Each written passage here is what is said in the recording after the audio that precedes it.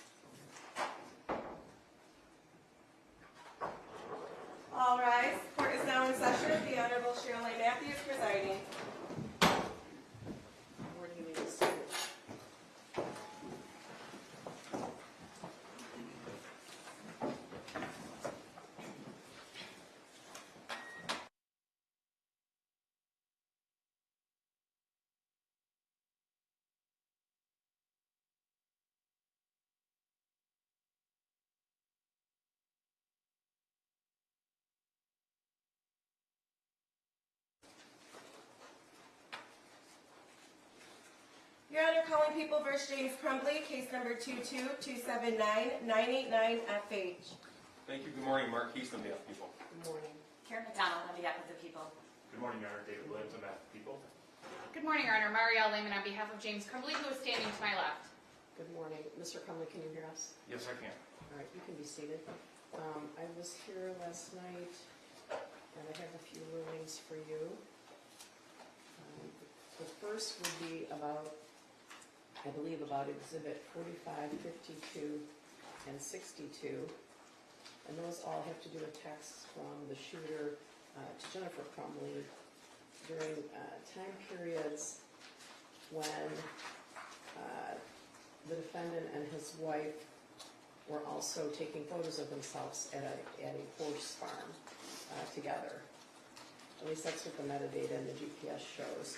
So I reviewed 62, 52, and 45, and the court finds that those texts would not be admissible because they are between the shooter and his mother.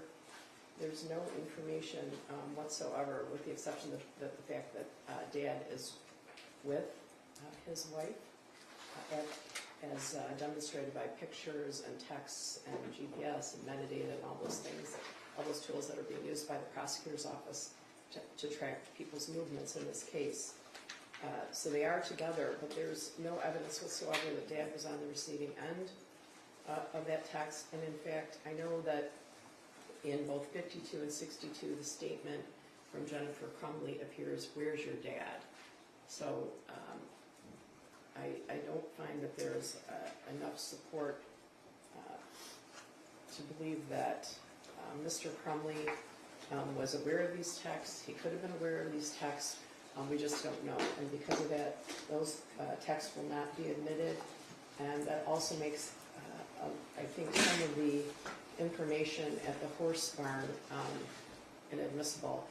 Clearly, if Mr. Crumbley were to testify, or if it became relevant, I can see the prosecutor saying, well, do you raise horses? Did you spend a lot of time with your wife horseback riding, whatever it might be? So the pictures of the defendant and his co-defendant at the horse farm might be relevant and might come in for other reasons. But the texts between the shooter and his mother will not be admitted because there's no evidence that the defendant knew about those. So that's that. I think you then asked me about Exhibit 78. Exhibit 78 is in conversation, I don't recall if it's Instagram or It's text. text. Yes, And it's between the shooter and his friend. And it's a text that says, "Hey man, times have gotten rough ever since you left. I don't know if you're dead or you moved away, but I hope you're doing well. I'm about to do something really bad, and there's no turning back, so I'll probably never be able to see you again. I hope the best for you, and I'm sorry for anything I've ever done." And that's dated November 30th, 2021 at 8:21 in the morning, the date of the shooting. And it's to the shooter's friend, who's been previously not identified by name, but identified in this case. So I read a series of cases, including the case submitted by the prosecutor in this matter, to indicate that there is an exception in this matter.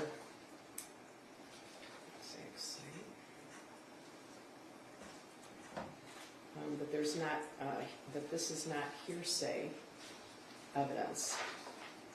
But I read a series of cases interpreting that issue. And one of those is People versus Stubble. I think it's 149 Mich. at 42. In that case, hearsay testimony was given by a prosecuting witness who testified that the defendant had approached her several times to discuss prostitution. And in that matter, the challenge to the evidence concerned the witness's testimony that one of the older men propositioned her friend. So this text in Exhibit 78 is offered by the prosecution under 8033. 8033 applies if as an exception to the hearsay rule if the declarant's state of mind is at issue in the case. That's also stated in People v. Lucas 360 Northwest 2nd 162. Also a Michigan case. This one's from 1984. People v. Lucas. That also says the court's ruling that the testimony was admissible under the state of mind exception to the hearsay rule pursuant to MRE 8033 was also error.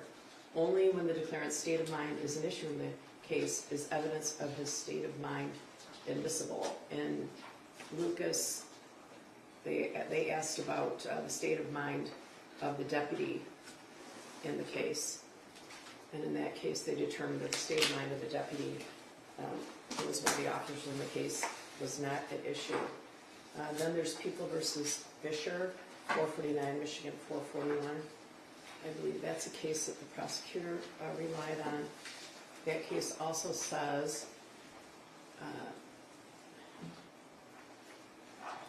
talks about statements and marital discord. In that case was the issue. I believe it was a murder, husband and wife. And in that case, Fisher says, in the case at hand, marital discord, motive, and premeditation are all at issue. Thus, the statements of the victim wife are admissible to show the effect they had on the defendant husband. They were found admissible under a state of mind exception to the hearsay rule. I'm not going to admit People 78 because the defendant's, although the defendant's state of mind in this case might be admissible, the shooter's state of mind is not at issue. We all know the shooter's state of mind on November 30th of 2021. Additionally, there were requests for Facebook messages. I believe those are 160.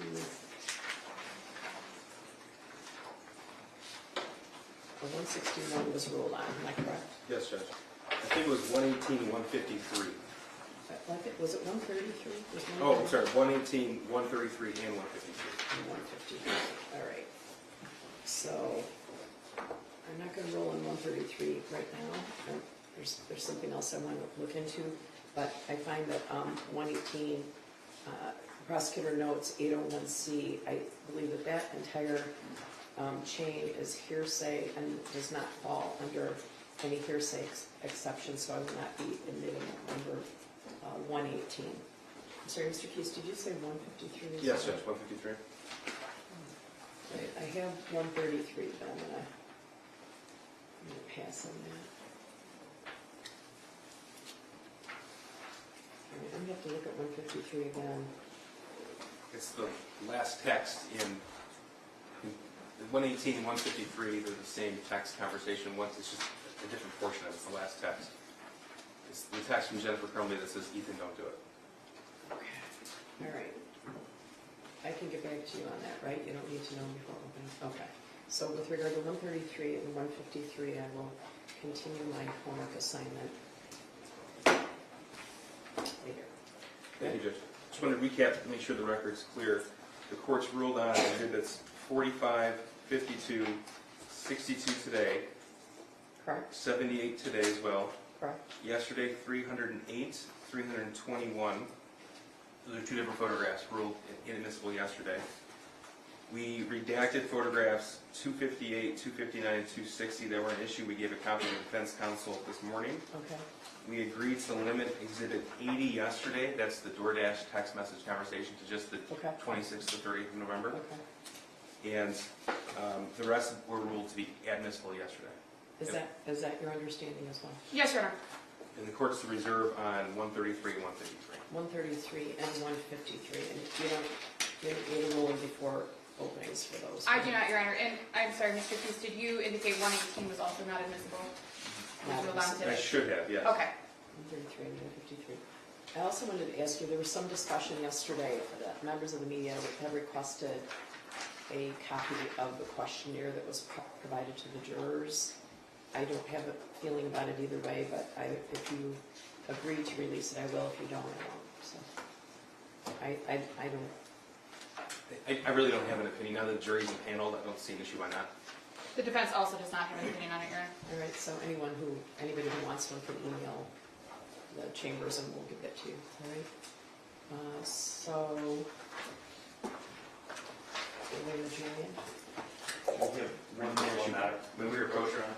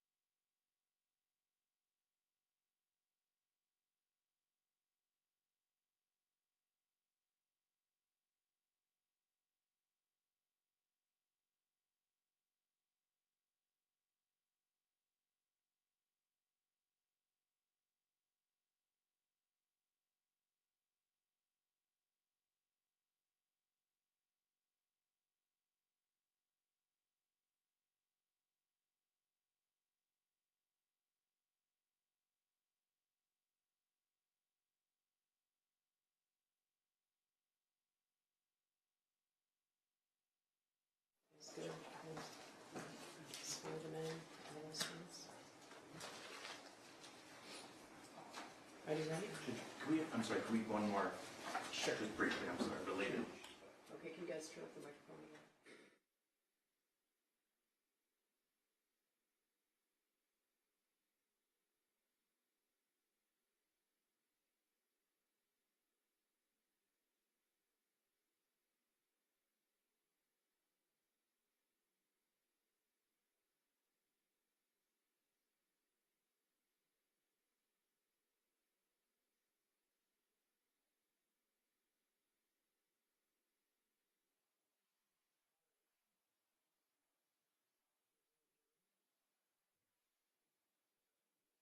Okay, I'll give them some instructions.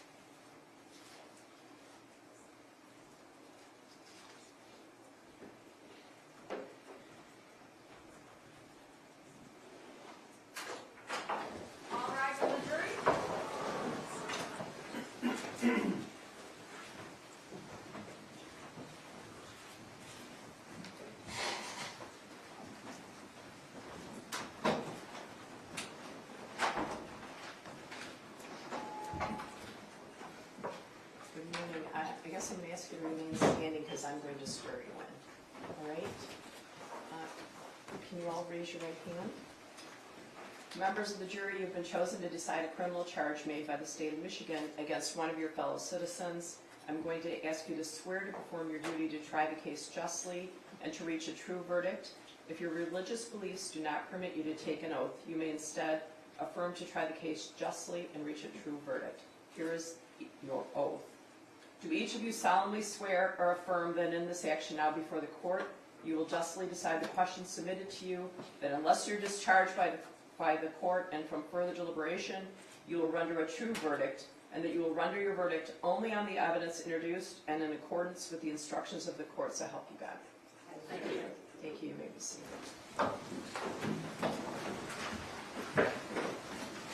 I appreciate you being on time. I do. I have to give you some initial instructions, and then you're going to hear other things today, all right? And don't try to write down what I say because I speak way too quickly, and because you're going to get a full copy of these instructions when you go to the jury room, all right?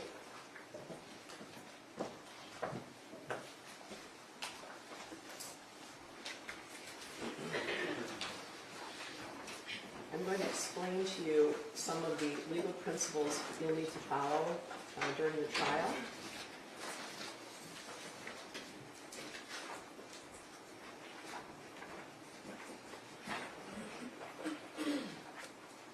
I'm going to tell you the elements of the charge. The defendant is charged with 4 counts of involuntary manslaughter. The prosecutor has alleged 2 separate theories of defendant's guilt, which may be established under either or both of the two theories. The first theory of involuntary manslaughter is doing a grossly negligent act causing death. To prove this charge under the first theory, the prosecutor must prove each of the following elements beyond a reasonable doubt. First, in count 1, that the defendant caused the death of Madison Baldwin. In count 2, the defendant caused the death of Tate Muir. In count 3, the defendant caused the death of Hannah St. Juliana. And in count 4, the defendant caused the death of Justin Schilling. That is, that Madison Baldwin, Tate Muir, Hannah St. Juliana, and Justin Schilling died as a result of storing a firearm and its ammunition so as to allow access to the firearm and ammunition by his minor child. There may be more than one cause of death. It's not enough that the defendant's act made it possible for the death to occur. In order to find that the deaths of Madison Baldwin, Tate Muir, Hannah St. Juliana, and Justin Schilling were caused by the defendant, you must find beyond a reasonable doubt that the deaths were the natural or necessary result of the defendant's act. Second, in doing the act that caused Madison Baldwin, Tate Muir, Hannah St. Juliana, and Justin Schilling's death, the defendant acted in a grossly negligent manner. Gross negligence means more than carelessness. It means willfully disregarding the results to others that might follow from an act or failure to act. In order to find that the defendant was grossly negligent, we must find each of the following 3 things beyond a reasonable doubt. First, that the defendant knew of the danger to another. That is, he knew there was a situation that required him to take ordinary care to avoid injuring another. Second, that the defendant could have avoided injuring another by using ordinary care. Third, that the defendant failed to use ordinary care to prevent injuring another when, to a reasonable person, it must have been apparent that the result was likely to be serious injury. As previously noted, the prosecutor has alleged 2 separate theories of defendant's guilt. The second theory is gross negligence in failing to perform a legal duty. In the second theory, the prosecutor must prove each of the following elements beyond a reasonable doubt. First, that the defendant had a legal duty to Madison Baldwin, Tate Muir, Hannah St. Juliana, and Justin Schilling. The legal duty charged here is one imposed by law. In Michigan, a parent has a legal duty to exercise reasonable care to prevent their minor child from intentionally harming others, or prevent the minor child from so conducting themselves in a way that creates an unreasonable risk of harm to others if the parent knows that they have the ability to control their minor child and knows of the necessity and opportunity for exercising such control. Second, that the defendant knew of the facts that gave rise to the duty. Third, that the defendant willfully neglected or refused to perform that duty, and his failure to perform it was grossly negligent to human life. Fourth, that the death of Madison Baldwin, as to count 1, Tate Meir, as to count 2, Hannah St. Juliana, as to count 3, and Justin Schilling, as to count 4, were directly caused by defendant's failure to perform this duty. That is, that Madison Baldwin, Tate Meir, Hannah St. Juliana, and Justin Schilling died as a result of defendant's failure to exercise reasonable care to control his minor child, so as to prevent him from intentionally harming others or from so conducting himself so as to create an unreasonable risk of bodily harm to others, knowing that he has the ability to control his child, knowing of the necessity and opportunity to do so. There may be more than one cause of death. It is not enough that the defendant's act made it possible for the death to occur. In order to find that the deaths of Madison Baldwin, Tate Meir, Hannah St. Juliana, and Justin Schilling were caused by the defendant, you must find beyond a reasonable doubt that the deaths were the natural or necessary result of the defendant's act or failure to act. With respect to the alternate theories, it's not necessary that you all agree on which theory has been proven, as long as you all agree that the prosecutor has proved at least one of those theories beyond a reasonable doubt.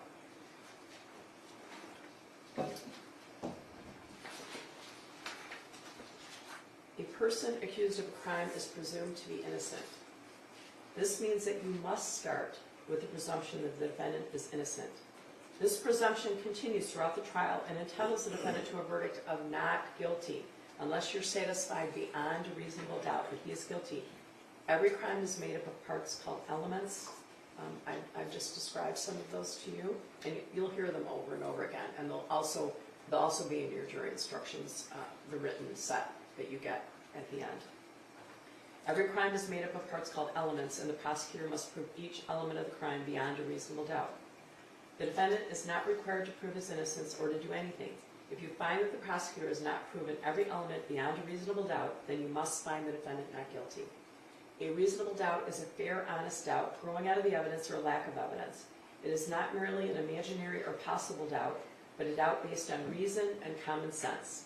A reasonable doubt is just that, a doubt that's reasonable after a careful and considered examination of the facts and circumstances of this case.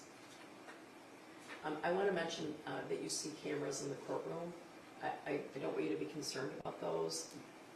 The video cameras and the still cameras will not be taking your picture at any time, so I want to make sure you know that. A trial follows this procedure.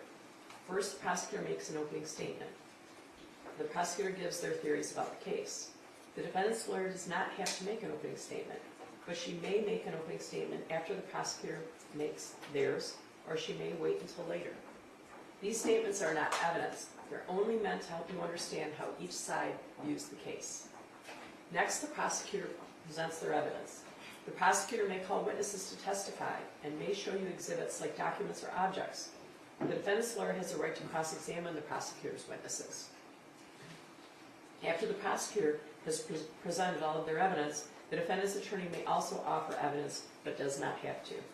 By law, the defendant does not have to prove his innocence or produce any evidence. If the defense does call any witnesses, the prosecutor has the right to cross-examine them.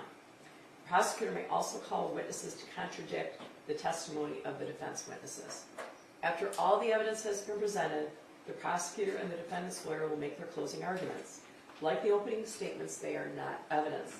They are only meant to help you understand the evidence and the way each side sees the case.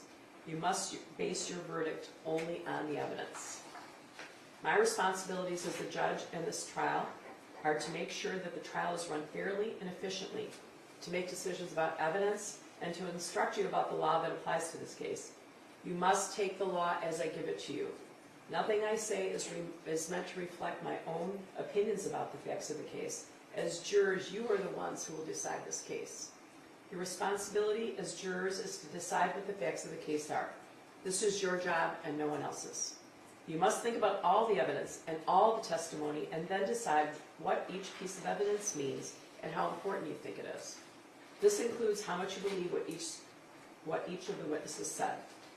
What you decide about any fact in this case is final. Part of your job in deciding what the facts of this case are is to decide which witness you believe and how important you think their testimony is. You do not have to accept or reject everything a witness says. You're free to believe all, none, or part of any person's testimony. In deciding which testimony you believe, you should rely on your own common sense and everyday experience. However, in deciding whether you believe a person's testimony, you must set aside any bias or prejudice you may have based on the witness's disability, race, national origin or ethnicity, gender, gender identity or sexual orientation, or religion, age, or socioeconomic status. There's no fixed set of rules for judging whether you believe a witness, but it may help you to think about these questions. Was the witness able to see or hear clearly? How long was the witness watching or listening? Was anything else going on that might have distracted the witness? Does the witness seem to have a good memory? How does the witness look and act while testifying? Does the witness seem to be making an honest effort to tell the truth? Or does the witness seem to evade the questions or argue with the lawyers? Does the witness's age or maturity affect how you judge his or her testimony? Does the witness have any bias or prejudice or any personal interest in how this case is decided? Have there been any promises, threats, suggestions, or other influences that affect how the witness testifies? In general, does the witness have any special reason to tell the truth or any special reason to lie? All in all, how reasonable does the witness's testimony seem when you think about all of the other evidence in the case? When it's time for you to decide the case, you're only allowed to consider the evidence that was admitted in this case. Evidence includes only the sworn testimony of witnesses, the exhibits admitted into evidence, and anything else I tell you to consider as evidence.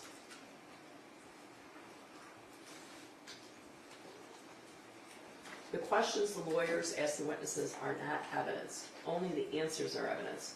You should not think that something is true just because one of the lawyers asks questions that assume or suggest that it is. I may ask some of the witnesses questions myself. Sometimes I assume if I'm confused about something, someone else on the jury might be. These questions are not meant to reflect my opinion about the evidence. If I ask questions, my only reason would be to ask about things that may not have been fully explored. If you can't hear something that is said or presented, or if you cannot see a witness or evidence, please raise your hand immediately. During the trial, the lawyers may object to certain questions or statements made by the other lawyers or witnesses. I'll rule on these objections according to the law. My rulings for or against one side or the other are not meant to reflect my opinion about the facts of the case. The lawyers and I will definitely have discussions out of your hearing. Also, while you're in the jury room, I may have to take care of other matters that have nothing to do with this case. Pay no attention to these interruptions. You must not discuss the case with anyone, including your family or friends. You must not even discuss it with the other jurors until the time comes for you to decide the case. When it's time for you to decide the case, I'll send you to the jury room for that purpose. Then you should discuss the case amongst yourselves, but only in the jury room and only when all the jurors are here. You must not talk to the defendant, the lawyers, the witnesses, or anyone who may be connected to this case. This means that you may not speak to these individuals even if it has nothing to do with this case. You should be very cautious about speaking to people because you may inadvertently speak to someone connected to this case. This restriction is necessary to avoid even the appearance of any improper conduct on any person's part. If anyone tries to discuss the case with you or in your presence, tell them to stop. Explain that you're a juror and that you're not allowed to discuss the case. If they continue, leave. Report the incident to court staff as soon as you return to court. When the trial is over, these restrictions no longer apply. When the trial is over, you may, if you wish, discuss the case with anyone. I mentioned before that it's helpful, I guess I'm hopeful and it's helpful, that you wear your badge because that sort of alerts people in the courthouse that they shouldn't be chatting you up, okay? All right. During the trial, do not read, listen to, or watch any news reports about the case. Under the law, the evidence you must consider to decide the case must meet certain standards. For example, witnesses must swear to tell the truth. The lawyers must be able to cross-examine them. Because news reports do not have to meet these standards, they could give you incorrect or misleading information that might unfairly favor one side. So to be fair to both sides, you must follow these instructions. The restrictions I'm about to describe are meant to ensure that the parties get a fair trial. In our judicial system, it's crucial that jurors are not influenced by anything or anyone outside the courtroom. Under the law, the evidence you must consider has to meet certain standards. For example, witnesses must swear to tell the truth, and the lawyers must be able to cross-examine them. Because information obtained outside the courtroom does not have these safeguards, it could give you incorrect or misleading information that might unfairly favor one side. These restrictions start now, well, really yesterday, and continue until I discharge you from jury service. It's your duty as a juror to decide this case based solely on the evidence that you see and hear in the courtroom. You must not consider information that comes from anywhere else. This means that until you deliver your verdict, you must not read, watch, listen to, or receive any information, including opinions or commentary about the case, whether in newspapers, on television, the radio, the internet, or on social media platforms. You also must not research any aspect of the case during the trial. This means research using a cellular phone, computer, or other electronic device to search the internet, as well as research with traditional sources like dictionaries, reference manuals, newspapers, or magazines. You must not investigate the case on your own or conduct any experiments concerning the case, including investigation or experiments using the internet, cellular phones, computers, or other electronic devices. You must not visit the scene of any event in this trial. If it's necessary for you to view or visit the scene, court staff will take you there as a group under court supervision. You must not consider as evidence any personal knowledge you have of the scene. You must not share any information about the case by any means, including cellular phones or social media. This means that even if you're not discussing the case with someone else, you may not post any information about the case on social media websites or in any other manner. If you discover that a fellow juror has violated my instructions, please report it to my court staff. You may take notes during the trial if you wish, but of course you don't have to. If you do take notes, you should be careful that it does not distract you from paying attention to all the evidence.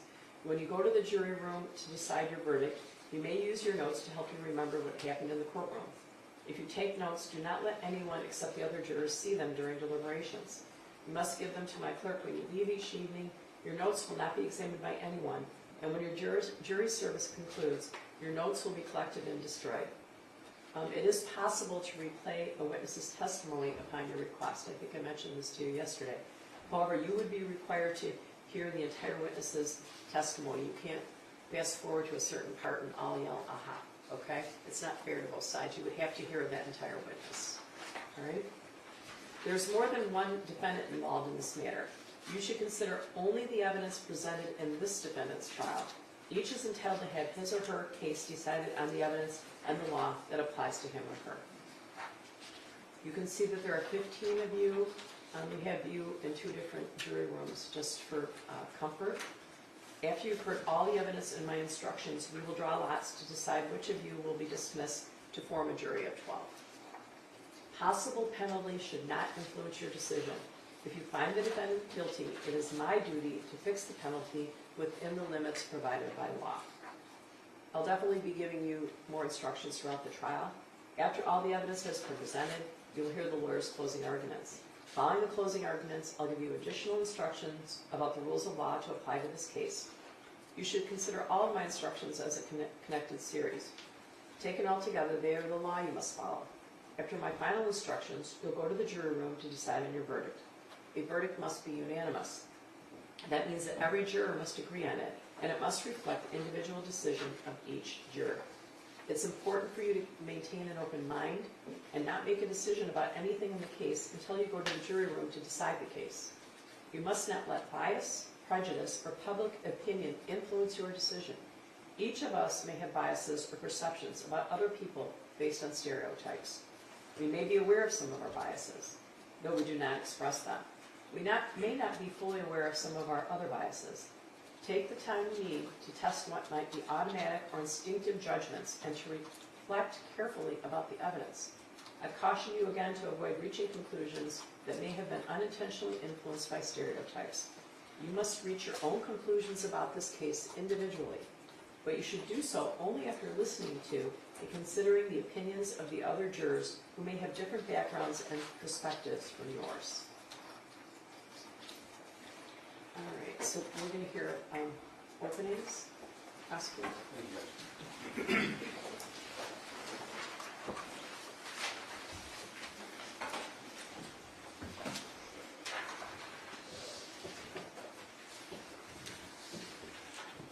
On November the 30th, 2021, James Crumbley's 15-year-old son walked out of the boys' bathroom in Oxford High School holding a 9mm handgun.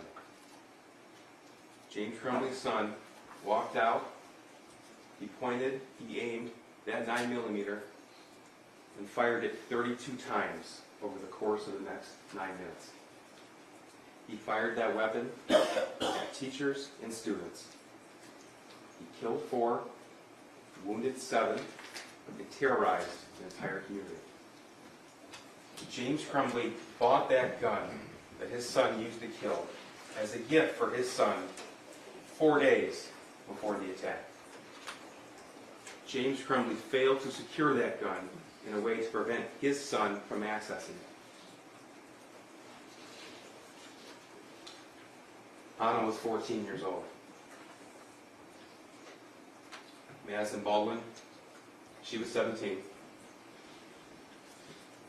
Tate Muir, he was 16.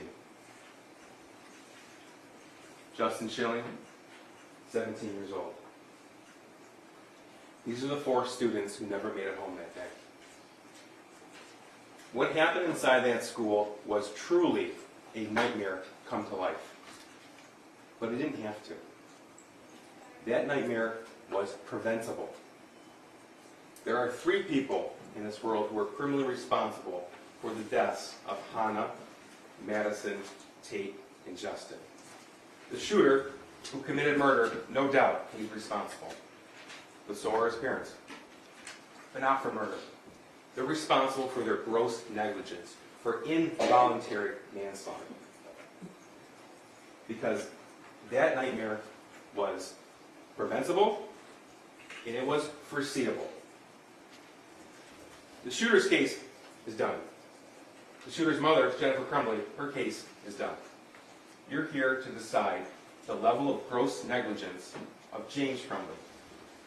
And you will learn throughout this trial that he was the adult out of anyone in the world in the best position to prevent these kids' deaths. You're going to learn that those kids would still be alive today had James Crumbley seized any one of the tragically small and easy opportunities given to him to prevent his son from committing murder. Any one of them. These were opportunities that were literally given to him, yet he disregarded. During this trial, you're going to hear about events from the spring of 2021 through December of 2021. November of 21 is the critical time period, especially November the 30th. But that earlier evidence is going to give you some context into the family life in the Crumbley household. It's going to give you some context to learn that the shooting didn't just happen out of the blue. The shooter didn't snap. What happened was foreseeable, especially to his father. I'm going to talk to you about some of the evidence that you're going to see through this trial. And we'll start with this. This is a 6-hour 9mm handgun. This was a firearm purchased by James Crumbley as a gift for his son on November the 26th, 2021. This is a picture taken by the shooter, found on his phone, the day that gun was brought home. This is an Instagram post from the defendant's son. The next day, November the 27th, 2021. That's after his mom took their son to the shooting range to practice with that gun. Took my new SIG out to the range today. Definitely need to get used to new sights, LOL. This is a post from Jennifer Crumbley, the shooter's mother, the defendant's wife. That same day, November the 27th of 2021. Mom and son day testing out his new Christmas present. My first time shooting a 9mm. I hit the bullseye. You're going to learn that it wasn't just those 2 extra magazines for the handgun in the plastic case that came with it when James Crumbley made that purchase. You see, he was given the tools to make that firearm safe. He was provided a cable lock. It was provided by the manufacturer, by Sig Sauer. It went to the firearm dealer who sold it to James Crumbley. It was for that gun. This is what it looked like the day the gun was purchased, November the 26th, 2021. This is what it looks like now. Still in its original packaging, still with both keys in the lock. It was never used.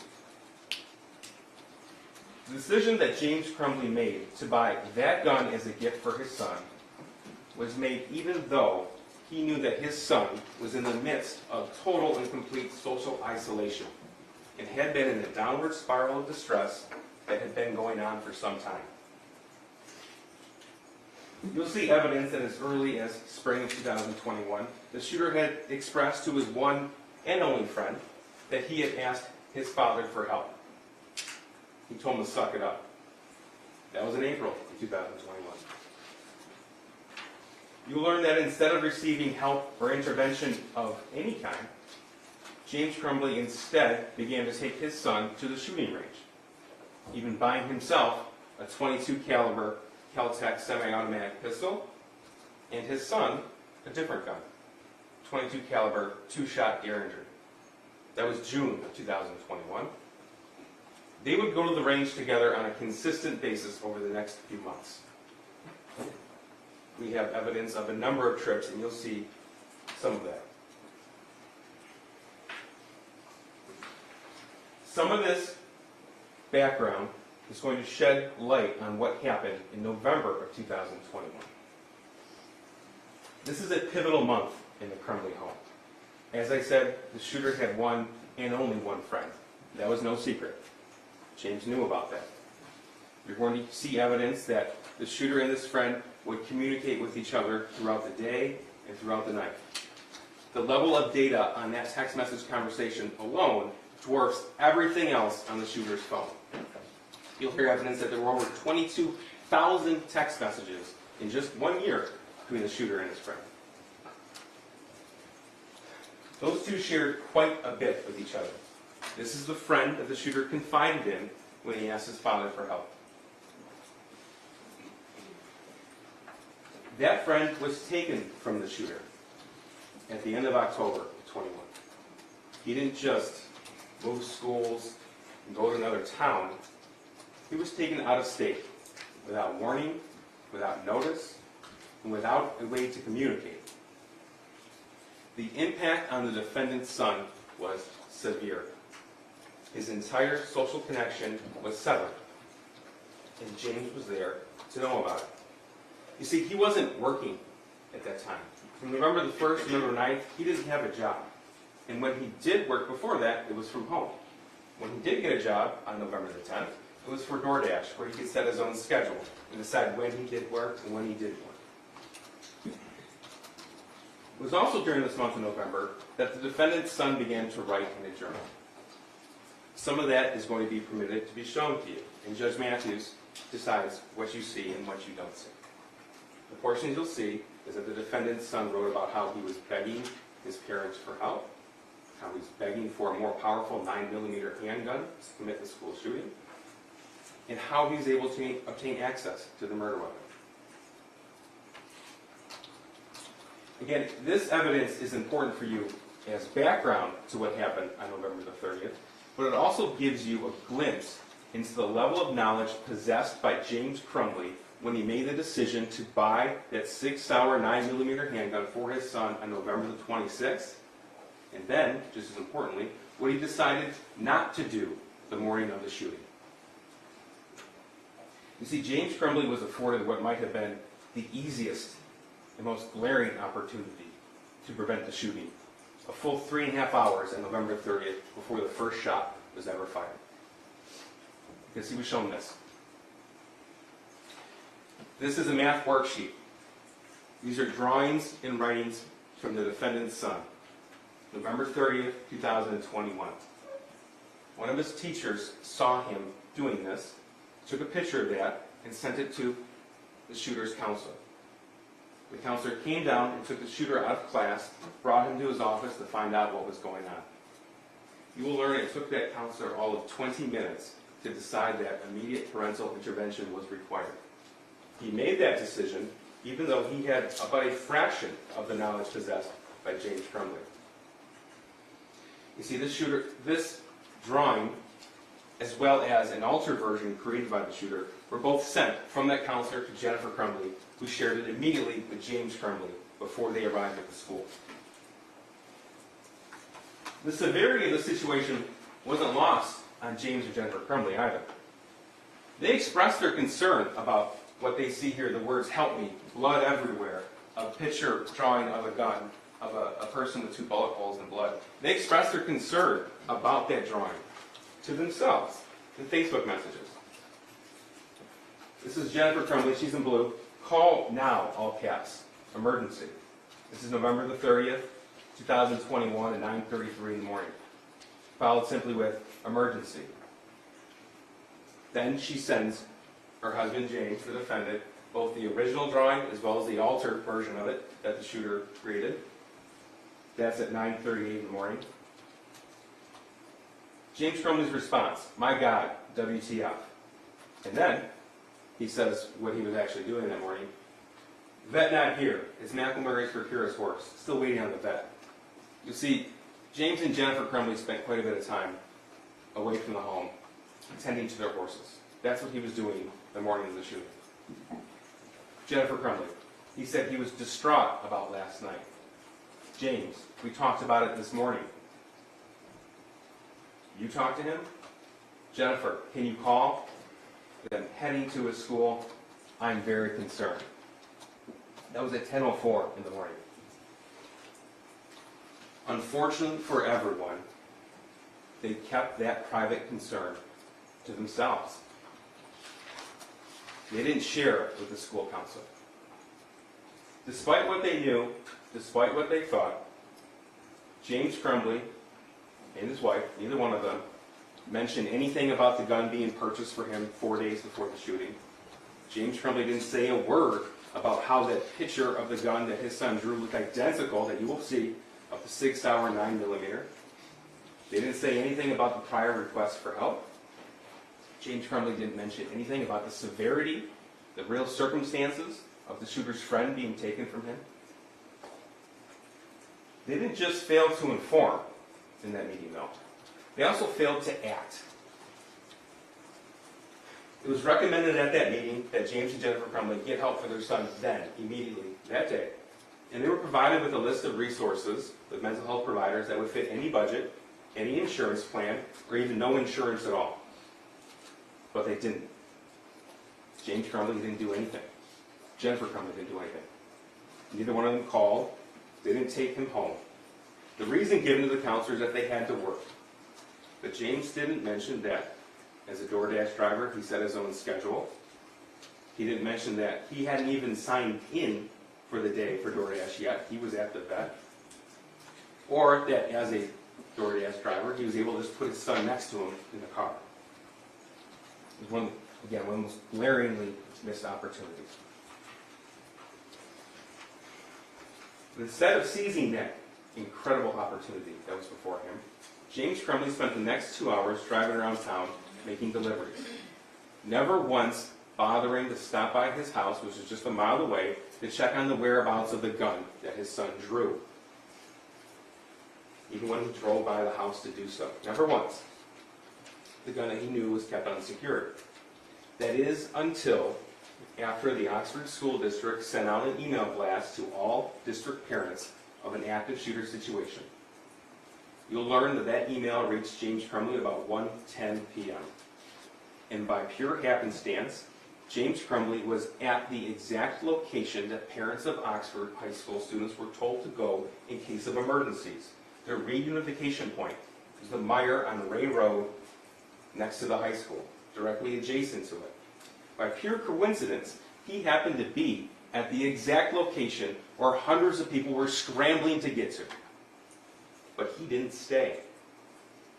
That's when he went home. That's when he went home to look for the gun. And that's because he knew. you will hear that there was one and only one person who called the police that day to identify their kid as the suspected shooter. It was James Crumbley. This nightmare, these murders, were preventable by him, foreseeable by him. During this trial, you're going to hear from between 15 and 20 witnesses. I do need to tell you that you won't hear from the shooter. Neither side is entitled to call him to the stand. You won't hear from Jennifer Crumbley. Again, neither side is entitled to call her to the stand. But you will hear a lot about what happened in the days, the weeks, the months before the shooting, specifically November the 26th and November the 30th. Again, those are the critical days.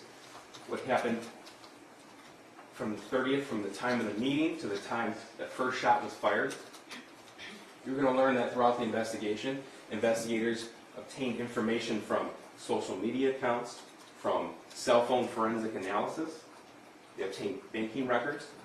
They obtained GPS pings. So you're going to be able to put together a bit of a digital footprint of the Crumbley life. And you're also going to learn what James and Jennifer Crumbley did after the shooting. Evidence will be presented to you to show that the defendant and his wife withdrew as much cash as they could, and they tried to liquidate their assets. They were found hiding from the police in the city of Detroit in an art studio on December the 4th, 2021. That's after they were charged with these crimes.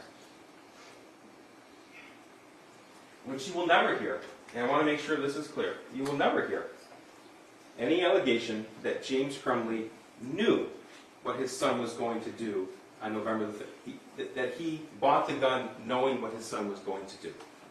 If he bought a gun knowing his son was going to commit mass murder, then he'd be charged with murder.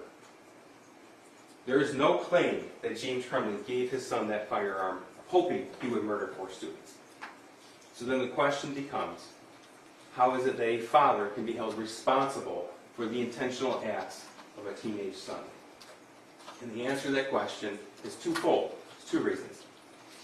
First, it's important to remember that James Crumbley is not charged with murder. He's charged with involuntary manslaughter. Murder, or aiding and abetting murder, is an intentional crime. Involuntary manslaughter is rooted in negligence. It is by definition, causation, an unintentional killing. Second, it's because it takes a rare and specific set of circumstances to rise to the level of involuntary manslaughter when there are multiple causes of death. A rare set of circumstances.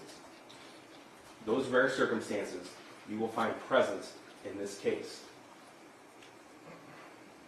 It takes gross negligence.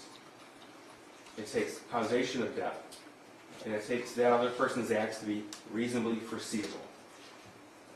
Those are the 3 elements that must be proved. And that's what Judge Matthews is going to tell you. You will learn that the law says that in this situation, there are actually 2 different ways to find this defendant guilty of involuntary manslaughter. You are able to pick either, because the law allows you to do so. Involuntary manslaughter is committed when someone's actions or inactions are grossly negligent, or their failure to perform their legal duty as a parent was grossly negligent. That gross negligence caused death, and not the cause. It was a cause of death. And that's important, because the judge is going to tell you that there may be more than one cause of death, such as this situation, as long as that other cause was reasonably foreseeable to him, to the defendant. Not to everyone else in the world, but to him. The father who bought the gun, the father who raised the shooter, the father who knew what was going on in his life, the father who suspected him as a school shooter, well before his name was made public, well before anyone from the police department told him it was his son. The law allows multiple people to be held responsible in this case. And that's going to come to you from Judge Matthews. Gross negligence is the failure to use ordinary care to avoid a known danger, even though it was apparent to a reasonable person that serious injury would result. It's the willful disregard of danger. And that, ladies and gentlemen, is why we were here. James Crumbley's willful disregard of danger and his failure to use just ordinary care, when he was the one who knew the background, he was the one that knew the origins of this drawing. Him sitting in that counselor's office, looking at this drawing, and then not only staying silent, but then his failure to act, right there, is his willful disregard of danger. Right there. You're going to hear a lot of evidence and arguments in this case. It's important that we all understand that you're not here to decide on parenting. This case isn't about parenting. It's not illegal to be a bad parent. It's not kids doing kids things. We're here to talk about a preventable mass murder. No one will ever suggest to you that every parent can or should be held responsible for everything their teenager does. That's not the law. No one will ever suggest that to you. But in a situation where the father was in a position to reasonably foresee what the son was going to do, because the father armed him 4 days before and was shown a clear statement of intent of what the son was going to do. That is when that rare set of circumstances is present, in these specific set of facts. James Crumbley is in charge with what his son did on November the 30th. James Crumbley is charged with what he did and what he didn't do on November the 30th. That is a very important distinction. That is what the law allows. That is what we were asking you to do. This case is not about guns. It's not about even how all guns should be stored in the home. It's not about gun laws. This case is about this gun for this kid with these issues, not secured, when shown this picture. That's what this case is about. When this kid was begging for a more deadly weapon. That's why we're here. I ask that you listen to the testimony, you review the evidence, and you follow the law. If you do that, you will undoubtedly reach a fair and just verdict. If you do that, you will find that James Crumbley was one of the 3 people in this world criminally responsible for what happened on November the 30th, 2021. And you will find him guilty as charged. Thank you. Thank you, Mr. Case. Ms. Lehman, would you like to make an opening statement at this time? Yes, Your Honor. Thank you. Go ahead.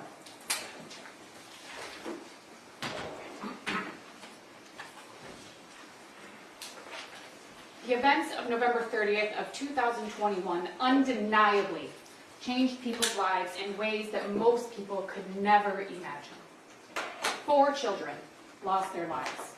Families were destroyed, and a community was terrorized. But this case is not about what happened inside of Oxford High School. This case is about what happened outside of Oxford High School. The prosecution alleges that James Crumbley was aware that his son was a danger to others, and that he failed to protect other people from his son. The prosecution alleges that James Crumbley had knowledge that his son could and would hurt other people, and that he failed to protect those people, that he failed to take steps to protect others. And ladies and gentlemen, that simply is not true. You will hear evidence in this case of what occurred inside of Oxford High School. You will hear the prosecution's version of what they claim James Crumbley may have known. You will hear that a gun was purchased on November 26th of 2021 by James Crumbley. You will hear what kind of a gun it was. It was a handgun. You will hear how it was stored. You may hear where it was stored. You will hear whether or not Mr. Crumbley's son knew where that firearm was. Pay attention also to what you don't hear. Pay attention to that you won't hear that James Crumbley knew that his son knew where that firearm was. Ladies and gentlemen, James Crumbley was not aware that his son had access to that firearm. You will hear testimony that access was not allowed in James Crumbley's mind. Ladies and gentlemen, you will not hear that James Crumbley knew what his son was going to do. You will not hear that James Crumbley even suspected that his son was a danger. That math homework that the prosecution is putting up on the screen, you're going to hear about that. You're going to hear about what other people thought about that. People at the school, including James Crumbley. There's going to be probably quite a bit of discussion about that piece of math homework, ladies and gentlemen, and you're going to hear all about it. Ladies and gentlemen, James Crumbley did not know what his son was going to do. He did not know that his son could potentially harm other people. He did not know what his son was planning. He did not purchase that gun with the knowledge that his son may use it against other people. You will not hear that he did that. The prosecution told you that. The prosecution just told you you're not going to hear that. You're not going to hear that James Crumbley purchased that gun with the knowledge that his son was going to go harm other people. But what the prosecution wants you to believe, the part that's not true, is that James Crumbley knew what his son was going to do and knew that he had a duty to protect other people from his son. Ladies and gentlemen, that's not true. He didn't know. You're going to hear about James Crumbley's relationship with his son. There may be other witnesses who testify about that, about how James interacted with his son, including on the day when that math homework was shown. You're going to hear from other people. They're going to tell you, in their own words, what they observed about James Crumbley and his son, about what they observed about his son, about any concerns they may have had. Other people, not just James Crumbley, but other people with additional education, additional training to evaluate situations like this and evaluate individuals. You're going to hear from those people probably. And they're going to tell you in their own words what they thought about the math homework, about Mr. Crumbley's son, about Mr. Crumbley's interactions with his son. Yes, James Crumbley was a DoorDash driver. We all know that. It's been said multiple times. Ladies and gentlemen, being a DoorDash driver doesn't mean that your job is any less important to you or other people than any other job. It doesn't mean that you don't feel that you have a duty to go to work. And ladies and gentlemen, when you're not aware of an immediate, imminent danger, why would you do anything different than what you normally do? You wouldn't, because you don't have any reason to think you need to. So ladies and gentlemen, you're going to hear the evidence. You've heard a lot of questions in the last couple of days from both the prosecution and myself. You probably have an idea where each side lands on these issues. But you're going to hear the evidence. You're going to hear from people other than us. And you're going to be able to hear in their words what they thought about those days from November 26th to November 30th of 2021. And their feelings, what they observed, any concerns that they may or may not have had. The prosecution has asked you repeatedly to follow the law. I'm going to ask you to do the same thing. Please do follow the law. And I'm confident, we are confident, that if you do that, if you follow the law, that you will find James Crumbley not guilty. Thank you. Thank you, Ms. Levy. Should I give you a little break? We got a little break. I'm going to give you a little break, so you might have to do a little bit of setup in the courtroom, and then you're going to hear the first witness, okay? So for about 10 minutes, about 5 minutes time. All rise for the jury.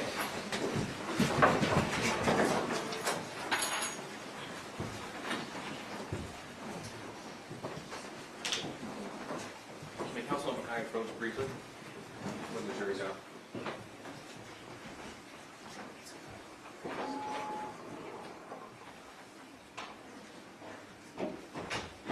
Mic off, Your Honor. Yeah, can you turn the microphone off?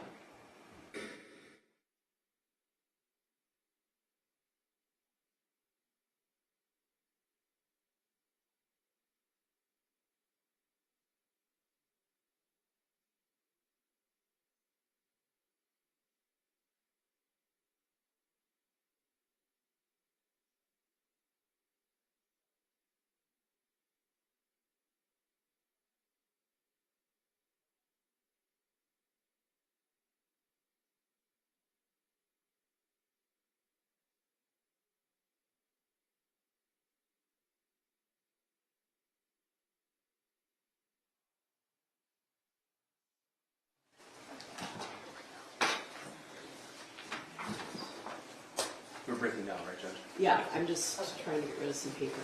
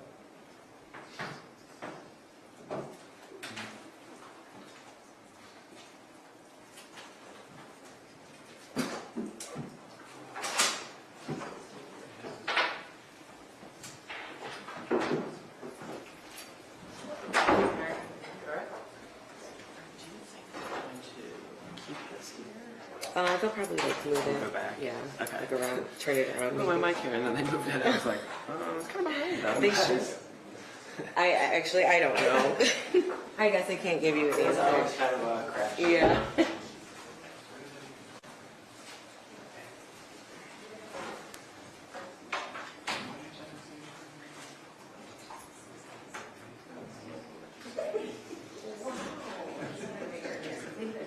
I'm sorry, I'm coming through one more time. He's so mean to me.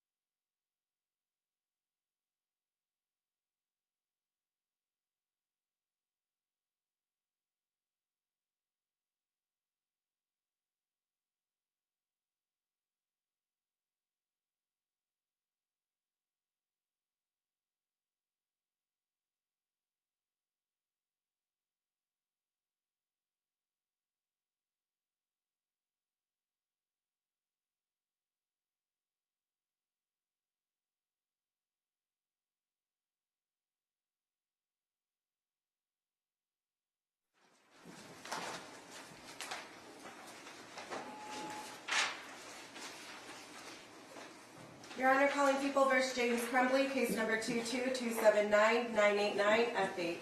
Thank you. Good morning. Mark Hughes on behalf of people. Karen McDonald on behalf of the people. Good morning, Your Honor. Marielle Lehman on behalf of James Crumbley, who is standing to my left. I'm ready for the jury. We are, Your Honor.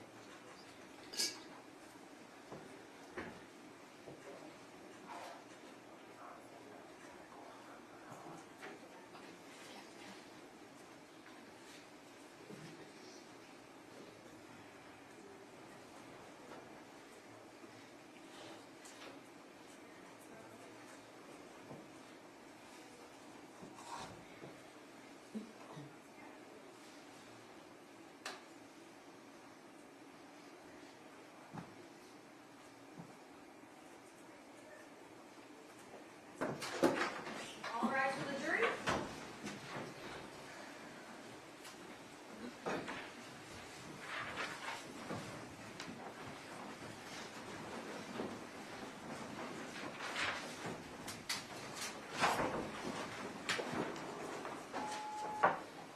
You may be seated.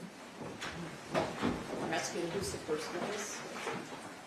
Molly Darnell, Your Honor. May I get her in the hall? Sure.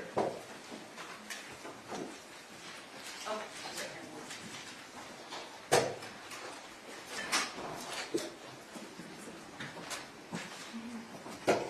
Could you raise your right hand? Do you swear or affirm the testimony about to give is the truth, self your back? Could you step up and have a seat?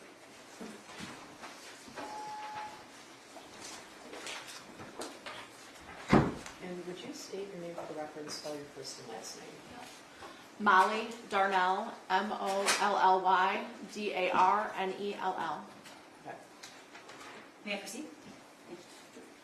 Good morning. May I call you Molly? You can. Okay. And Molly, I know you've testified a couple times, so keep your voice up. And if you want me to slow down or you don't understand the question, just let me know. Okay. Okay. Can you tell the jury what you do for a living? I'm an educator. Okay. And where are you employed? I'm employed at Oxford Community Schools. I've been there since the fall of '98. So that would be your whole teaching career? That's correct. Okay. What is your role now? My role now is I am a virtual teacher with Oxford Virtual Academy. I'm a mentor teacher for middle schoolers. All right. So do you go to the high school now? I do not. No. All right. Can you tell the jury what your role was and which building you worked at on November 30th of 2021? On November of 2021, I was the International Baccalaureate Coordinator for the Middle Years program, which was a 6-10 program, as well as the English Language Arts coach, which was a 6-12 position. Okay, so you didn't have, did you have instructional contact with students, or was I it did more not. teachers? No, I worked with teachers, predominantly the English Language Arts department, but I worked with many other teachers throughout the 6-12 curriculum. It was it's a coaching job, so instructional curriculum, that type of what's happening in the classroom at that point in time. When was the last time you had a traditional teaching schedule? A traditional teaching schedule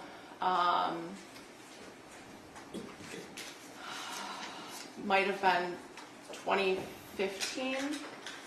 I'd have to really go back and look at my resume to know that. Okay, But in the fall of 2020, I did have a classroom. We went back face-to-face, and so we pulled all of our instructional coaches out to teach a few hours of the day so that we could spread students throughout the building and get students back instructionally. okay, so after COVID, the coaching faculty We moved back into our... started to take more teaching assignments so that you could spread kids out. Is that- Correct. Do I have it right? Correct. Okay. On November of 2021, were there kids in the school that you knew? And if so, how did you have contact with them? There were kids that I knew from the class that I had had the previous year. There might have been, having been in the district for a long time, there were a lot of teachers who had children that were in that building. So I know a lot of them too. Okay.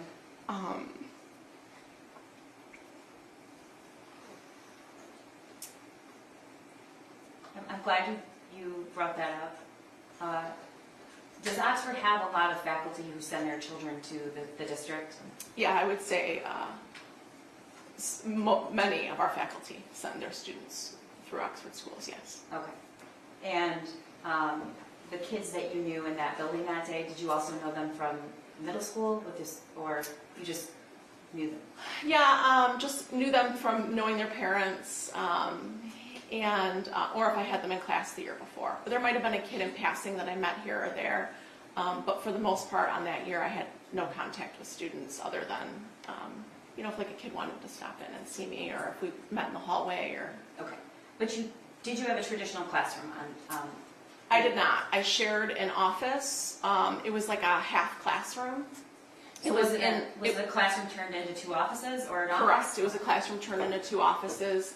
It was in one of the instructional halls, the math science instructional hall. And I shared it with two other coaches in the district. Okay. You're the first witness, so the jury's not seen a map of the school. So I'm going to put that up in a minute. Okay. It's already been admitted, there's no objection to that. But before I do, can you just generally describe how the school is laid out? It's a fairly new building, correct? It is fairly new. The main part of the building was opened, I think, in the fall of '98, the year that I started with Oxford Schools. And then I think it was the fall of '04 that we started, that it became the high school. So it's a fairly new building. There is like one main hallway that kind of runs up the center and it hugs into the courtyard. It almost reminds me like if you opened it in a map, you would see it almost mirrors itself in many ways, especially the area that I was in. Okay, and your hallway were the hallways organized by subject matter?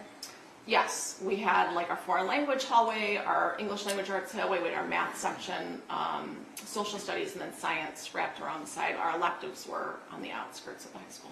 And how did the students and the faculty refer to bathrooms and exits? How did they describe them from one to the other? It might have been like the exit by the staff parking lot. That's how I knew them. Okay. I know that there are numbers on all the doors. Numbers are not my thing. So you're an English. Where is this? Is there a senior There is a leisure senior, area yes. at Oxford? Yes, so right up that main corridor, which is like, I said if you folded it, there's like this one main hallway. Right in the center of the building is considered the senior window, and that is right in front of our courtyard, one of our courtyards. And the hallways go subject matter. Did you typically find upperclassmen, lowerclassmen, or it was all mixed in all throughout the building? Well, many of the seniors did hang out in that area. There were kids throughout the building. There was no area specific for like freshmen, sophomores, or seniors. All right, I'm going to show you now and the jury what's been admitted and marked as People's Exhibit 9. Can I have this? Yes, it should. It usually takes a second. Yeah. Oh, okay. That goes on last. It'll take a second. You see it? Yeah. Can you tell the jury what we're looking at? This is a map of the high school, and so you see where it says media center in the middle, and then court right below it. When we were talking about that senior window, Right there? correct? So that senior window is just south of court. Like that's the senior window, that window that is on the south end of court. No, go back. Yeah, right on like the south end of court. Sorry, south. Okay. Am I, maybe I'm directionally challenged. I think. I'm sorry, I am. Everyone has I'm gonna this. wanna go north. Okay, so what, I guess it would be east. what was the number for your classroom? My number is 222. Okay, and we'll, right there? Correct. Okay. And then what's in the middle area right there to, Actually, sorry, I'm not 222, I'm 224. okay. I was right next door to 222. Do you see 224? You can't see the number, but you can see between 226 and 222. 222. Yeah, Okay. there's a bunch of names written in that. That was all the coaches, myself, and the other And coaches. to the left of that, what is that area? The other room on the other side. That, can you go to that little, bridge? Yeah, down. What is this area? What's in there? That area on the lower end is the science labs. On the upper end, there is I can see a bathroom to the right, a student bathroom. And And the senior area is up, it's up In the top. middle? Yep, it's right there. okay. Yep. All right. So I want to draw your attention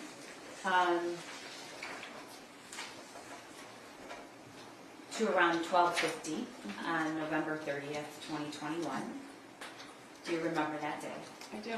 Okay.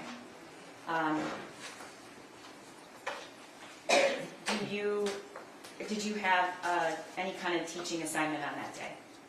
I did not have a teaching assignment on that day. It was a Tuesday after Thanksgiving. Okay. Can you tell the jury about the Oxford lunchtime schedule? Because it's a little confusing. We run a 7-period rotating schedule, which means that kids meet for 6 class periods a day. The lunches have a split hour, so they have an A, B, and a C lunch. If they're A lunch, they go to their class the second half. If they're a B lunch, they go to class, have lunch, go back to class. And if there's a C lunch, they go to class, then they go to lunch. Okay, and about how many minutes is passing time, generally? I want to say it was 8 minutes. And what did you typically do during passing time? During passing time, I might have gone out in the hall and chatted with a colleague or two, checked in on something. That is also a time it's like the time that teachers need to get things done. So there might be a quick interaction. I might, see a kid in the hallway passing by. But pretty often, like it was just standing guard outside my room or standing outside my room. Okay. At around 12:50 that day, do you remember what you were doing? A student that I had in the fall of 2020 wanted to chat, and so she came in and we chatted for a few minutes, and then she left. Do your, as a general rule, do you keep your door open or closed? Open. All right.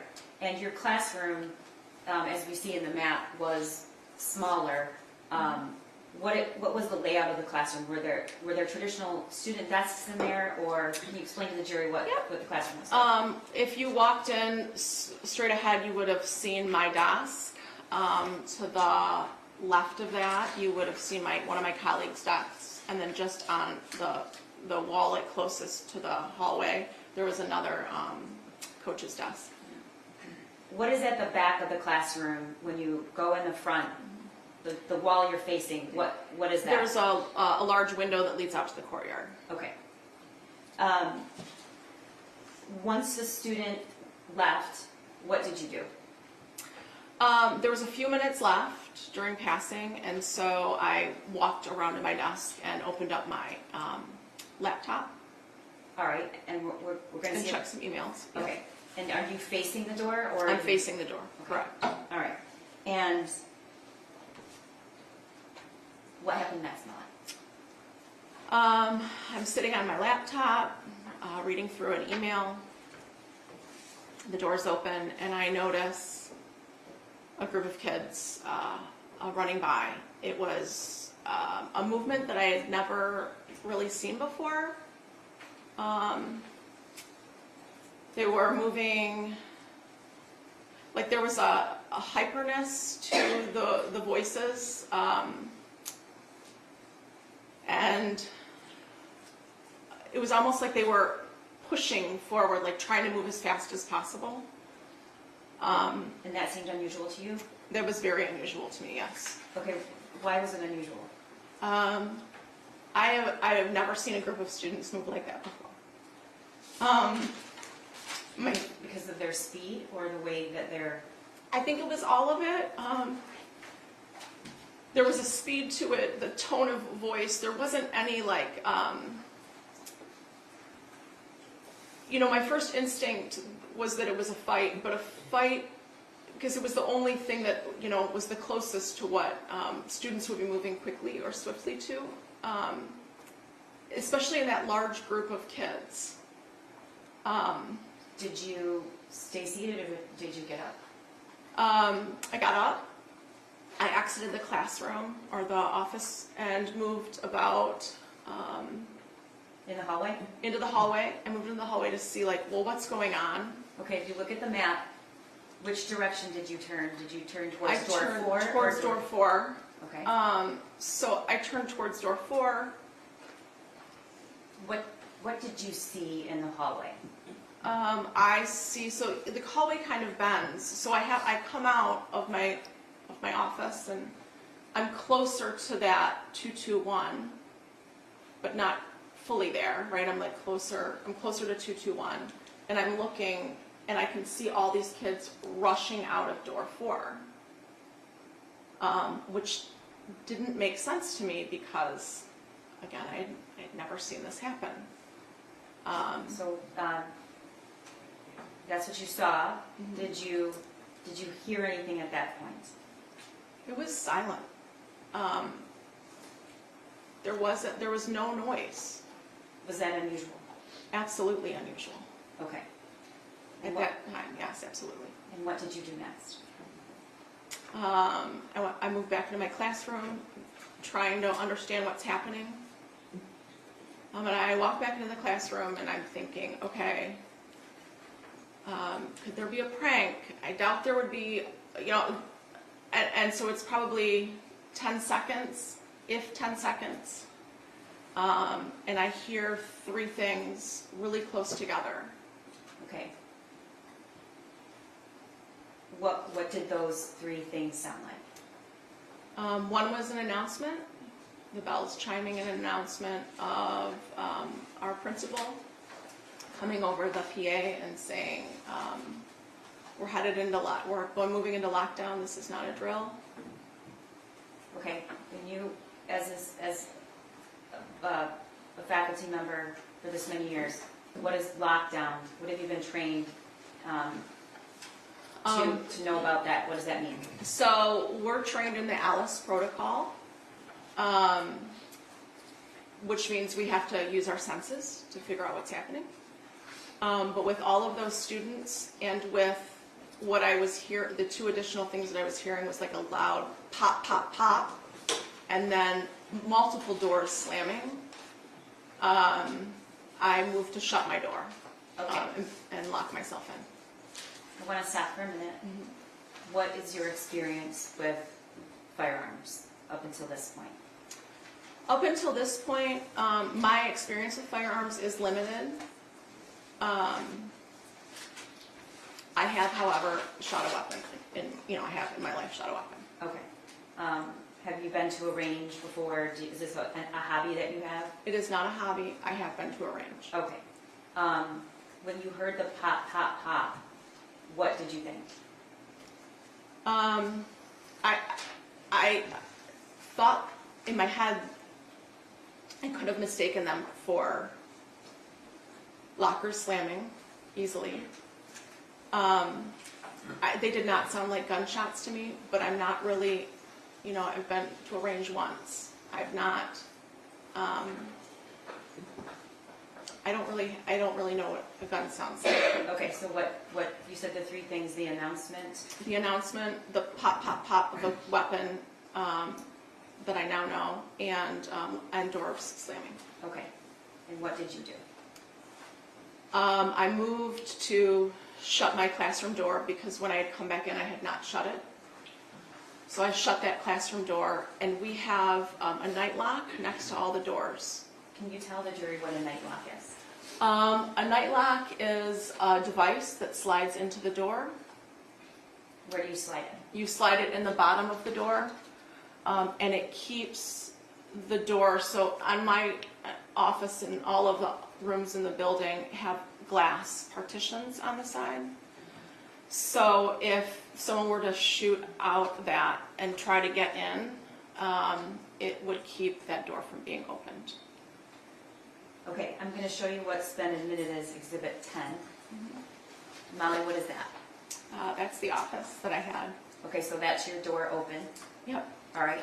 And where is your, this is not a pic, is this a picture that adequately reflects the normal, No, okay. this was. We're gonna get to why that's like that, but where is the desk that you were sitting at?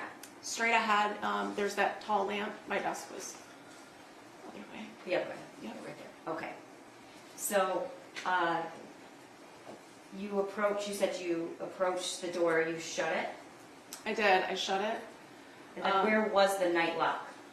It is in this photograph. You can see that bag that's mounted to the wall. Yep, that's a blood bag that we keep in all the classrooms. And then, or like a medical bag or whatever. And then just in front of that, you can't even see it. It's so close to the door, Okay, was the night lock. okay. And I think I might have interrupted you. What is significant about the night lock, and why is it used in a lockdown? It's a measure, it's an additional measure of barricading yourself into a room if need be. Can you open the door if the night lock is installed? You cannot, What about if you had a key to the door? wouldn't matter, you cannot open, it's like, it keeps that door from being opened. You would have to remove that metal frame in order to get that door off. Okay, and how do you, so the person from the inside has to disengage the night lock, Yes, do I have it right? Yes. Okay, so, you close the door and you get the night lock, and then what happens? Did you see anything in the hallway as you approached your door? No, I didn't. I shut the door.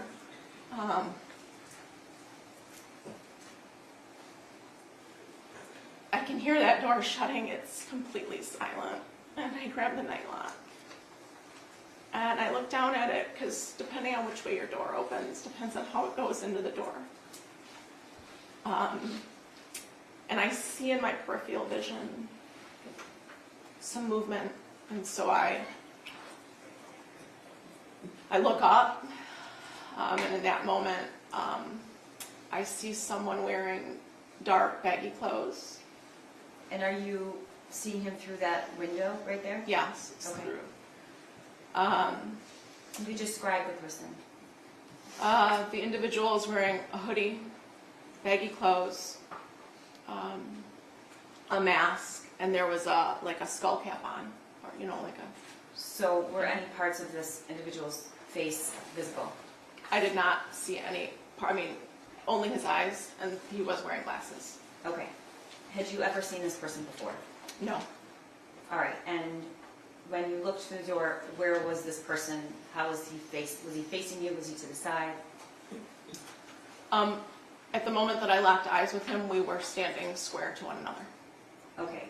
Tell the jury about locking eyes with them and what you saw. So I lock eyes with this person, and I see some movement coming from the side of him, and I realize that he's raising a gun to me. I remember thinking in my head, there's no orange tip on that gun. What does that mean? I had heard somewhere in my past that BB guns have an orange tip. And my body reacted, and I jumped You're to the motioning, side. you're Yes. motioning that you jumped to the I right. jumped to the right, so I'm jumping this way in the room. And at this point, the door's closed. The door is closed, yes. Is there a window on the other side of this door, or just what we No, see? just what Okay. you see. All right, you jump to the right, and then what happens? I'm turning and I'm jumping to the right, and then I feel my shoulder move back. It feels like I've been stung by hot water. Okay, you're pointing to something. Yeah, on Can my you just- arm. On your left arm, Yes. okay. Um, At this point, did you manage to get the night lock in already? no, the night lock's in my hand. So he could have just opened the door. The door was locked. Okay. Like the lock was Okay. on it, right? I look behind me and I see, you can see the bullet hole in the glass leading out to the courtyard.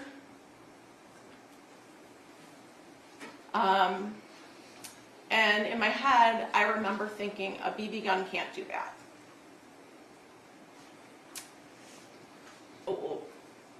The instinct in my body was that I had to barricade this door. But I'm afraid to go back to the door to put the night lock in. Okay, I'm sorry, Ma, I have to stop you for a second. When you, after you locked eyes and you see a gun, do you hear anything? Nothing. Okay, Oh, well, there were, sorry, that's okay. there were, it's totally silent in the hallway, but I do hear 3 loud pops. They were, you could feel the force like coming, like the way the door hit, it was very forceful, but the sound did not match the force. What do you mean by that? It was like higher pitched than the power of what was happening through that door.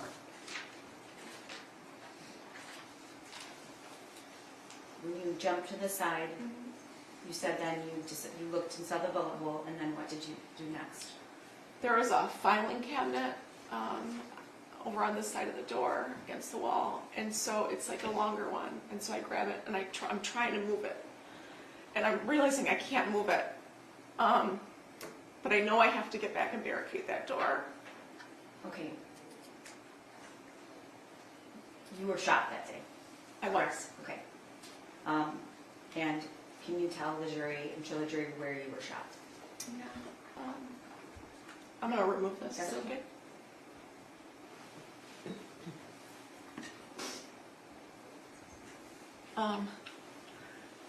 You can step down if you want to, it's okay. Okay.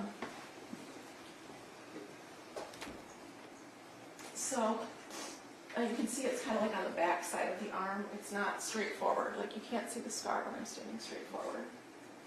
So he caught me when I'm jumping on this side. He catches me.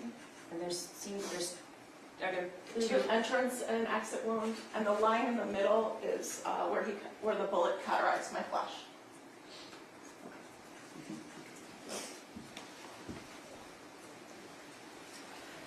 When you were trying to move the filing cabinet, at this point, did you, I'm okay. did you know you were shot? I did not know. Okay. Were you feeling anything physically? No. There was nothing physical. I was so focused on, I have to barricade this door. And when I realized I couldn't move that filing cabinet, I still had the night lock in my hand. And so I got down on my hands and knees, and I crawled the length of the door, and I dropped the night lock in. And it made that like ting sound when it hit the ground. And then I went. Talk to me about why do you say that it made a sound? Was that significant to you? The only thing that I have to go on right now is what's happening in my space and what are my senses telling me. It just sticks. Was there anything, could you see, smell, or hear anything else outside of your door? There was a smell of a cat, like a cat gun might have smelled like. But I'm not going back towards the window, right? I'm just dropping that in. And then I grab the rolling cart, which is also against that back wall, and I push it, and that's what you see in front of the door. So that piece of furniture is the rolling cart? Yes. Okay, and you could move that? Yeah, it was really easy to move. It was just a push. Okay. At this point, did you know you were shot? No. Okay, what happens next? I'm concerned that he's gonna come back around to those windows. So I know that I need to hide in that room. When you say those windows, the front ones or the back ones? The back ones. Okay. In the back. So I've barricaded the door. I'm trying to make myself invisible in that space. So I go back to that large filing cabinet and move it just enough so that I can crawl behind it. And we can't see that here because it's to the left, so would you be able to see, would somebody looking in the window next to the door be able to see you? No, the cabinet was quite large and it was wide. They would not have been able to see me behind that cabinet. Okay. At this point, did you realize you had been shot? I knew I could start to feel blood rolling down my arm. And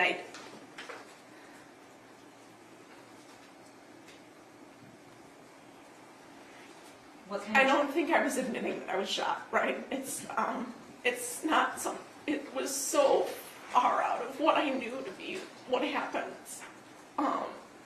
And so I just knew that if I was bleeding, I had to put a tourniquet on. But I can't get back to that bag that has medical supplies in it.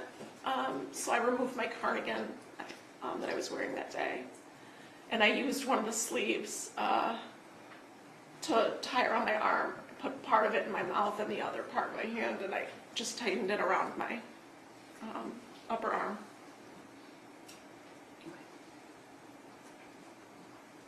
Were you feeling any pain at this point? No. Okay. The person that you saw raise the gun and shoot at you, did you, looking back then now, what was your impression of his use of the firearm, if anything? Your Honor, I'm going to object to that question. She's already testified she's not very familiar with firearms. I think that she would be speculating about his use at this point. I do want to acknowledge she's testified twice before, so I do know, I'm trying to, this is difficult.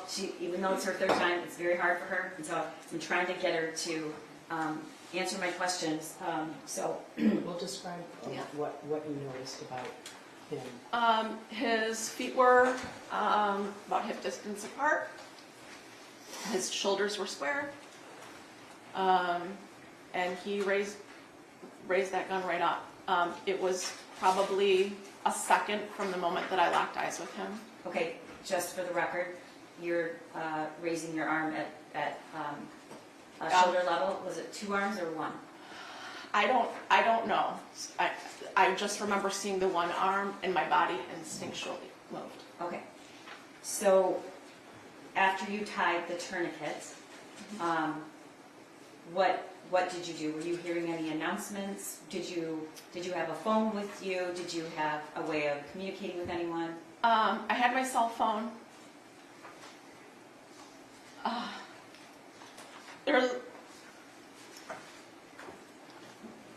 The thing that I know to do is to barricade and listen. So I'm trying to figure out what to do next. I know that if we're in lockdown, 911's been called. There's a phone on that desk, but if I reach for him, he's there, he'll see me. And then I'm worried about what's happening in the front office. So I don't want to call up there. And I text my husband, I love you, active shooter. Within a few... Did you let anyone know that you had been shot? No, not at that point. within a few minutes, I received a text message from my daughter, who went to school in a neighboring district. Through social media, she had heard that there was an active shooter at Oxford High School. She said, "Mom, are you okay?" And I said, "I'm sheltered in place. I'm safe. And I love you."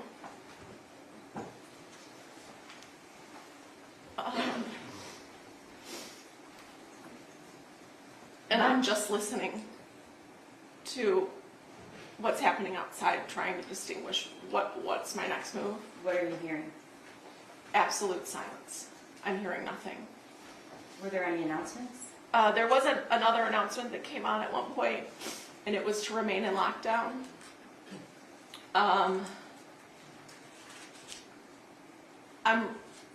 There's a hallway text thread that we have.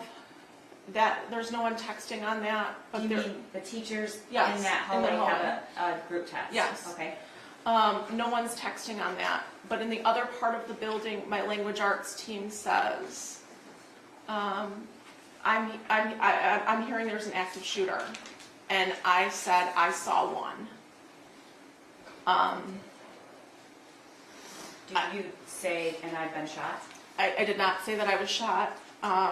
Okay, is there a reason you're not telling anybody that you've been shot? Is that because you didn't want to really understand it, or? I think that there's definitely a part of me that was in denial about what was happening in that moment. I also think that what I know is that building has to be secured to save the most amount of lives. And telling anyone that I'm shot when I'm not, when I do not need help, is not beneficial. So you didn't want anyone to help you? I did not need emergency medical attention at that moment. Or at least that's what I felt. Okay.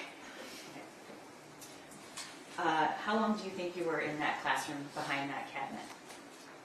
I'm in there for about, I would say, 20 minutes. And I'm sitting on my bum. And at one point I hear footsteps in the hallway because my back's facing that hallway. And I think they're starting to evacuate those rooms. That was the decision, that was the moment that I decided to text the teacher next door to me. She's in room 222. And I just said, no one knows right now, but I think I used the word hit. I've been hit in the arm. And then I did say, I hope there's no one else. She then alerted. I believe she called 911, and there was another teacher in the room with her, and he alerted the front office. So at some point, did somebody come to try to help you? It was pretty quickly after I sent a text message to them that Kurt News, who was our assistant principal at the time, that he shows up at my door knocking, Molly, are you in there? And from behind that filing cabinet, I said, yes. I've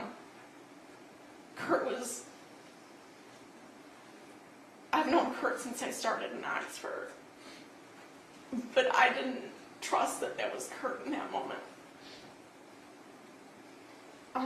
So you didn't want to open the door? I did not want to open the door. It felt safer to stay in there. And then a few seconds after, there's police officers at the door, and they're like, are you injured? And I said yes. And so they asked me to, I think I said, do you want me to, I kind of like crawled out from behind, and I was like, do you want me to take the night lock out? And they said yes. Do you want me to open the door? And they said yes. And I'm still on my hands and knees at this point. They reach up for the handle. And that door swings open, and they grab me from under my arms. and they pull me up and out of the classroom, and I can see Kurt standing on the lockers, like against the lockers. Okay. I'm going to show you what's been admitted as Exhibit 11.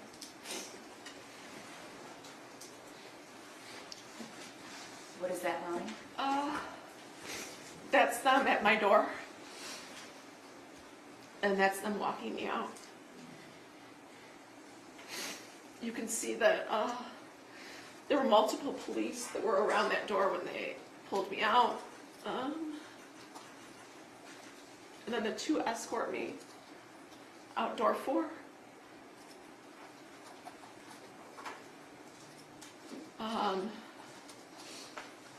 We get outside of door 4 and the one says, I'm going to put a real tourniquet on you now. It might hurt a bit. And then, Is that what's happening right through the window? You can see in the Yes. video? Okay. and then they said, we're going to call and see if there's an ambulance available for you. We need to know if someone needs it more than you. Okay, when you came out, we see somebody there, an officer with a weapon. Mm-hmm. Was there anybody else in the hallway? Were there any students? There was no one in the hallway. It was completely silent with the exception of a walkie or two that was going off.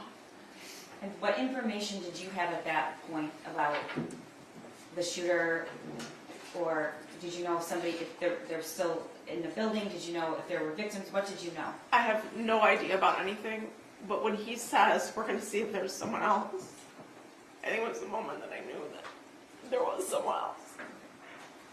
When you got outside, what did you see or hear?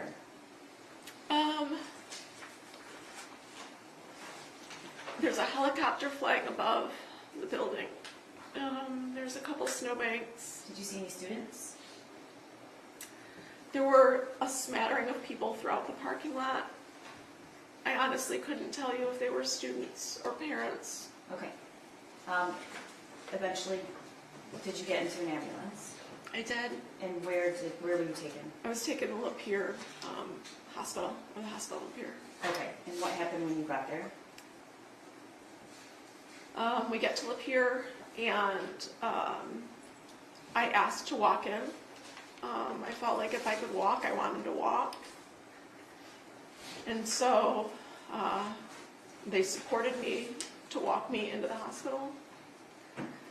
And as I'm walking in, the hallways are lined with doctors and nurses. Like they were prepared for a disaster. Okay. What did you learn about your injury that day?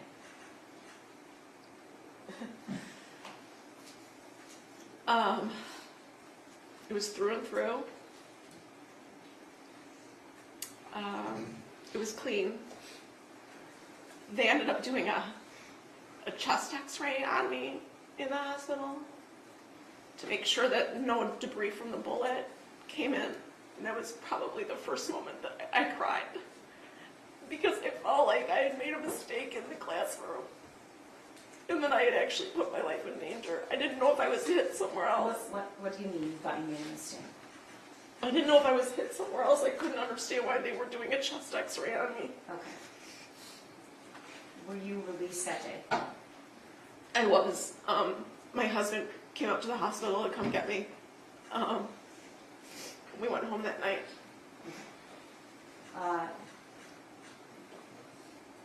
At some point, were you informed or shown where those shots landed? Yeah.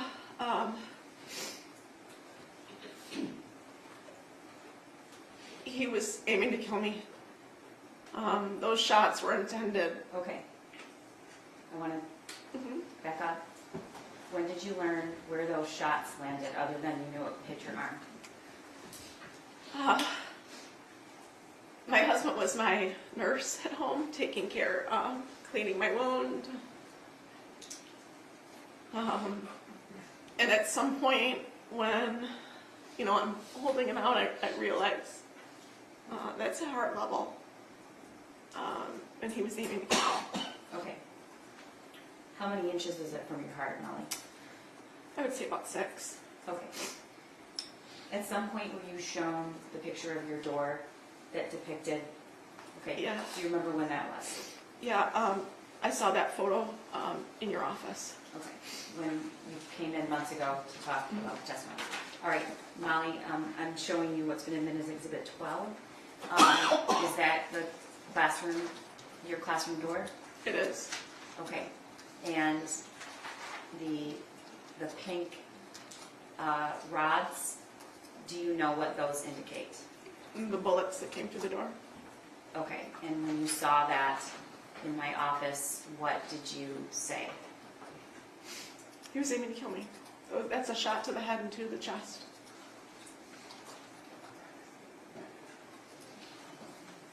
Nothing further. Now, can I ask you to tell the jury what Alice is? Oh, thank you. Alice is a protocol that we follow. If I could remember the entire acronym, I would tell you, but it's like we have to listen and make alert. We have to make a decision. Are we going to lock down in place? Are we going to flee the scene? Or are we going to have to go on the attack that like someone would come in the room? So it's just kind of dependent upon the situation and what decision we choose to make in a situation like that. Thank you. Cross, Ms. Lehman? Nothing wrong. You should be excused, Your Honor. Yes, you can step down when you're excused. Our next witness involves the exhibits that we spoke about earlier today. Okay. So we have a little setup here. We are ahead of schedule, believe me. There are certain things that need to be set up for your review, so we're going to take that time. Okay? All rise for the jury.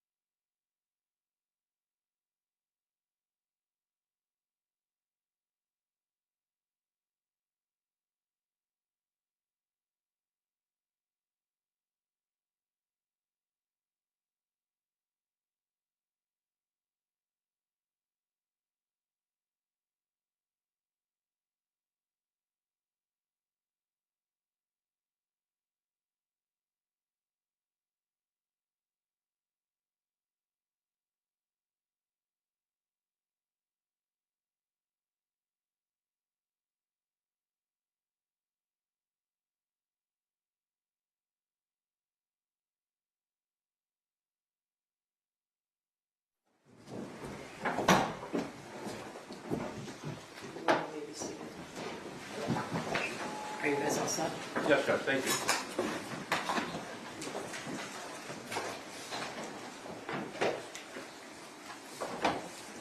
Your Honor, calling People v. James Crumbley, case number 222799989, FH. Thank you. Good morning. Mark Keese on behalf of people. Karen McDonald on behalf of the people. Good morning, Your Honor. Marielle Lehman on behalf of James Crumbley, who is standing to my left. Thank you, Judge. I was trying to beat the arrival of their lunch, so.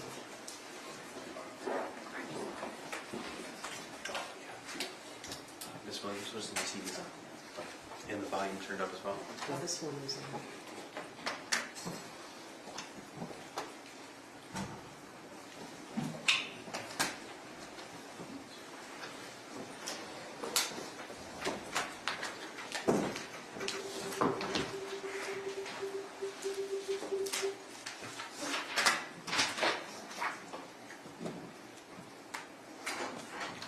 All rise for the jury.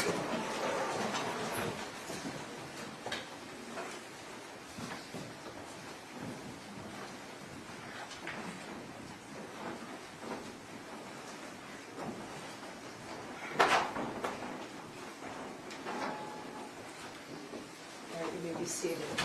Prosecutor, who's the next witness? Edward Rogowski, Judge.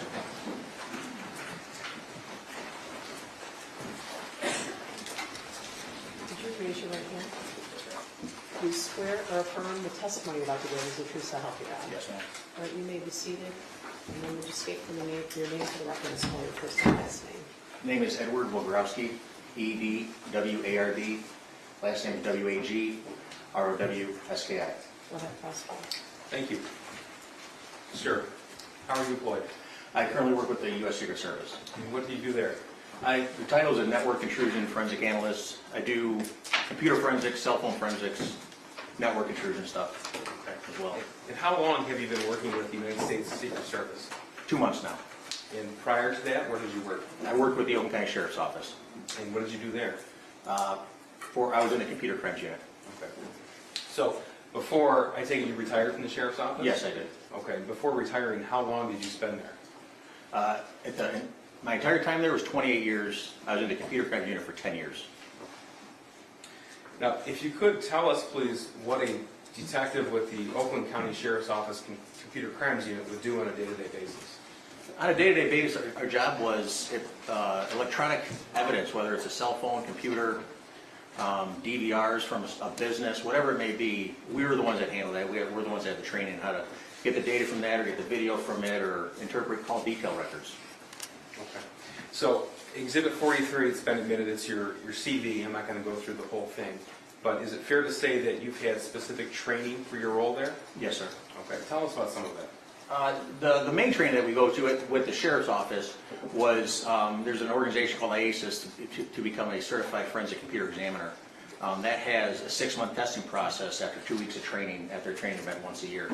On top of that, for cell phones, there's other agencies. Celebrate has training they do for the tools that we use from them.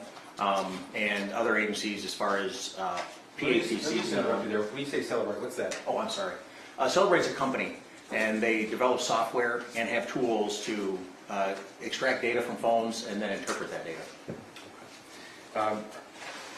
How often in your employment with the Sheriff's Office and with Secret Service would you say that you actually analyze cell phones?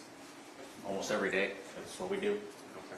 So you went through a lot of, just now a very quick rendition of detectives' work with the Computer Crimes Unit. I didn't catch most of that. Can you simplify a little bit of that for me? So we get the data from the phones, and then we have to take that data and put it in a format that an officer in charge of a case, an OIC, is able to look at easily. Instead of sitting there scrolling through the phone, potentially changing data, we put it in a format, we take it off of there. When you say data, what do you mean by data? Everything on the phone, anything. Text messages, call logs, pictures, videos, anything that's on the phone. So the goal as a detective, when you take somebody's phone, I take it that's via search warrant? Via search warrant consent, yes. Okay, so if there's a judicial authority for you to look inside the phone, then what do you do with it? Depending on whether the phone is locked or not, we use methods to obtain the passcodes and then extract the data or the call logs and the messages and all that stuff.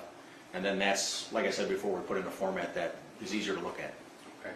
And what's the overarching goal of a detective in the computer crimes unit?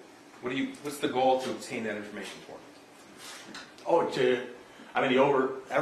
you want to obtain is all the evidence, if there is any, for prosecution. You want to make sure you get everything that is possibly on that phone to turn over to either the officer in charge of the case, who will turn it over to the prosecutor's office. Okay. So you're with the Secret Service now. Yes. In this field, this specific field, do you work with other agencies as well? Yes, sir. Tell us about that, please. Same as with the sheriff's office. Any agency that reaches out that doesn't have the means to have the tools to get data off of phones, we just help them with it. Okay. So we started to talk a little bit about your training in computer forensics. Have you been qualified as an expert in the past in this field? Yes, I have. How many times? 14 times. In what areas?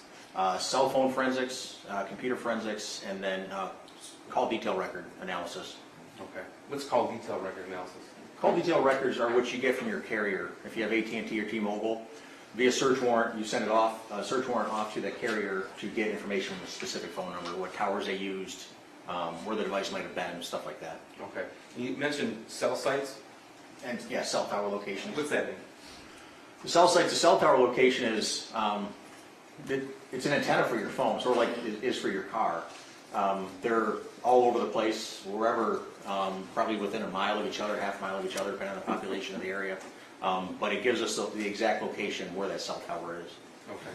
So in your over 10 years of experience working with the digital extraction of data from cell phones, would you say this field has changed? Yes. Okay. Is your training continuing? Yes, sir, it does. Why is that? Well, just because the information changes, where an app might store information within the program itself, the little program, might change on every update. So we have to know where we can go to find it if the tool can't find it for us. Okay, when you say the tool, what's that mean? The Celebrate software, either the physical analyzer software or other methods to get the information off the phone. So then would it be fair to say that as technology has changed and evolved over time, so is the training of computer crimes detective? Yes, sir. Okay. And is that training continuing? Always.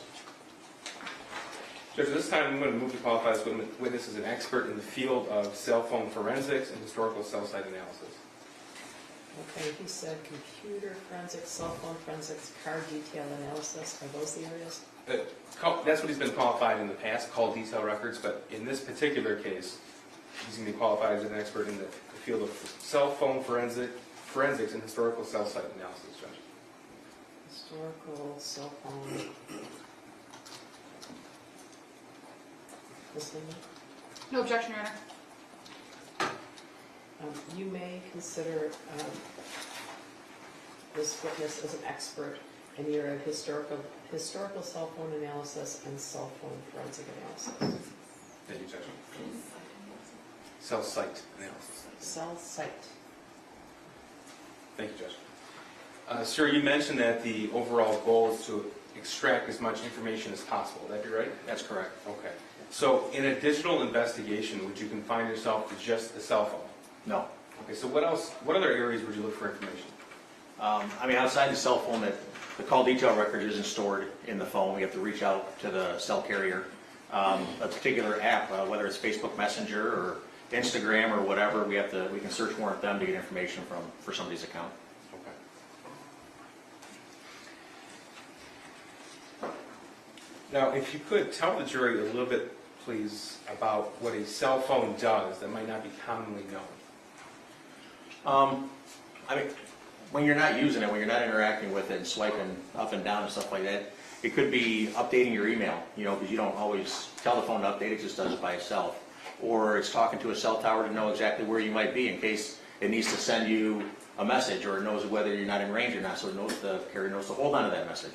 There's a lot going on in the background that people just don't know the function's happening, but yet it's continually happening. Is that while a phone's powered on? Oh, yes. Okay, so what happens if a phone's powered off? Nothing. It can't do anything. It can't receive information. Can't send information. Okay. Now what about Android phones specifically? Have you had the opportunity to be trained in data extraction from Android phones? Yes, sir. Okay. Is that the same as Apple phones? iPhones? Not entirely. How the operating system is written, it's a little different in the process of getting the data off of the phones. What do you mean? On Android phones, it's a little bit easier to get the data off of a phone than it is an Apple phone. You said operating system. What does that mean? The main function, when you look at the phone, the main screen, that's like Windows for your computer, right? Or iOS for your Mac or whatever. The operating system is the base of that phone, whether it's Android or an Apple which uses iOS, an Apple phone. That's the main thing that makes the phone function. Okay, and I think you said that Android operates differently than Apple? Yes, it does. Okay, can you explain that to me again, please? It operates a little different on how it stores data, how it retains that data, whether it's a file-based encryption, whether it's even encrypted at all, depending on the phone that you have, the manufacturer of that phone, and where it stores that data. Now, are you able to obtain someone's locations based upon a device? You can, yes. Tell me how that works.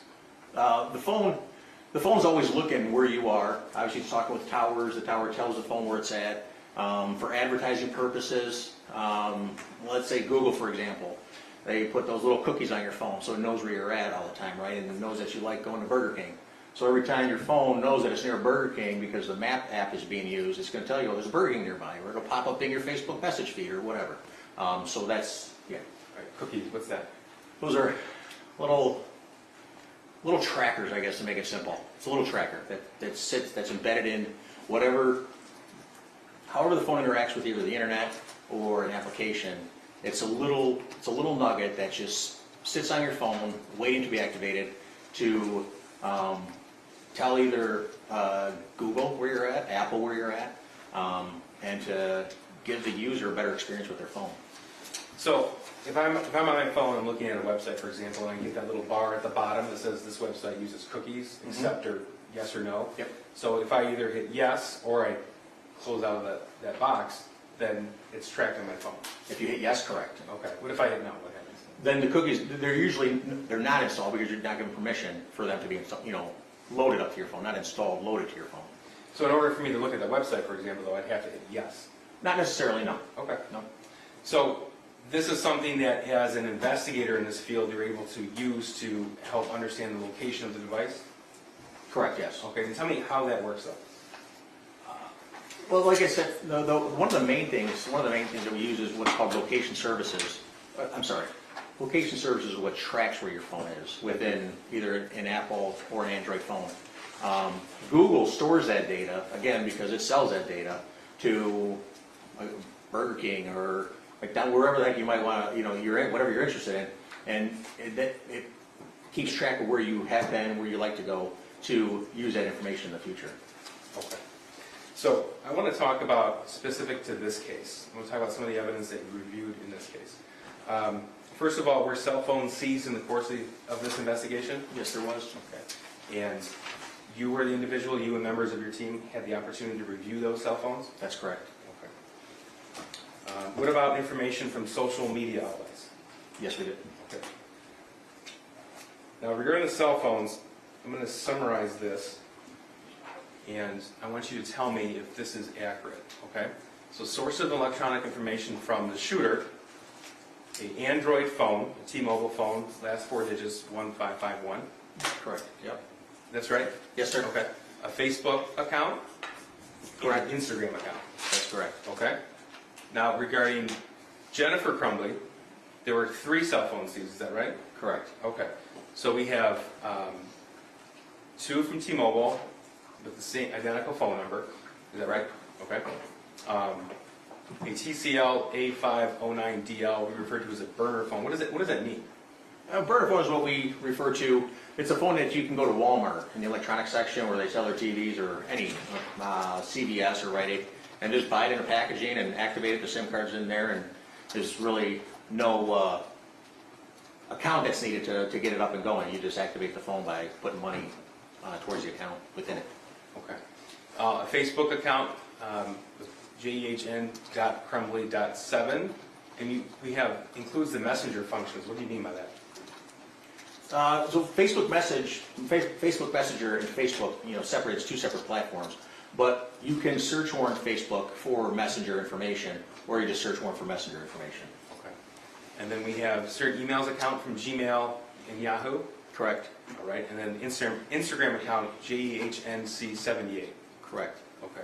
So regarding James Crumbley, again, 3 phones were seized, 2 of which were T-Mobile phones with the same phone number, and the third being the TCL A509DL burner phone. Correct. Okay. 1 Instagram account, James R. Crumbley. 1 Facebook account, which included the messenger function, James R. Crumbley, and Yahoo, Gmail, Charter Communications email accounts. Correct. Okay. And then DoorDash search warrant for James Crumbley. So was the search warrant issued to DoorDash? Yes, it was. Okay. Was information received? Yes, it was. Okay. So we spoke about that very briefly early. A search warrant is when a judge or magistrate authorizes a document to a social media provider or a company, for example, and information is returned. Correct. Okay. And so what happens when you get that return? Sometimes it's in an easy format. It's just a simple Excel spreadsheet. Other times it's multiple Excel spreadsheets that you have to compare different parts of that 2 spreadsheets to come up with the information. Okay.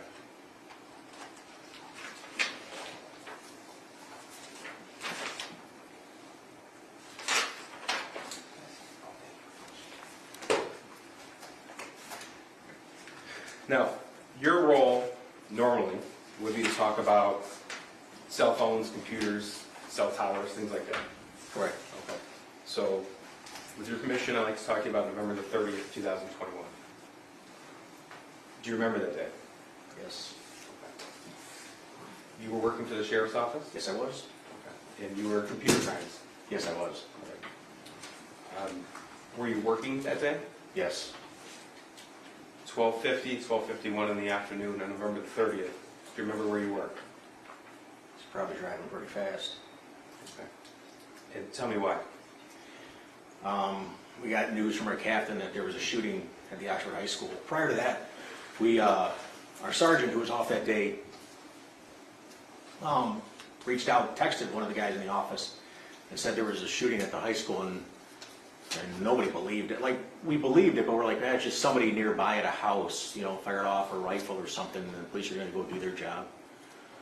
And then a couple minutes go by, and the captain comes in and he said there's been a shooting at the high school, and he said all hands on deck. Okay. What did you take that to mean? There's a shooting, like, it was...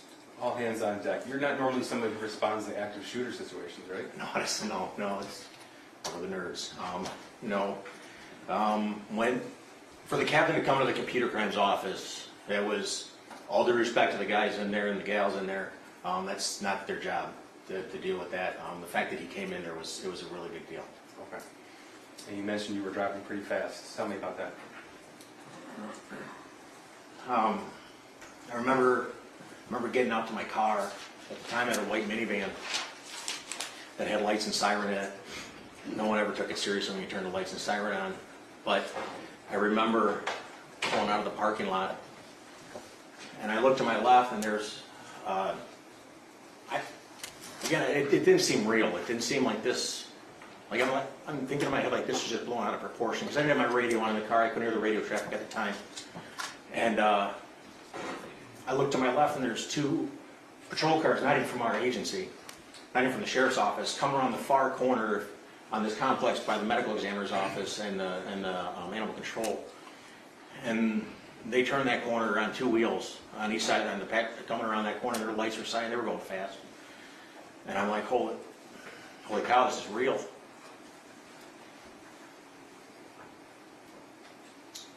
So then I turned my lights on because I just thought we'd get there and do what computer crimes does, We would do our thing. And I turned my lights on, the siren, and I started going north towards Walton. Telegraph runs up to Walton and it cuts over to US 24. Telegraph cuts up to Walton and it goes over to M24. And I had no idea where the heck I was going. I've been to Oxford for a half a second driving through. And I thought, well, I remember thinking when I get there, I'll just follow the crowd because it's going to be big. And going north on 24, and I see one of our SWAT vehicles going across that bridge from 75 down to 24, and the light was red for me, and I thought, well, I'm gonna have to slow down, like, there's cars coming down the ramp. And I remember getting closer and closer thinking, how come nobody's going? Like, my light's red, this cross traffic should be going, like, because as a police officer, obviously, when you run a red light, it's extremely dangerous. You don't do it haphazardly. And I'm approaching this light thinking, I'm gonna have to slow down. And as I get to the light, I look over and there's a patrol car just sitting. I don't know what agency they work for.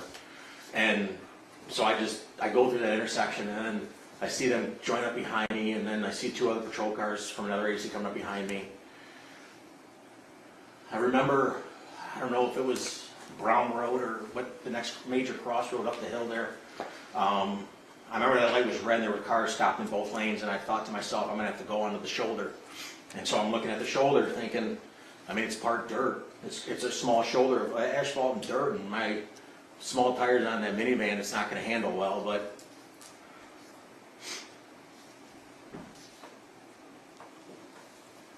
we're not gonna stop going, right? So I remember feeling the steering wheel shaking from the gravel, and I get around and keep driving north. Crowd still following me. I look up in the mirror every once in a while, and there had to have been, I couldn't count them. They were so far deep behind me, and the ambulances and the SWAT vehicle, and we get up into town, up into Oxford, I think we were. And as I'm approaching the light, it just changes red. So obviously cross traffic doesn't know what's going on there. You might just have somebody that just goes straight, and again, it's dangerous. It really is. And so with the lead car, I've always been told the lead car in a situation like that, you always hold that intersection for everybody else behind you because they're coming. And so as I inch into the intersection, I stopped dead in the intersection with the lights and siren going. And I counted at least 16 vehicles just go screaming past me. And we start getting into town, and northbound traffic's blocked. It's dead stopped. I remember going against oncoming traffic, and you see cars coming at you, and you're the whole way there, all I could hear on the radio was staging area on Ray Road and Meyer. That's what I kept on hearing. There was so much radio traffic. I heard bits and pieces of other things, but that like really stuck in my head. And so we're just driving north, and finally I just see a Meyer, and I'm like, okay, well, we got to be far enough north. This is where I got to go. And so I pull off onto Ray Road, and I meet up with other deputies in the area. If you could describe to us what you saw when you arrived at that Meyer.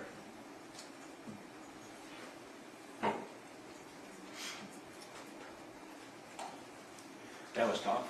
That was really tough. I got a daughter who, she's 17, 18 years old, and, 17-year-olds, they wear those tight leggings and all that stuff and small shirts or whatever. I remember standing there on Ray Road, and I see these kids. One kid didn't even have a shoe on. He only had one shoe on. Walking through the snowbank, going down to the Meyer. And I see these girls dressed like my daughter. And it was cold that day. I had 2 coats on, and I was shaking. I was shivering. It was so cold. I remember offering one of our lieutenants at the time. He didn't have a coat. And I offered one of my coats because I was so cold, and he didn't take it. But you just saw these kids just coming down from where the school was. Like, it's hard to describe. They look like zombies. Like they had no facial expression, nothing. So there were kids there. Were their parents at the Meyer too? Down by the garden center. The crowd was heading that way, and it was chaos. It really was. I really didn't know what to do once I got there. I didn't know where the school was, even though it was just up the street. So everybody was walking to the garden center, so I started going that way. And at first, we were told to start getting people to sign their name into notebooks. We were just grabbing them off the shelves in the Meyer and boxes of pens and stuff, and just write their names in the notebooks for whatever. I don't know why they needed that. So I'm trying to walk around and get this information from people. And then they started yelling. Someone started yelling, get everybody inside, get everybody inside. So I go back outside to try to usher people in, and I remember just seeing like kids just standing there, and you put your arm on them. You don't want to, they just been through this, whatever happened up there. And I don't want to force them. I'm not going to grab them. I'm not going to make them do anything they don't want to do. So I sort of, like, if they didn't move, I just left them. They were okay. They weren't in harm's way. And I remember seeing parents just standing there, and because these school buses started arriving, and I remember thinking in my head, like, God, that is just crazy. Why the heck are there school buses? I didn't know anything about the plan if something like this happened at the school. And so, and I just see the parents, like,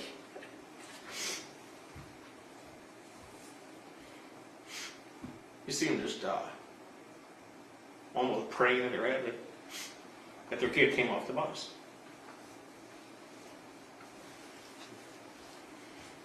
After you helped with the names and the notebooks, did you go to the school? Yes, I did. And were you directed to go to school, or did you just know that's where you were needed? No, one of the other detectives, Jeff Enger, he responded to the school, and he called me on my phone and said they were trying to get the video from the surveillance cameras in the school. And at the time, I was a little more versed in that side of the job, and so he just wanted a little help with that. Okay. So, tell me about, you arrived at the school. Where did you initially go? I went to what would be the north side of the school. There's a big circle drive there, and it's the side that like the main office is on of the school. And again, there were patrol cars everywhere. There were everybody everywhere. I remember driving up over the sidewalk, thinking, I remember like the stuff I remembered, like the sidewalk being so high, I thought it was to rip the muffler off my car. I don't know why I thought about that. And I go up over the sidewalk and I just stopped my car because that's what seemed like everybody was doing. And I walk in the door, and one of our sergeants is standing there, providing security just for that door so people aren't coming in, they shouldn't be coming in or whatever. And I asked him where the security office was, because that's where Detective Enger told me he was, and pointed me to the office, and people eventually pointed me back to the security office. Okay. And who did you encounter when you went there? As I walked in, I remember seeing the security officer, Jim Rourke, was in there. Deputy Jason Lewert was there. I didn't know him at the time. ATF agent Brett Brandon was in the room. Right here behind you? Yep. And Lieutenant Marsban was in the room. And you said at that point you were called over to help with the security footage. That's correct. Okay, so tell me what your role was at that point. Obviously, the bosses are going to want to know what happened, where it started, all that information, and I wasn't given any direction. We weren't given direction, but we just had to figure out when it started, where it started, how it started, as much as we can, because they're going to want to know that information. And so we just started reviewing video footage. At that point in time, was the high school still being cleared? Yes, it was. Okay. And when I say being cleared, we haven't had another officer testify yet. What does that mean?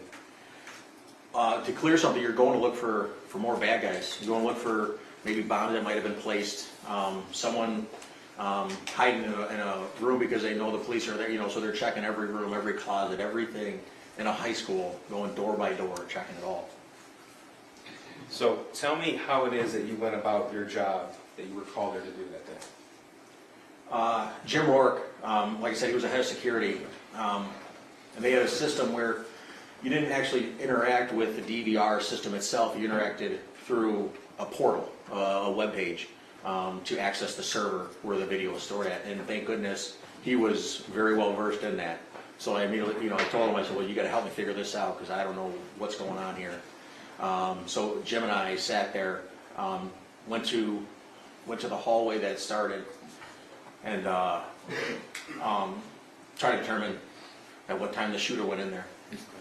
So how many cameras approximately did Oxford High School have equipped for surveillance footage? Well, they released 100 cameras. Okay. And it was your responsibility to review that footage? Yes, it was. Judge, this might be time for a natural break. Oh, all right. Well, the jury's lunch is here, so that would probably work. I'm not sure if I call you sergeant, detective, lieutenant, mister, hey you, none of those? That's fine. Okay, all right. You should not discuss your testimony because you're still listening right now, so please don't discuss your testimony with anyone. All right, so you can step down. If I give you till 1:15, is that okay? Okay, those who ordered lunches, your lunches are here, all right? Do not discuss the case with anyone, don't text anyone, right? Okay. All rise for the jury.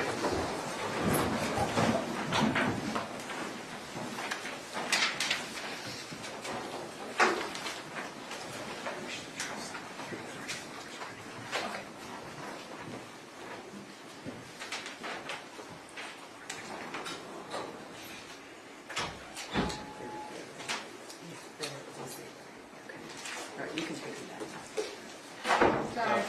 Is the court prepared for ruling on exhibits 133, 153? They would be through this officer's. Okay, all right. I will take care of that. All right? I'm trying to I don't want to lose the jury until he's... Yes, sir.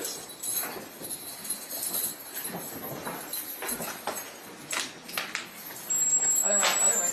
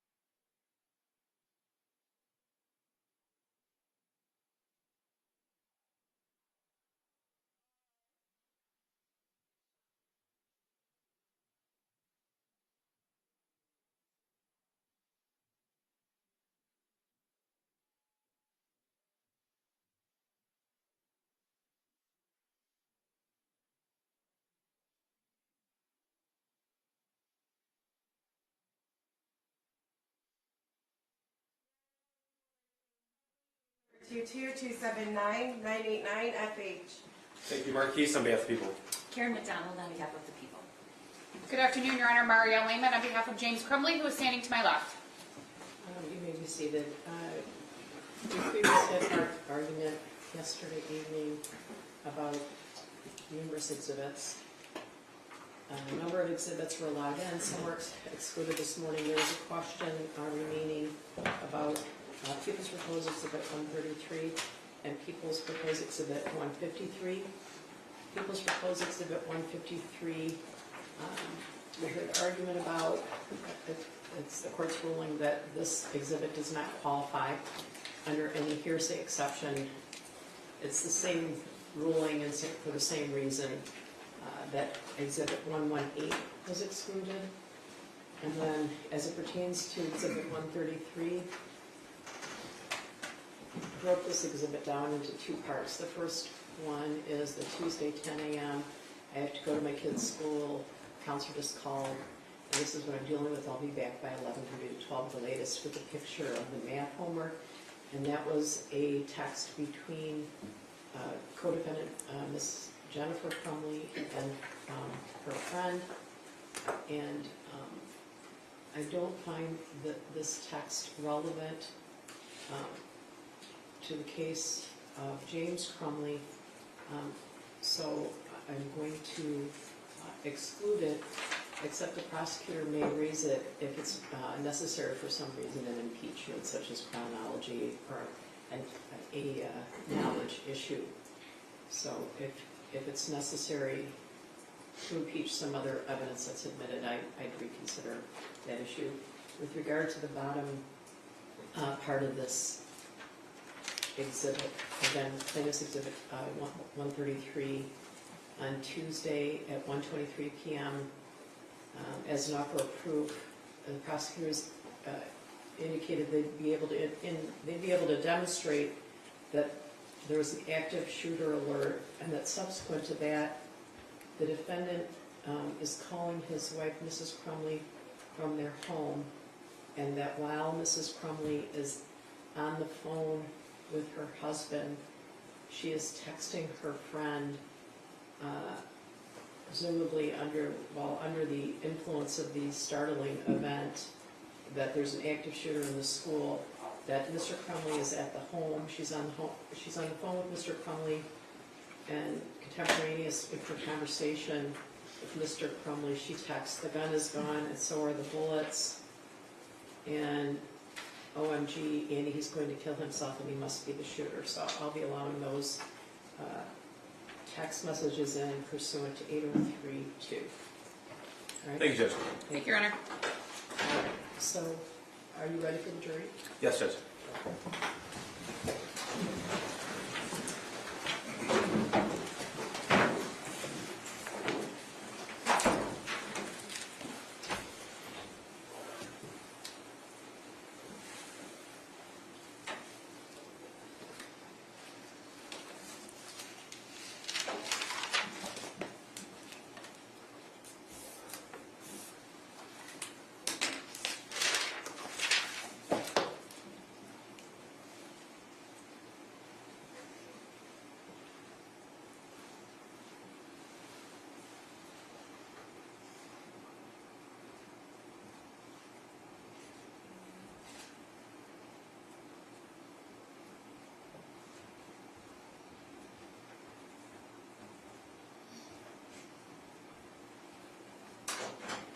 All rise for the jury.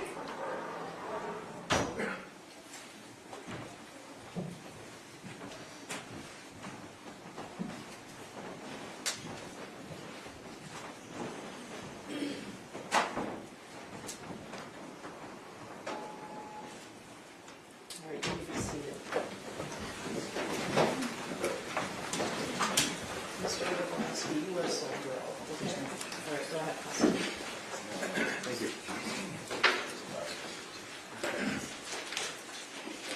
Sir, we were talking about when you arrived at Oxford High School on November the 30th and you went to the security office.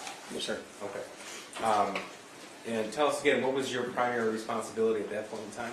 was to try to secure the video of what had happened in the hallway where the shooting started.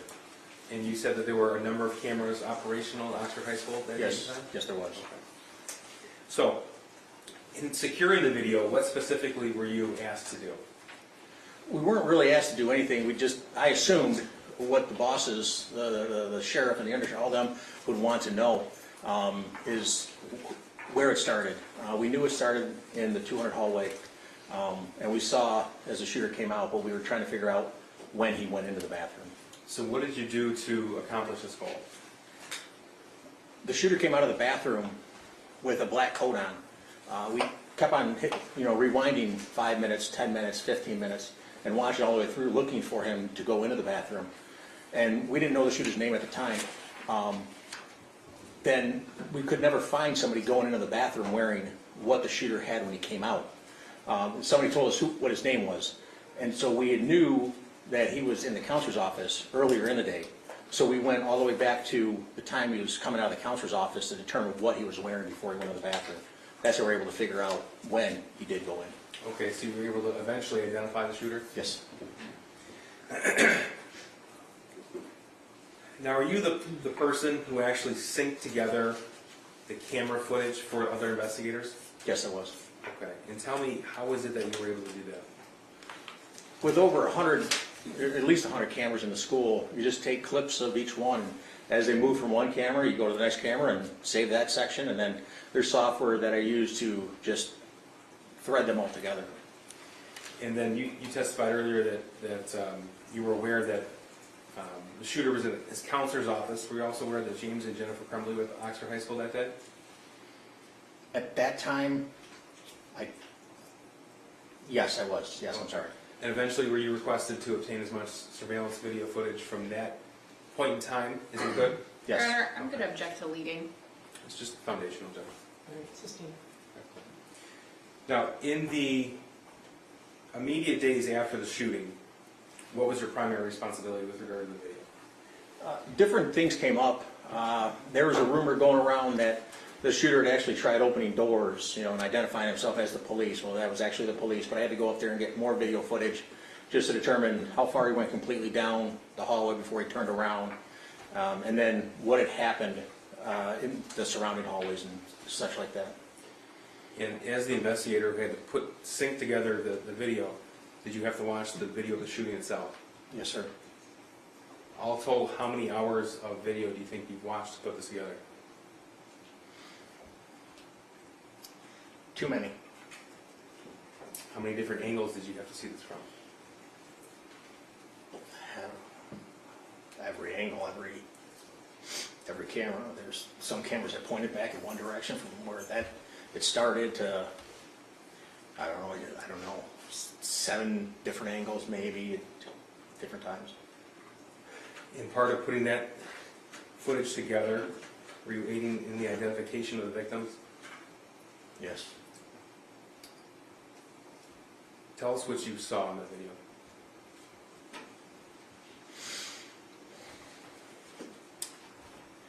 Started at 12:51. The shooter came out of the bathroom. I'll never forget it.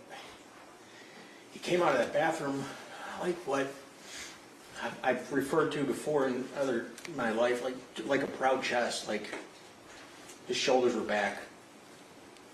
And he comes out of the bathroom, and there's Phoebe and her boyfriend just standing right there. And he takes the gun as he comes out of the bathroom, and he turns and levels the gun and fires at Phoebe and hits her in the shoulder and fires at her boyfriend, hitting him in his hand as he raised his hand from seeing the gun, I would imagine. Then to his right, immediately, right there, was Hannah St. Juliana and Kylie and Riley. And he started shooting at them, and they fell on top of each other. And in the distance in the camera, you can see a far end of the angle. You see what I found out to be was Madison Baldwin, and she crouched down, like, I don't know if it was in, I don't know why she did it, but it was in the fetal position, and the shooter ran right up to her, and he put the gun right on her head. She just fell over. He rounds the corner into the longer part of the 200 hallway. Prior to running towards Madison, he had just fired down the hallway, just trying to hit anybody that was running out of there. He rounds the corner and starts shooting. You see a whole bunch of kids, and you see a whole bunch of teachers standing at doors, just grabbing kids as they ran by and just throwing them into a room. And then there's two girls. One, you see, she runs up to a door and tries pulling it open, but the people inside had already put the safety latch at the bottom of the door and she couldn't get it open. Meanwhile, the shooter's still walking towards, and another girl comes from the right side of the frame and grabs the other one by the arm and just tears off down the hallway. Meanwhile, the shooter is shooting at them. The shooter keeps walking down the hallway past 200, I think it was a 400 T intersection, I think is what that was. And he levels the gun. And he fires 2 rounds, and at first I didn't know what he was shooting at. And when you go to the section of video of that time is when Tate Neer just comes in, and unknowing to him, he had no idea what was happening.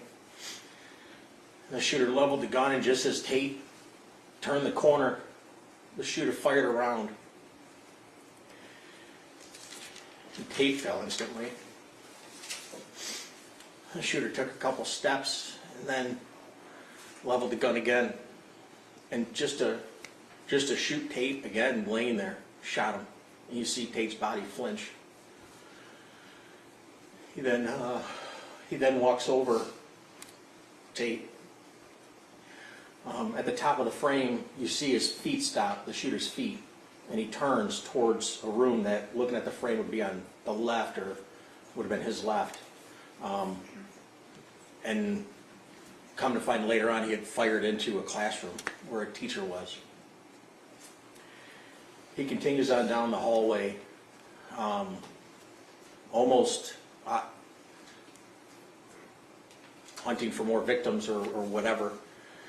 And he gets past a certain point, and there's no one else to shoot at because everybody had ran out of the school. Every door, every possibility, every door locked, whatever. And you see him turn around, and he stops at a classroom that, based on where the door is, you can't see deep into the room. It's like the room goes that way, but he can only see straight in. Well, as he's walking back this way, he can see the kids, I'm imagining, hiding in that corner, because he stops and fires off a few rounds through the glass. He then comes back, walking towards where Tate was lying. At this time, an assistant principal was laying there, or standing there next to Tate. And the shooter just walks past her with the gun in his hand, and she said something to him. I'm not sure what she said, but you could tell, like, he turned his head, like, almost didn't even look at her, turned his head like in shame. I don't know. And then he keeps on walking down the hallway to the bathroom where the other victim, Justin Schilling, was. And he just, as he gets to the bathroom, he just stops and turns right. He just goes right to the bathroom. Okay. Did the shooter eventually exit the bathroom? Yes, he did. Before he did somebody else exit the bathroom? Yes, another student. Tell me what you saw there. That student, he was I don't know how else to say it, but I've never seen somebody actually run for their life. And that kid was running for his life. Now, did the shooter eventually exit the bathroom himself? Yes, he does. Tell me about that. He comes out of the bathroom and he looks around a little bit to see what's going on. Turns around and the bathroom, the doors sit back in like a cubby type area, so they're off the hallway, the main hallway you really can't see, but he turns back around. And eventually now, the two first responding deputies had gotten to Jason Lewert and Jens, were coming down the hallway. And Lewert was a little bit faster than Jens was, just because he was trying to cover more ground. You can see Tate laying on the ground. And Jens is walking a little bit slower. As he's walking up to him, the shooter just puts his hands up in the air and then goes down to his knees. As he's doing that, Jens realizes he sees something, and he yelled gun, from what he told me. And the shooter then lays down on his stomach, and Jason Lewert come back, and that's where they take him into custody right there. Based upon your video review, and you said you've had to watch hours of this? Yes, sir. Is it fair to say that the entire incident was about 9 minutes long? Yes, sir. Yeah. He was taken into custody at 1300. That's 1 o'clock, I'm sorry, started at 12:51, he was taken into custody at 1 p.m. Thank you, sir.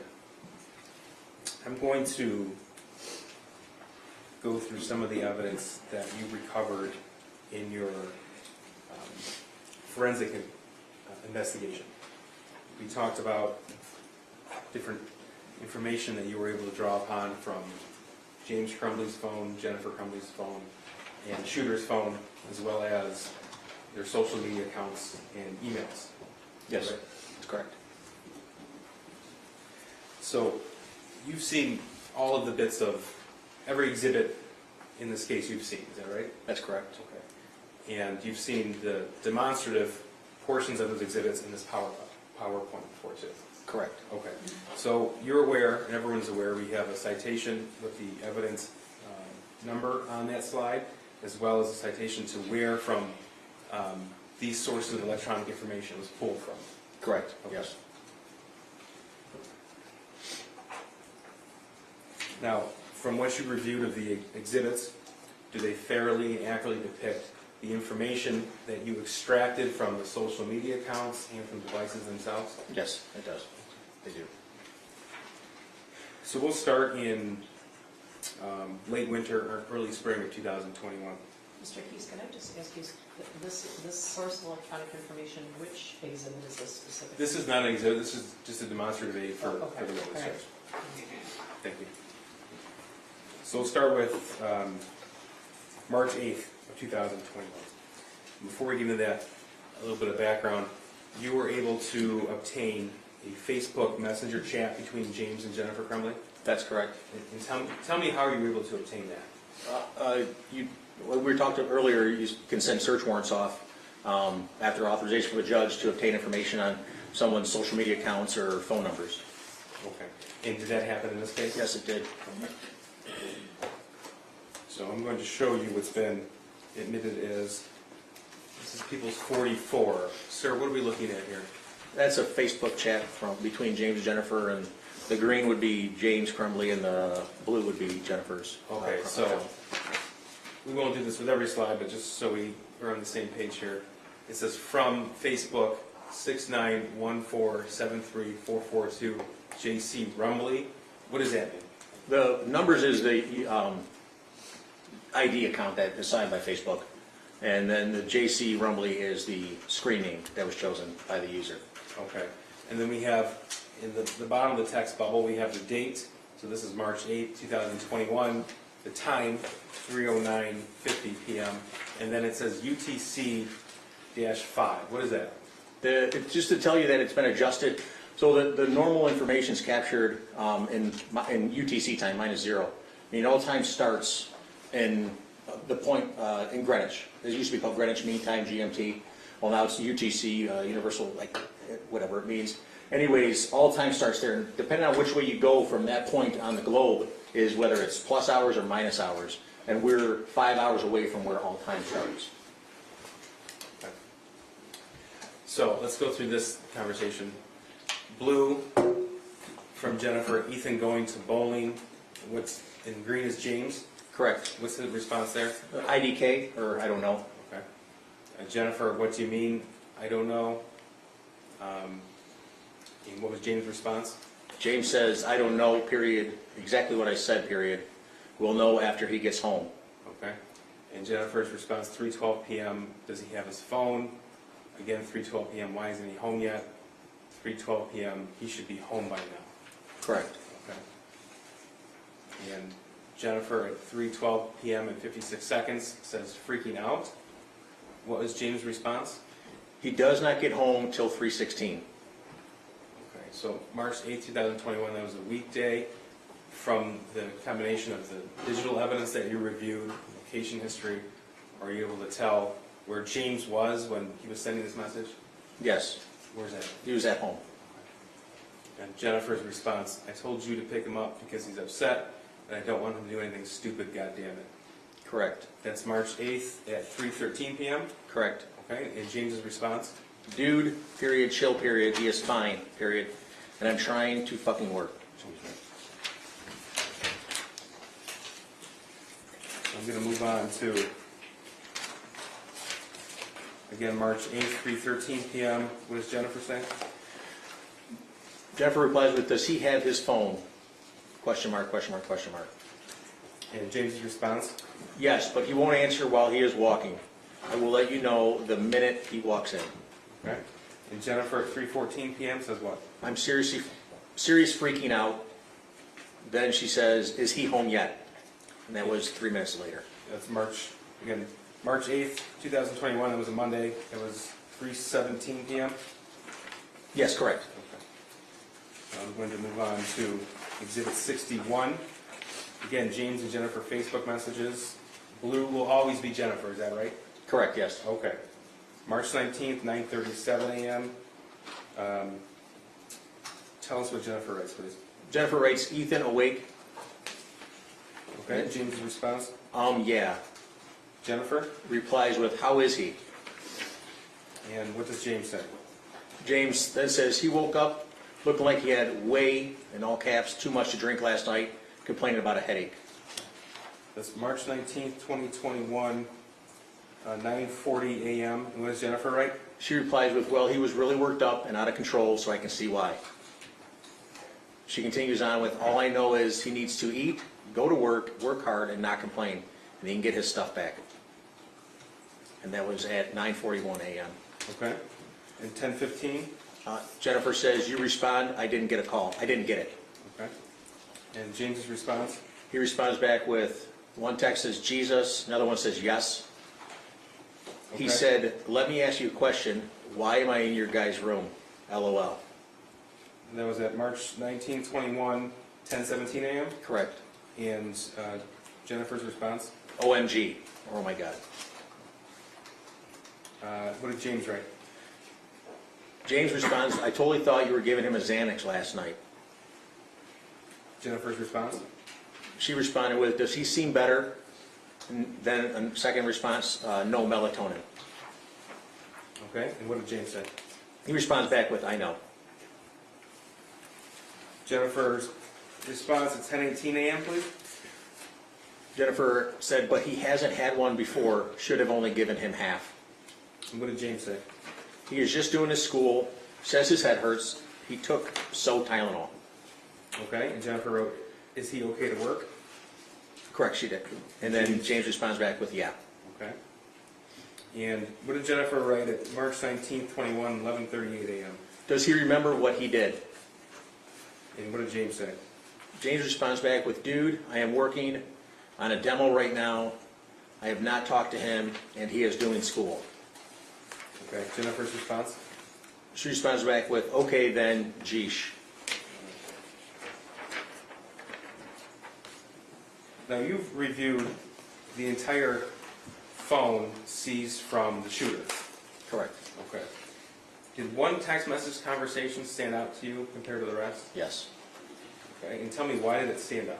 Just the volume of text messages back and forth, the amount that was in just one chat. Okay, now without telling us the person with whom the shooter was texting with that volume, can you tell us if you came to learn that the person who was texting was the same age? Yes, he Okay. was. And he went to school with him? Correct. All right. Tell us about the approximate number of text messages between the shooter and his friend. There was over 20,000 text messages between the two from January to the middle end of October. Okay. So that sounds like a lot to me, but I'm not an expert in computer forensics. Give us an idea of what that scope is. 20,000, I mean, that printed is over 5,000 pages of text. I've examined phones that someone's entire chat conversation with everybody they have is less than 20,000. So it's just a large volume. To put it in comparison between, let's say, James and Jennifer's Facebook conversations, right? What's the scope and the difference in size there, if any? I believe James and Jennifer was 10,000 text messages back and forth Okay. for that same time frame. So same time frame, we have double the amount of text message communication between the shooter and his friend as James and Jennifer. Correct. Okay. You said January to October, is that both 2021? Yes, ma'am, I'm sorry. Thank you, Judge. Yes, 2021. Yes. Now, there were also, without going into detail, videos shared as well? Yes, there was. Okay. And were some of the content of the conversation of a highly personal nature? Yes, it was. Now, in comparison to any other conversation on the shooter's phone, what's the difference in size between that particular text thread with everybody else's on the shooter's phone? He had over 20,000 text messages with his one friend, and in comparison, there was between anybody else, there was a combined, I want to say, less than 1,000 between anybody else that he had chatted with. So combined, less than 1,000. Yes. And then that one friend was over 20,000. Correct. Okay. Now, I'm going to show you just a very small portion of that, specifically April the 4th and April the 5th of 2021, which would be right about 2 weeks after the messages that we just saw between James and Jennifer Crumbley. This has been admitted as Exhibit 67. Names are redacted, obviously. Green is the shooter? Correct. Okay. Tell us what the shooter wrote April 4th, 2021, 11:56 at night. He types, like I hear people talking to me and see someone in the distance, and then he appears to try to correct the spelling of the word distance. Okay. And April 4th, 2021, 11:56 and 50 seconds, what does he write? I actually asked my dad to take me to the doctor yesterday, but he just gave me some pills and told me to suck it up. And 11:57 p.m., what did he write? He continues on with, like it's at the point that I'm asking to go to the doctor. And then he says, my mom laughed when I told her. That was again 11:57 in the evening, April the 4th, 21. Correct. April 5th, 2021, this is just after midnight. What does he write? He tells his friend, but I'm having bad insomnia right now, RN, and paranoia. Okay. And then what does he write? I need help. That's at 12:11 a.m. Correct. And then at 12:12 a.m., what does he write? I was thinking I calling 911 too so I could go to the hospital. And continuing on, April 5th, 12:12 a.m., what does he write? But then my parents would be really pissed. And finally, 12:38 a.m., what does he write? He says, I'm going to ask my parents to go to the doctor's tomorrow or Tuesday again. Then he continues with, but this time I'm going to tell them about the voices. And finally, he writes at 12:39 and 20 seconds, what? Like I am mentally and physically dying.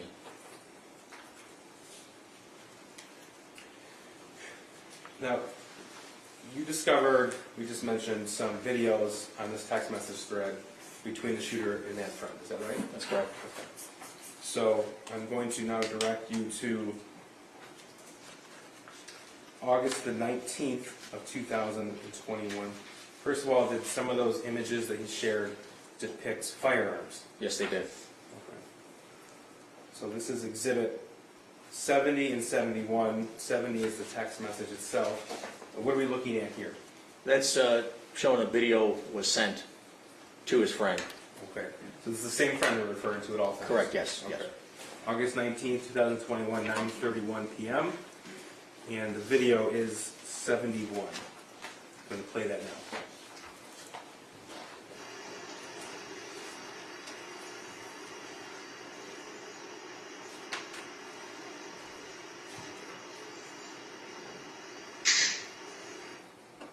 Now that's August 19th, 2021. Do you know what he was handling in his hand? That was a handgun. This is Exhibits 72 and 73. They've both been admitted. This is 8:20 a.m. at 12:30 in the morning, so we're carrying over past midnight from the last video. 72 is this text bubble. So what are we seeing here? Again, it's a text to his friend that he's been communicating with of another video of the gun. Okay. And this indicates that video was sent to his friend? Correct. I'm going to play 73 now.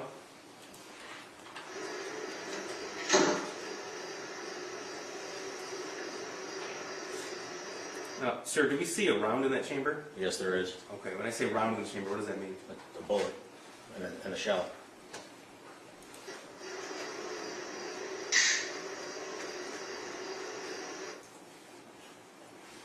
And that was August the 20th. Now, were you able to tell if the defendant or Jennifer Crumbley were actually inside the home when the video was taken? Yes. Okay. I'm going to go through. We talked earlier about how you're able to find certain location history. Correct. Okay. So, is it fair to say that you were able to do that for this specific date? That's correct, yes. So this is Exhibit 74. Green, and so we're aware, green will always be James Crumbley's location. Purple will be Jennifer Crumbley. Okay. What are we looking at here in Exhibit 74? That's a GPS location that was captured by Google.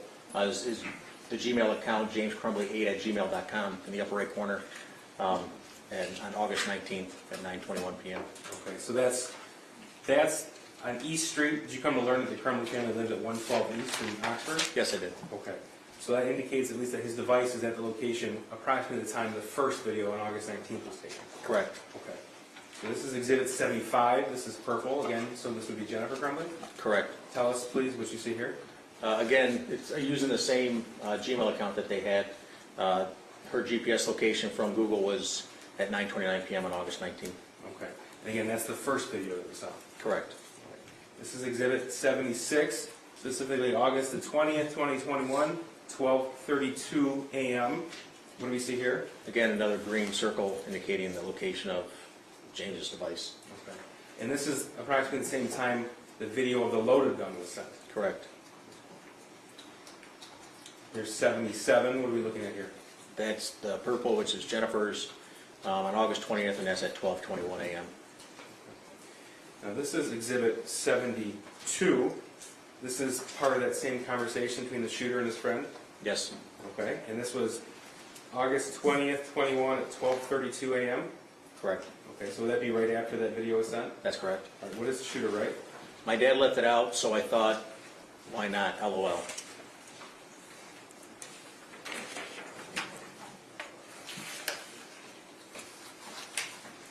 Now, during the course of your investigation, did you come to learn that this friend that the shooter was communicating with abruptly left the state of Michigan? Yes.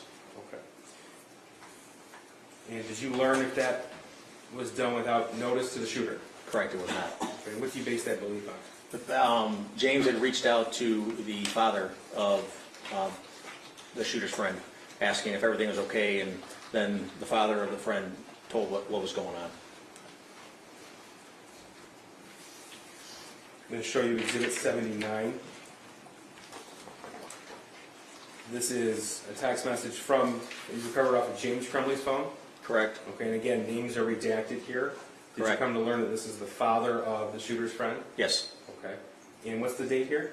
This is on October 30th, 2021.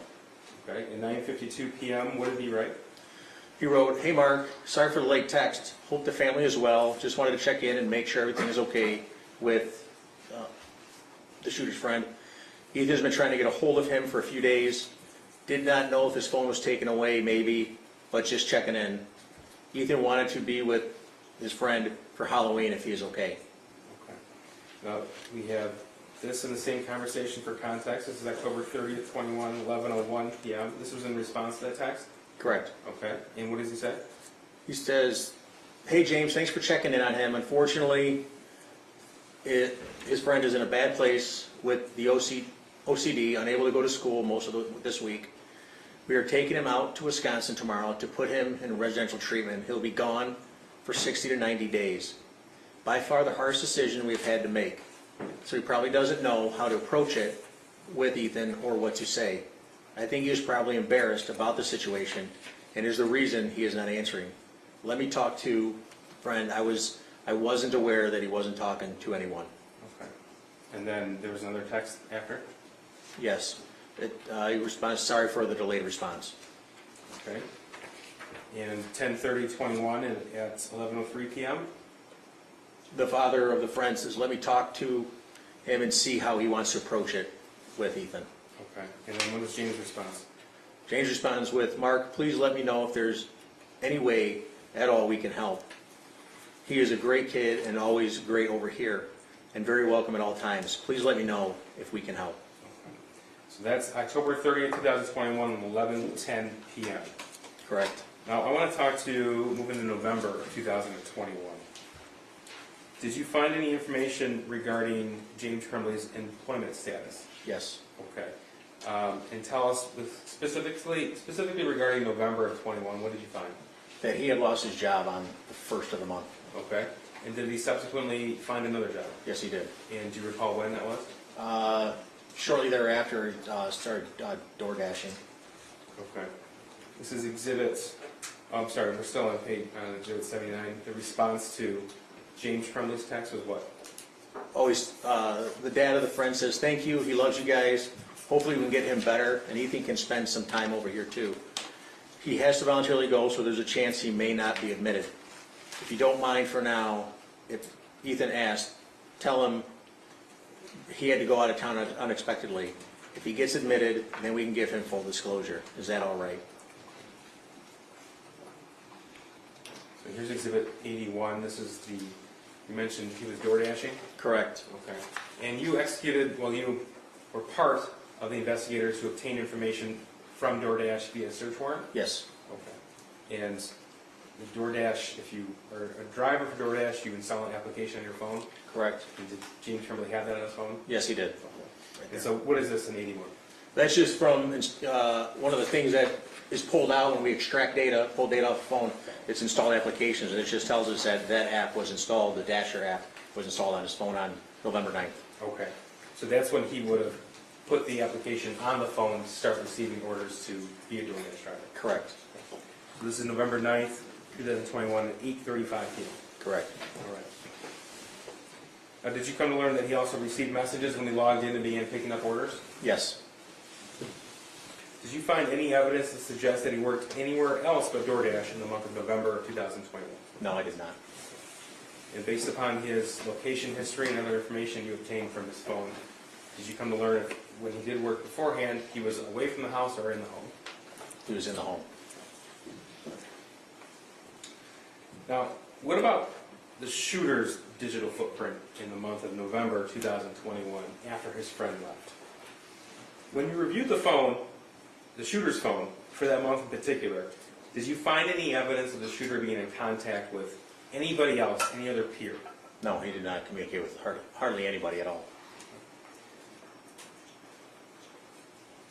Any evidence, either GPS pings, pictures, social media posts, text messages, anything to suggest that he met up with anybody outside of school? No, if I remember correctly, there was, for the whole month of November, there was only 48 total text messages from the 1st to the 30th. Okay. And what did those text messages include? A combined 6 of them were to James and Jennifer, and then the rest were, I remember seeing, he was accessing some app, maybe doing homework or something, trying to find, it appeared like you would text it, maybe a math problem or something, it would send you the answer, I'm not entirely certain, but that's what it looked like. Okay. But no evidence of plans to meet with a friend outside of school or, No. or anything Objection, like Honor, that? asked and answered. I don't think I asked that one. Keep going. Okay.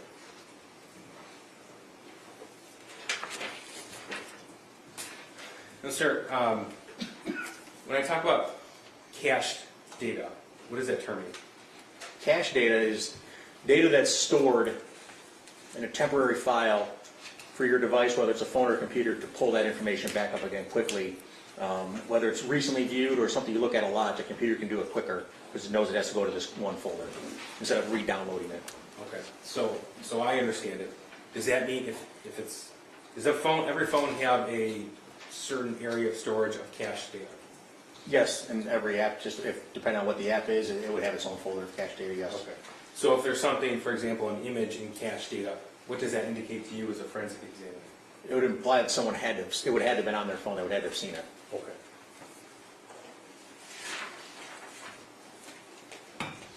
Now, what does it mean if two people have the same cache data on their phone for an image?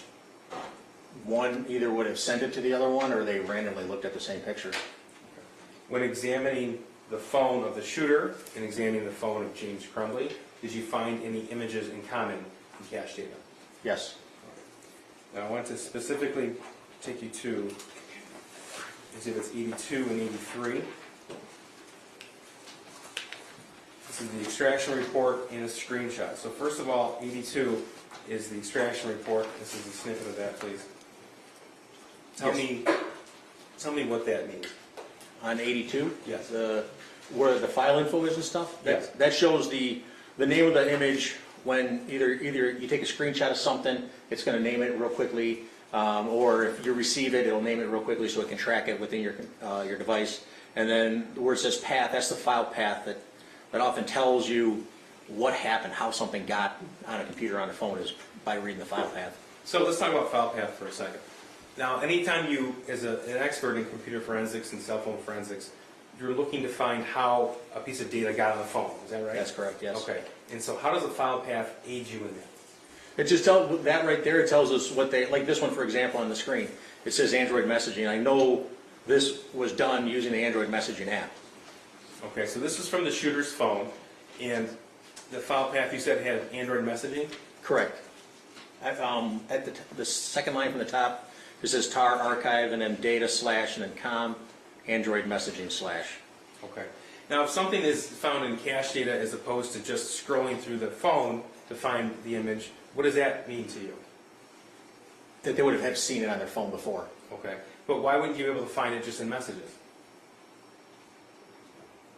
Probably, if it was deleted. Okay. So this is on the shooter's phone, and we have the forensic footprint of this image. Correct. And the image itself in Exhibit 83. Correct. Okay, so what is the exhibit itself in 83? That tells you right there, that's a screenshot, because at the top of it, you can see the top part of your phone. Usually it has a time up there, and the battery life and the antenna strength that you have, and you can see it at the top of that image. Okay. So the screenshot here is 12/39. Correct. And we have the extraction report in 82 to verify. It's Monday, the 8th of November, 2021, 12:39 p.m. So that matches the screenshot? Correct, it does. And because Exhibit 82 has the actual time and date stamp with the UTC -5 that matches the screenshot, what does that mean to you? That image, that's the image that was sent with that. Okay. And this is on the shooter's phone? Correct. All right, so this is, this also has the file path here at 12:40 p.m. Tell me what we're looking at here. This one, so this file path is a little different. Again, starting where you see the word path on the screen there, and then going over, second line from under tar archive, it's the tct.cs.rcs, and the RCS tells me that is rich content, and that's Android's way of being able to either share large files, to know, a lot of people have an Apple phone, you can tell when someone's texting you back. That RCS feature allows Android phones to do the same thing. Okay. So as a forensic examiner, you can tell us that that screenshot was sent by the defendant's phone based upon, by the shooter's phone based upon the file path? Absolutely, yes. Okay. Now here's exhibits 85 and 86. This is from James Crumbley's phone. What are we looking at here? On the right side is, I'm sorry, the left side, I apologize, is the extraction information that was given, the name that was given in the file path. and then the screenshot again on the right side. Okay, Exhibit 85, the extraction report here. It has the date and time. It's November the 8th, 2021, but this is 12:40 p.m., so that's later in time than what was found on the shooter's phone. Correct. Is that right? Correct, about 1 minute. But it's the same screenshot? Correct, it is. Now, did you find either screenshot of the 9mm, so price $299.99, used Smith & Wesson SD9VE in very good condition, comes with 2 16-round magazines and cleaning kit with an image of a firearm, is that right? Correct. Okay, did you find that screenshot in either messaging from James Crumbley or the shooter? From James Crumbley? Yes. No. Okay. But did you find it anywhere else on the phone other than the cache data? No, I did not. Okay.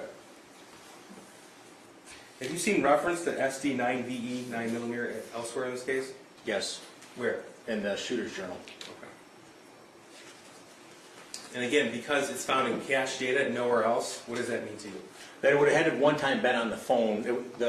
As you're opening the text message, your phone's going to say, I got to save that image so I can look at it if they want to open it up. So the fact that it's in the cache data tells me that they had opened it up Okay. to see it.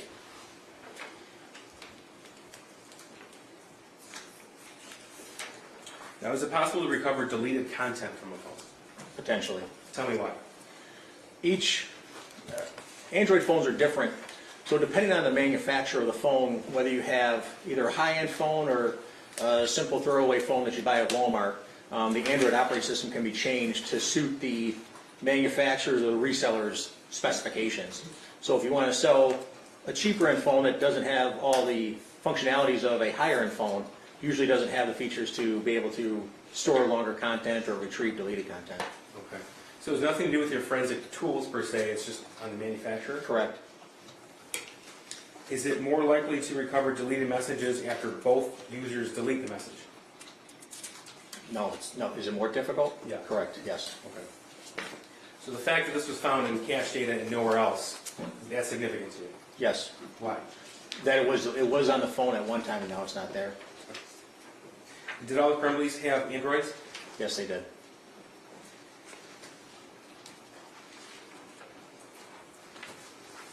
I'm going to direct your attention now to the days before the shooting. We'll start with November the 26th of 2021. Okay. Now, sir, given the tools available at your disposal and the information you're able to pull from, I'm going to ask you to build as best you can a digital footprint of the Crumbleys from the 26th of the 3rd. Okay.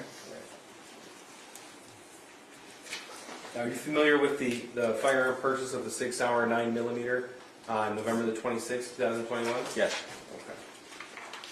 Now, based upon data locations and other information that you were able to retrieve in your investigation, are you able to tell us approximately when that purchase occurred? Yes. When?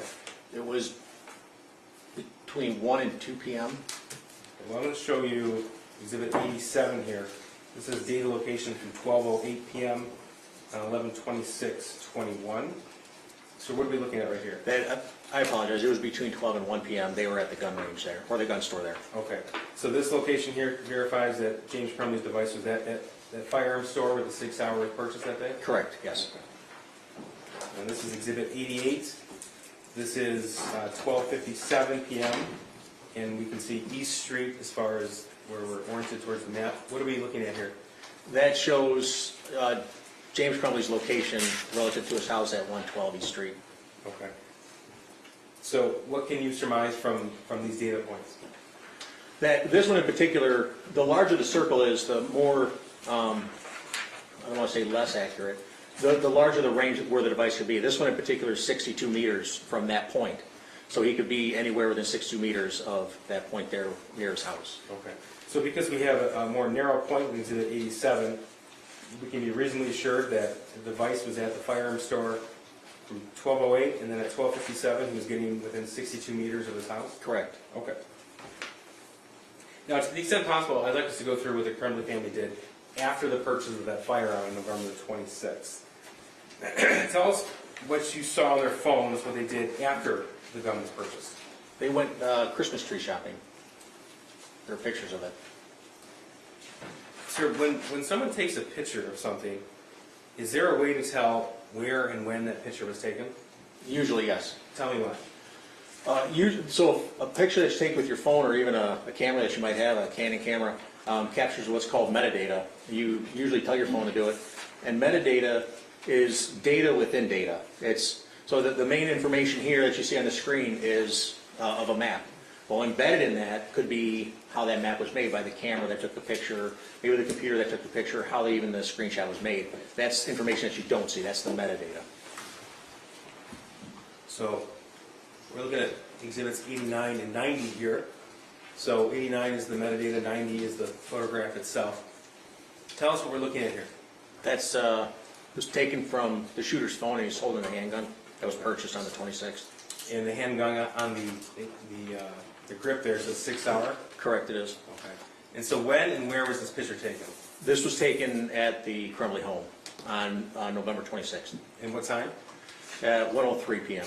Okay. So we saw from the location history that James Crumbley was almost at his house at 12:57 p.m. And this photograph was taken 6 minutes later? Correct. Now, did the shooter post anything on Instagram with regards to this firearm? He posted pictures of him holding the gun, and then telling people to ask questions, they'll answer. So here's exhibit 95. What do we see here? That's the Instagram post where the shooter wrote, "Just got my new beauty today, heart eye emojis, 6 hour, 9mm. Ask questions, I will answer." And when was this post made? In the bottom left corner, you can see it was November 26th, 2021, and it says 1806, which is 606 UTC, and that's what I was talking about. We're -5 or 4 hours. So in November, we're -5 hours, so it's taken at 306. All right. Here is also exhibit 95. What do we see here? 106. I apologize. It was 106 that was taken. 106. I minus I was going 5 to from the correct your 18. math, but Yes, I apologize. Another picture of him holding it in his hand, and that was taken shortly after at 1:06 p.m. on the okay. So 26th. same caption of the post, different photograph. Correct. All right. And here is again same time, same caption. Yes, just looking down the sights of the gun. Okay.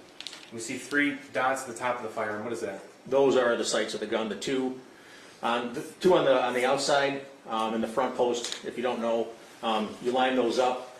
It's called your sight picture. You get those 3 dots in a line. If you have equal light on either side, it's where your rounds are going to go. And he's just practicing lining up the sights. And that's lined up in a way where it would fire the way you would want it to. Is that right? It's put around right below it, yeah. And same caption. Just got my new beauty today. 6 hour.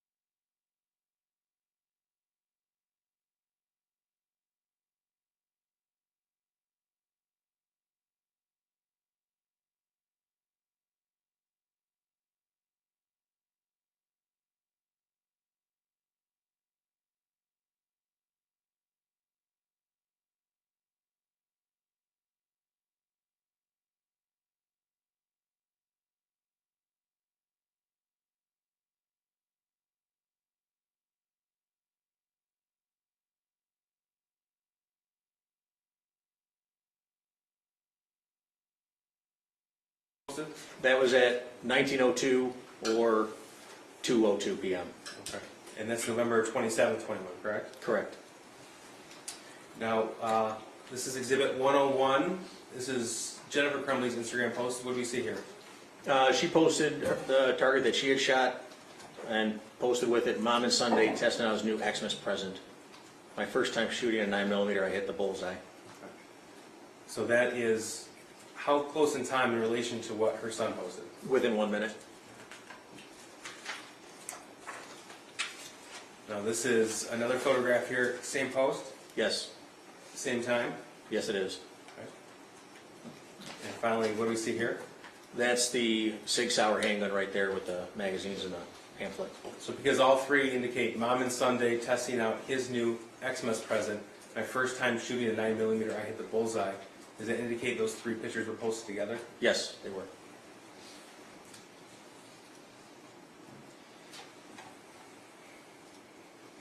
Now, here's Exhibit 102 here.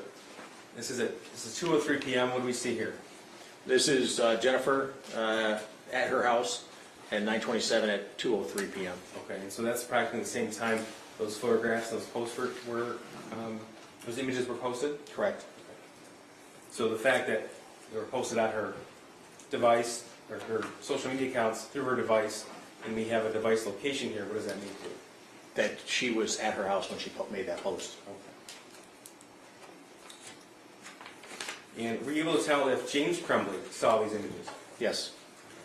Here's Exhibit 103. What are we looking at here? This is data information from the cell phone extraction. And again, back to the file path that I talked about, you can see the third line down in the second column. You see com.facebook.katana/cache, indicating that it's in the cache folder. Okay. So like the screenshot of a Smith & Wesson 9mm sent by his son to him, these images were also found in the cache folder? Correct.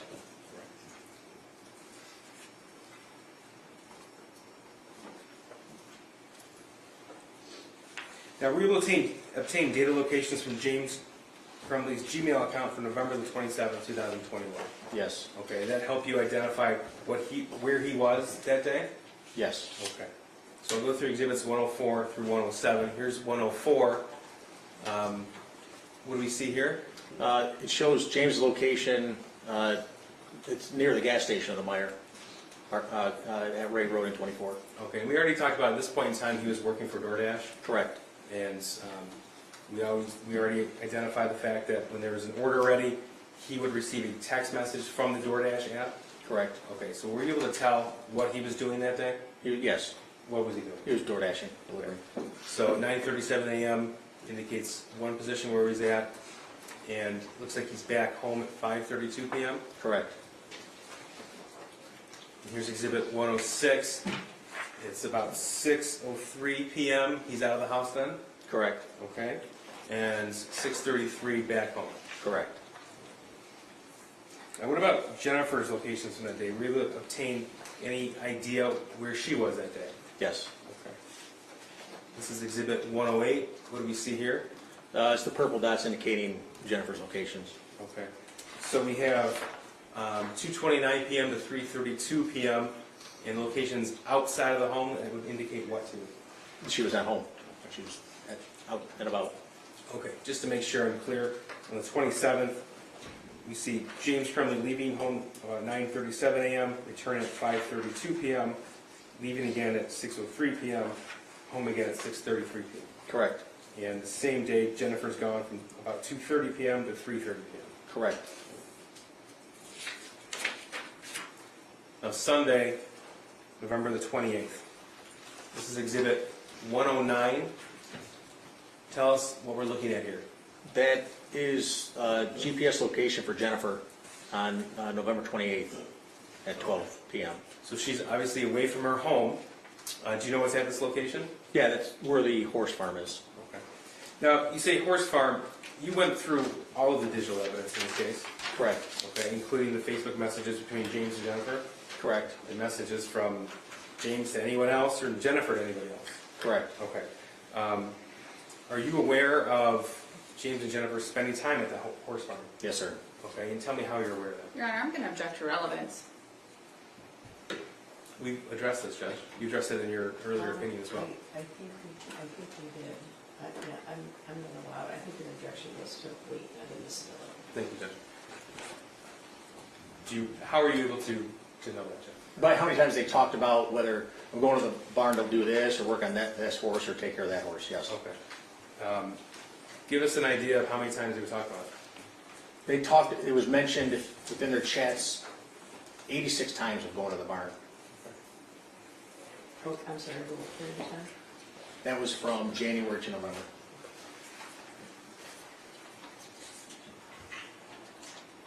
From that conversation, we're able to tell if they would go together or if they had a plan together.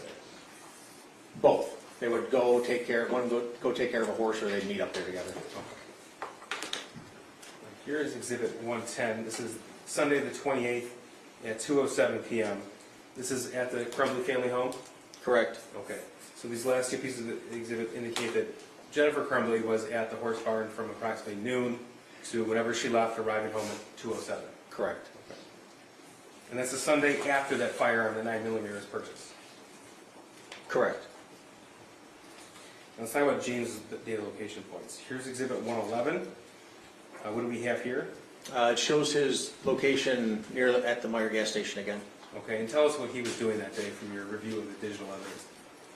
That day he was door dashing again. So this is a data point at 8:56 a.m. Exhibit 112 is 12:45 p.m. Here's he's back at the house. Correct. Does he leave again? Yes, he does. Okay, here's 113, Exhibit 113 at 12:52 p.m. What do we see here? It shows him going away from the house. Okay, and Exhibit 114, what do we have here? At 5:13 p.m. he's back at the house. Okay, so all this tells you that James left at 8:56 a.m., returned at 12:45 p.m. He left again 7 minutes later and returned 5:33 p.m. That's correct. Okay. I want to move on to Monday, the next day, Monday, November the 29th. I want to talk about a Facebook conversation between James and Jennifer Crumbley from that day. So this is Exhibit 115. Jennifer Crumbley at 8:23 a.m. on Monday, November the 29th. Are you at the barn? And then follow up with just a question mark at 9:02 a.m. Is that right? Correct. Okay. So again, blue is Jennifer, green would be James. James. Yes, sir. Okay. When you mentioned like those 86 times you talked about the barn, is this what you were referring to? Yes, it was. Or at least a portion of what you were referring to? Correct. James's response was what at 9:05 a.m.? Working on Billy. Okay. And did you come? Who's Billy? Did you? I couldn't find, it was one of the horses. All right. This is also part of 115. What did James send to Jennifer? He sent a photo. It's the horse's legs. Okay. And Jennifer's response? Do the fronts too. So that's 9:21 a.m. on Monday, November the 29th. What did Jennifer write to James after that? She asked him, "Did you call the vet yet?" And then tells him, "Make sure you get back in between his heel bulbs." And James's response was, "I did," at 9:34. Then fronts too, right after. Correct. And James wrote what at 9:35? He says, "What exactly should I tell the vet? Type out for me, leaving the barn now." Okay. And Jennifer's response was what? Billy looks to have scratches / mud fever. He's starting to stock up on all fours and concerned about infection. He's not lame, sensitive to the touch, and they go down when he moves. Is there an antibiotic I can get him on? We just put Desitin, an antibacterial, on his legs today. Okay. And then she wrote what? She asked, was he stocked up this morning? Okay. So that was 9:41 a.m. Correct. And James's response at 9:43? He responds back with, he was stocked up more in the back than in the front. In fact, the front didn't really look stocked up at all, so I launched them for a few minutes before. I put the stuff on it, and it took the swelling down a little bit, but I got that cream all over, in between his heel bulbs and stuff like that. I'll call the vet here in a minute. Okay. And then you wrote, talk to text, FYI, so I have no idea what I really just said. Yes. Jennifer, it made sense, LOL, at 9:58, and then James's response at 9:59? James responds with, I just talked to the vet, Carrie. Said she's going to talk to the vet once one of them get back in, and she will give me a call back. I explained everything exactly how you wrote it down. Good thing you wrote it down like that, LOL, for me. Okay, and her response was, okay, good, LOL. Correct. Okay, so this conversation regarding the barn and the vet started at 8:23 a.m. and it went until 10:15 a.m. Correct. Okay.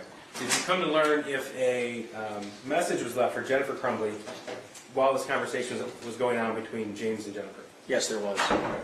This is Exhibit 116. Ms. Williams, do we have the volume up?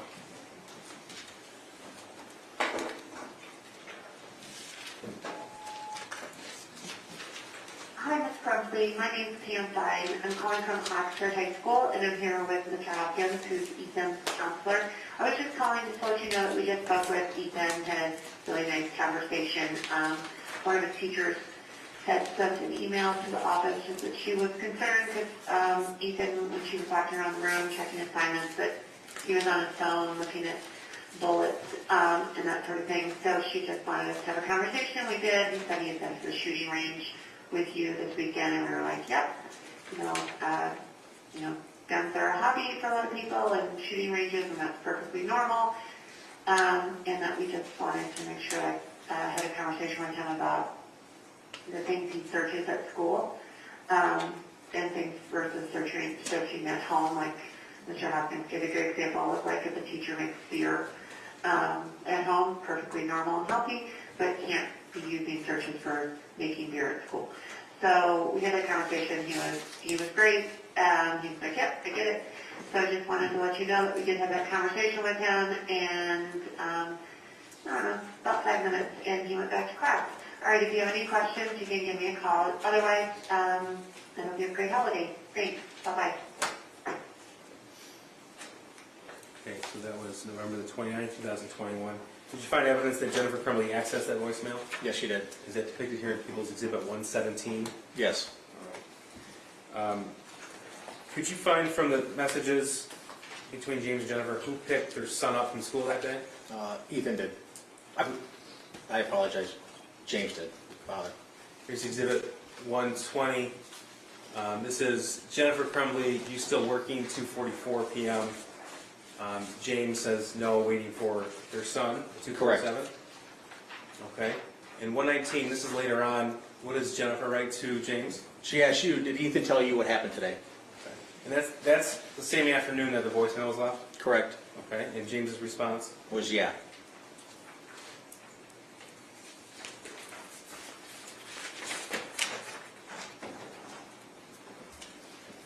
Now we're going to move on to November the 30th. And we'll go step by step from what you were able to discern from all of the evidence that you had to review at your disposal. So in the morning, November 30th, were you able to tell what time the shooter was dropped off at school? After 7:30 p.m. or a.m. So were you able to pull surveillance video for this? Yes. This is Exhibit 122. 7:46 a.m. on the 30th? Correct.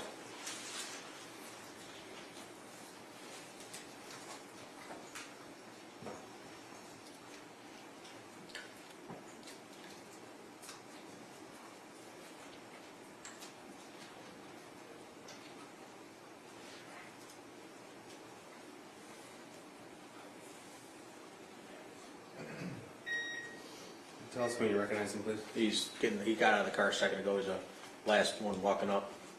Right there? Yes.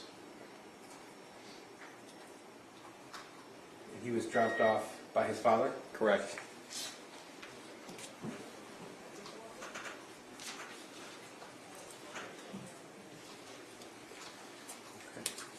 Exhibit 123, tell us where James Crumbley went after that. At 8:04 a.m. he was at home. Okay. And then Exhibit 124, where was he? At the horse farm again. Okay, so 9:04 a.m. So 7:46 a.m. he dropped off his son. He was home at 8:04 a.m. He's at the horse barn by 9:04. Correct. Okay. Do you know what time that Jennifer Crumbley got to work? About the same time, 9:04. So this is what we're looking at here. That's Jennifer walking into her place of employment. This is Exhibit 125. Yes. Okay. And this is November 30, 2021 at 9:04 a.m. Correct.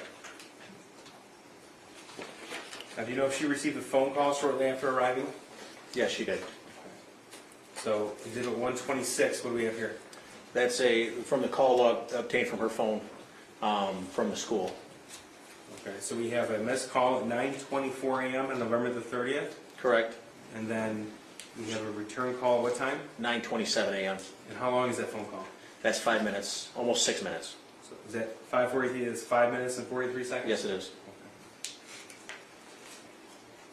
Now, next in the timeline, 9:31 a.m. What are we looking at here? That's the screenshot or a picture of a math sheet homework that the shooter had. Okay. So this was sent to whom? To Jennifer. To Jennifer Crumbley? Yes. Okay. Exhibit 128, what's this? That's the full-size image of it, of the math sheet. So did you come to learn there were actually two different math worksheets? Yes, Okay. And this would be referred to as the altered one? correct, it is. So this was sent to Jennifer Crumbley at 9:31? Correct.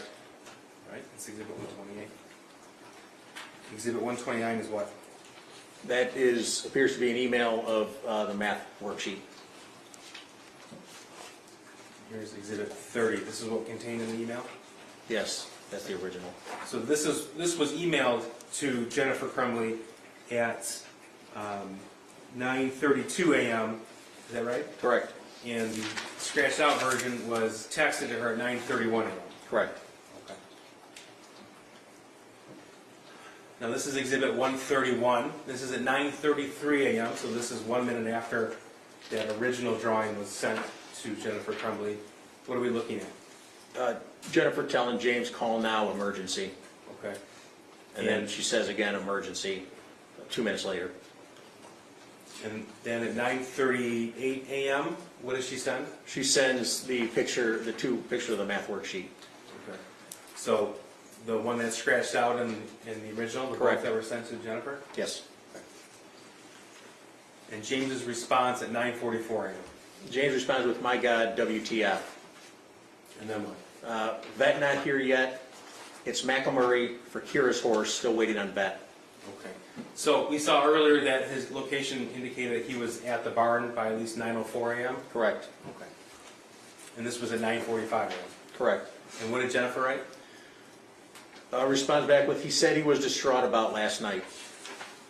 James? James says, we talked about it this morning. Then he asked, you talked to him, question mark. And what did Jennifer respond? Responds with, can you call? That's 9:57 a.m. Correct. Okay. And what does Jennifer write at 10:04 a.m.? She says, heading to a school, I'm very concerned. And that's at 10:04 a.m. on November the 30th, 2021. Correct.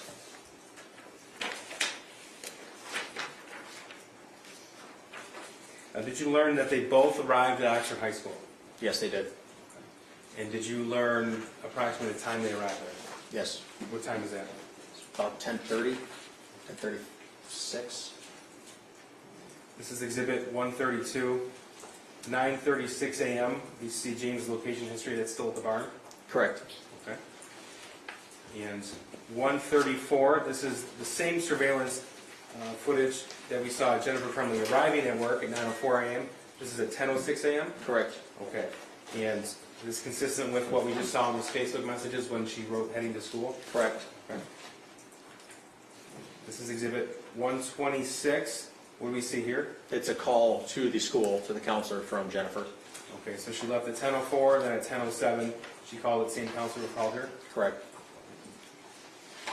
And exhibit 131, headed to a school at 10:12. So that would be the timeline for that period of the day. Correct.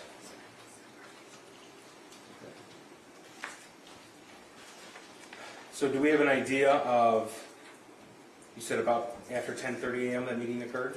Correct. Okay, and so is this what you base that opinion on? Correct, yes. All right, so what do we see here at exhibit 135? What you see at the top of it is the horse barn, and then he takes a path down Gardner Road, and then heads to the high school. Okay. So if I'm correct from what we just saw, Jennifer arrived at work, well, first of all, the shooter was dropped off at school at 7:46 a.m. by his father. Correct. He went to the horse barn at 9:04. Correct. Jennifer arrived at her place of employment about the same time, 9:04. Yes, sir. Okay. And she received a phone call at 9:24. Correct. Then we saw the messages sent from her counselor, and the phone call from her counselor, and the messages thereafter with those two drawings. Yes, sir. And then the Facebook messages at, directly after to James with those two drawings. Correct. Okay. And this shows when he left the horse barn and about the time he arrived at Oxford High School. Correct.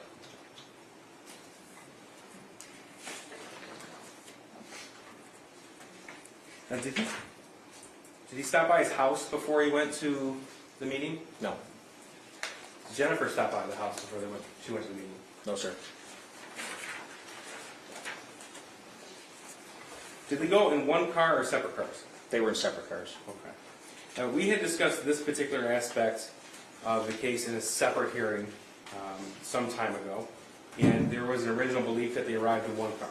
Correct. Okay, you came to learn that they arrived in two different cars. That's Objection correct. or leading? Again, it's just foundation, sir.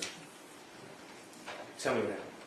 When I originally was watching the video, the system that the school has, it's not continually recording. It only records when there's enough movement in the frame. So if they're too far of a distance away, it's not going to record, even though there might be somebody walking across the parking lot. The sensors don't pick it up. And it didn't, once I saw the second car, what I thought was the first car, pull into a parking spot, the next thing I saw was just two people standing in front of it. So I assumed that they had come out of that car together.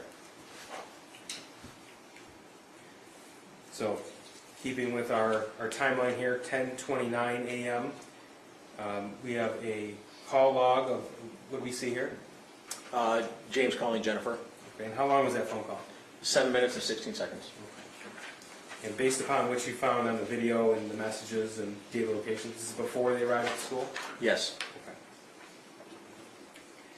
Now, you were able to pull the surveillance footage of both vehicles arriving and their movements while inside the Oxford High School, at least that were contained on surveillance video, is that right? Correct. Okay, so this is Exhibit 137. I'm going to play this. And just so we know, at the bottom of the screen here, we have a description of the camera, what it's looking at with the time. Correct. So this is 10:36 a.m. on November the 30th, 2021. Correct. Okay. And this, what are we looking at right here? That's the parking lot of the school on the north side of the school.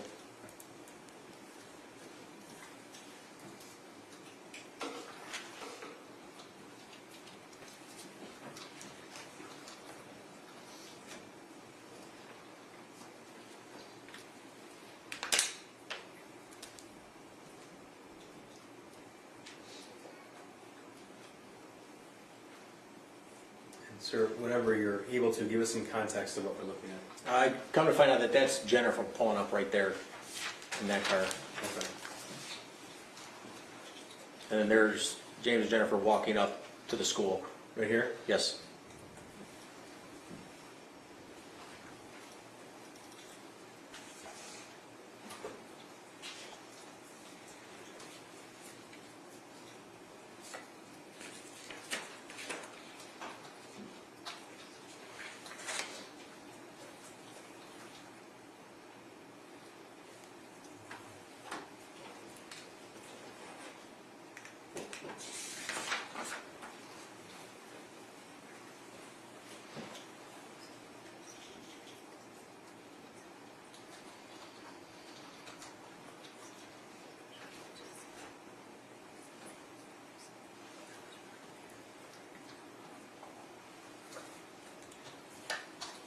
Sure, this is James and Jennifer Crumbley in the Oxford High School that day? Yes, Okay. that's in the office there, and they're being directed around to counseling. At the bottom of the screen there, it's 10:39 a.m. Correct.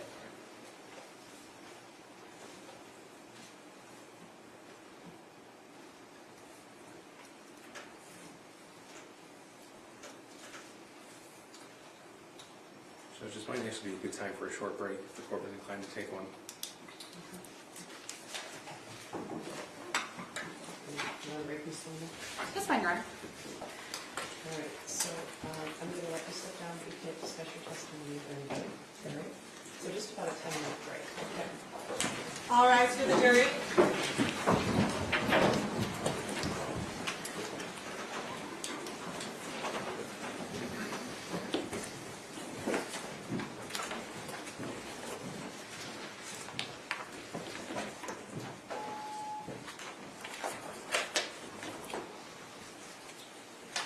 We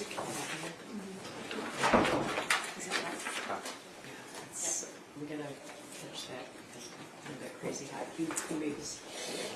Right, so by 3 o'clock, we're gonna go home. Thank you, Judge. Thank you, Ron.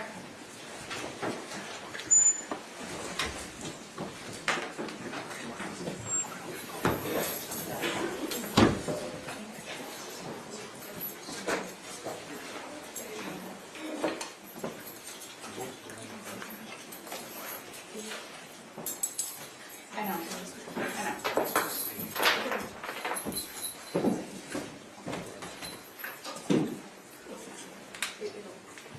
I know. Yes.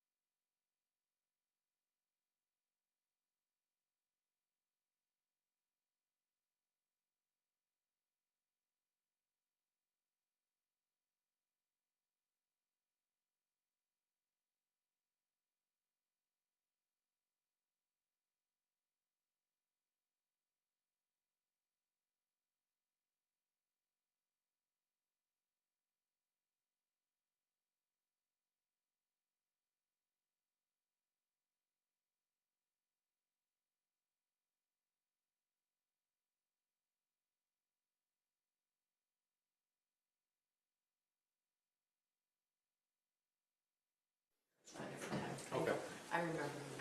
Thank you.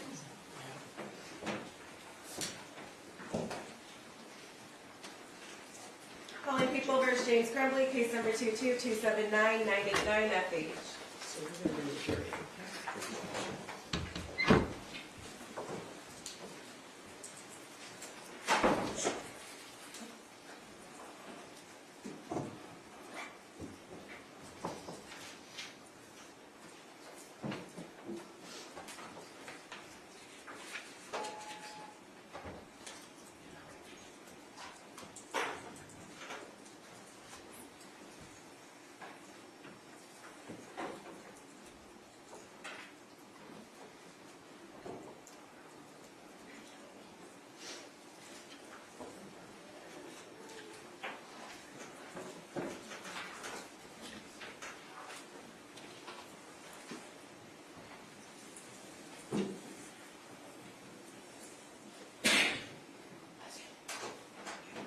All rise for the jury.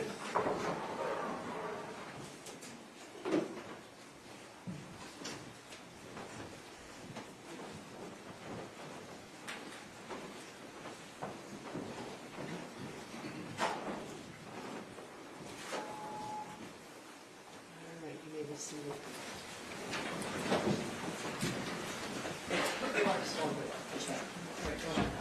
Thank you. Okay, so we were on November the 30th, 2021. This is at 10:39 in the morning. You identified both James and Jennifer Crumbley in Oxford High School. Correct. Okay. So this was a surveillance video pulled from that day and that time? That's correct. Okay.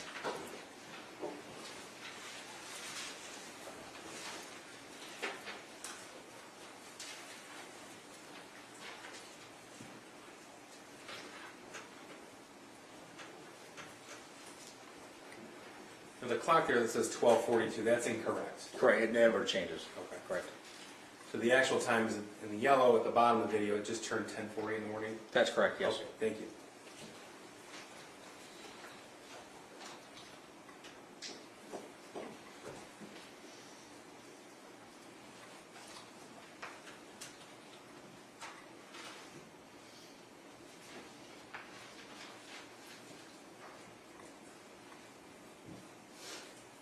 Did you come to learn who this person was that greeted James and Jennifer Crumbley? Yeah, it's a school counselor. Okay.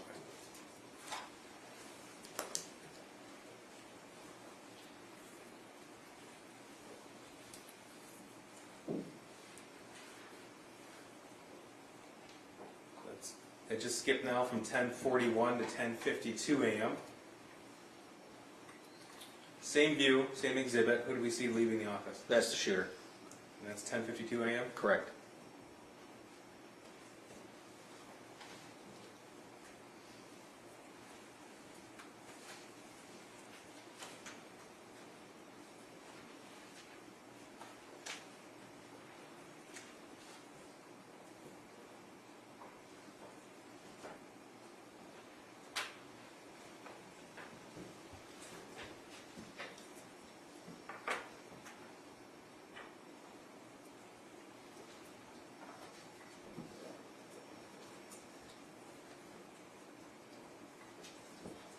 This is 10:53 a.m.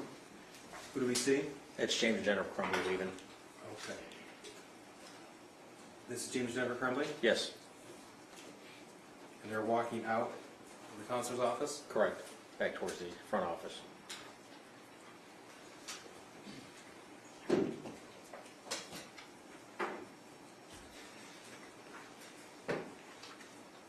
At one point in time, James Crumbley was holding a white piece of paper. Now it appears Jennifer Crumbley is holding that. Is that right? That's correct, yes. Okay. And he just took it back from her? Correct, he did.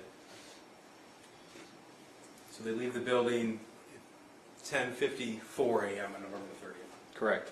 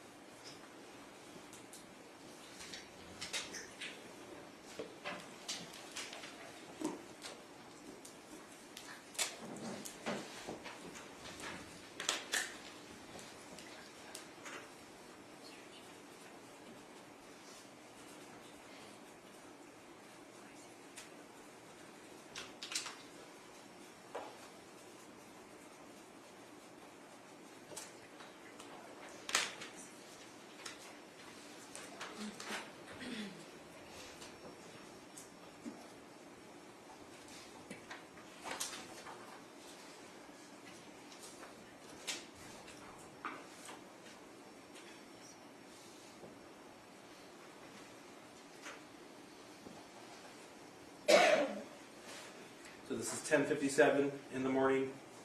Correct. Okay. And let me know when you see James Crumbley's vehicle leaving. Here it starts right there. Okay. It turns to its left.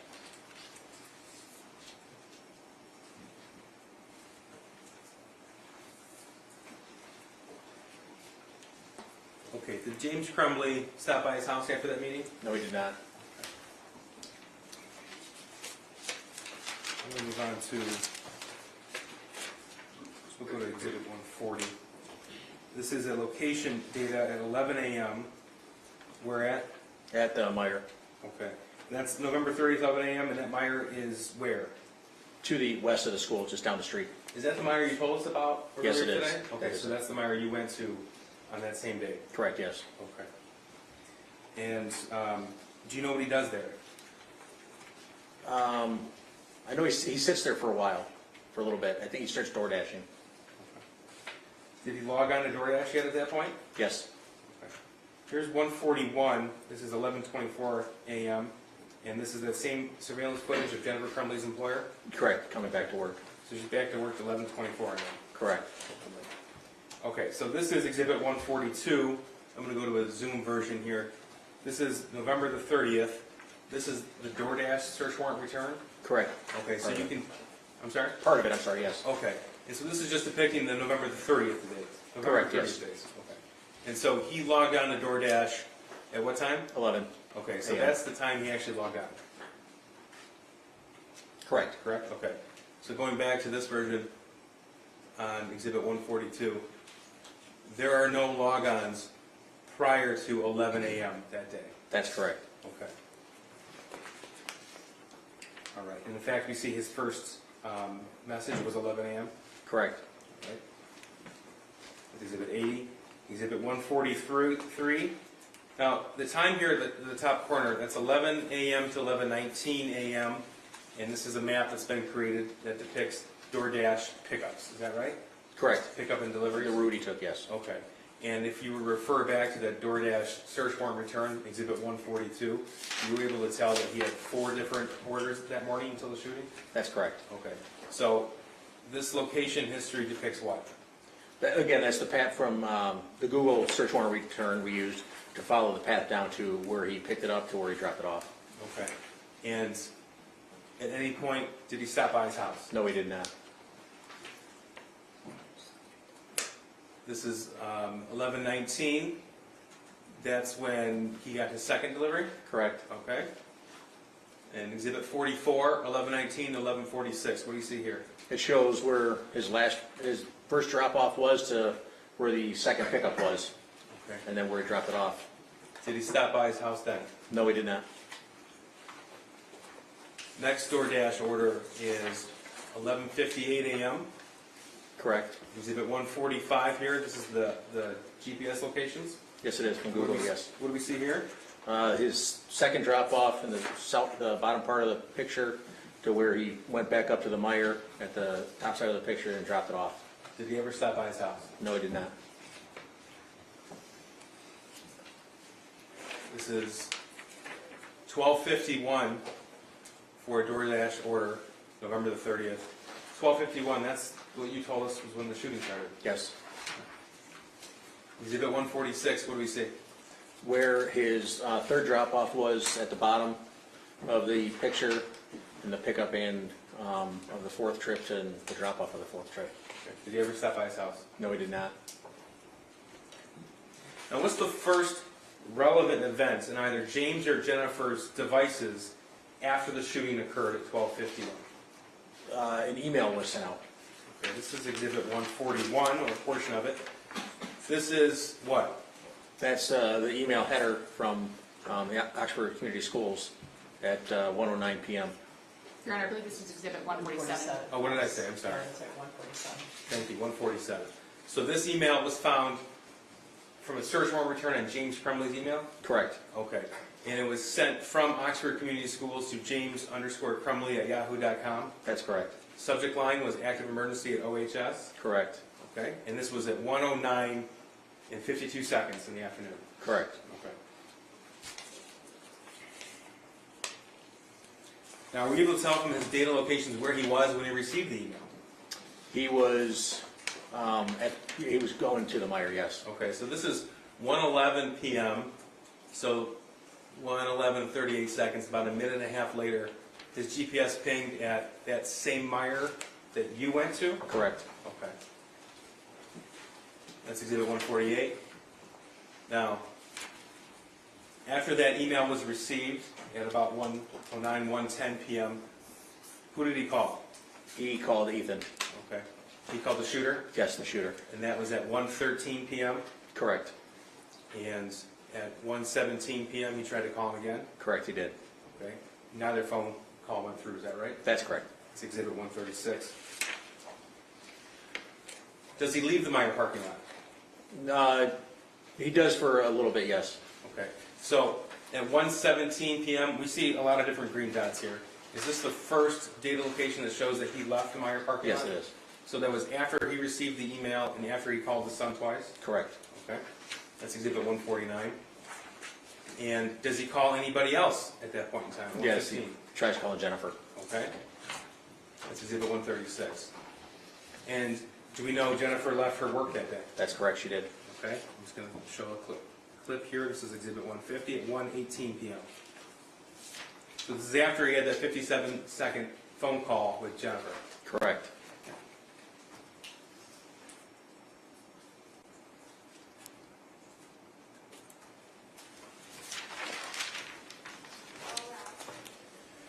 Okay, we saw that James left the Meyer parking lot at 1:17. Did he go home then? Yes, he did.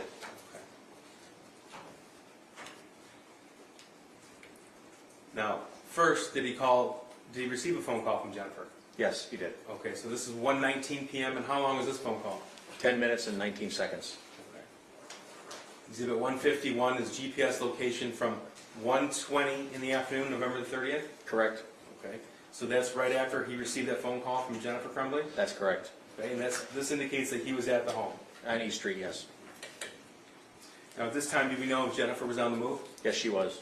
Okay, but she wasn't home yet. She wasn't home yet? No, she was not. All right, so this is Exhibit 152. Where is she at from 1:18 to 1:20 p.m.? That's her employer. She, Square Lake and Telegraph, south of here.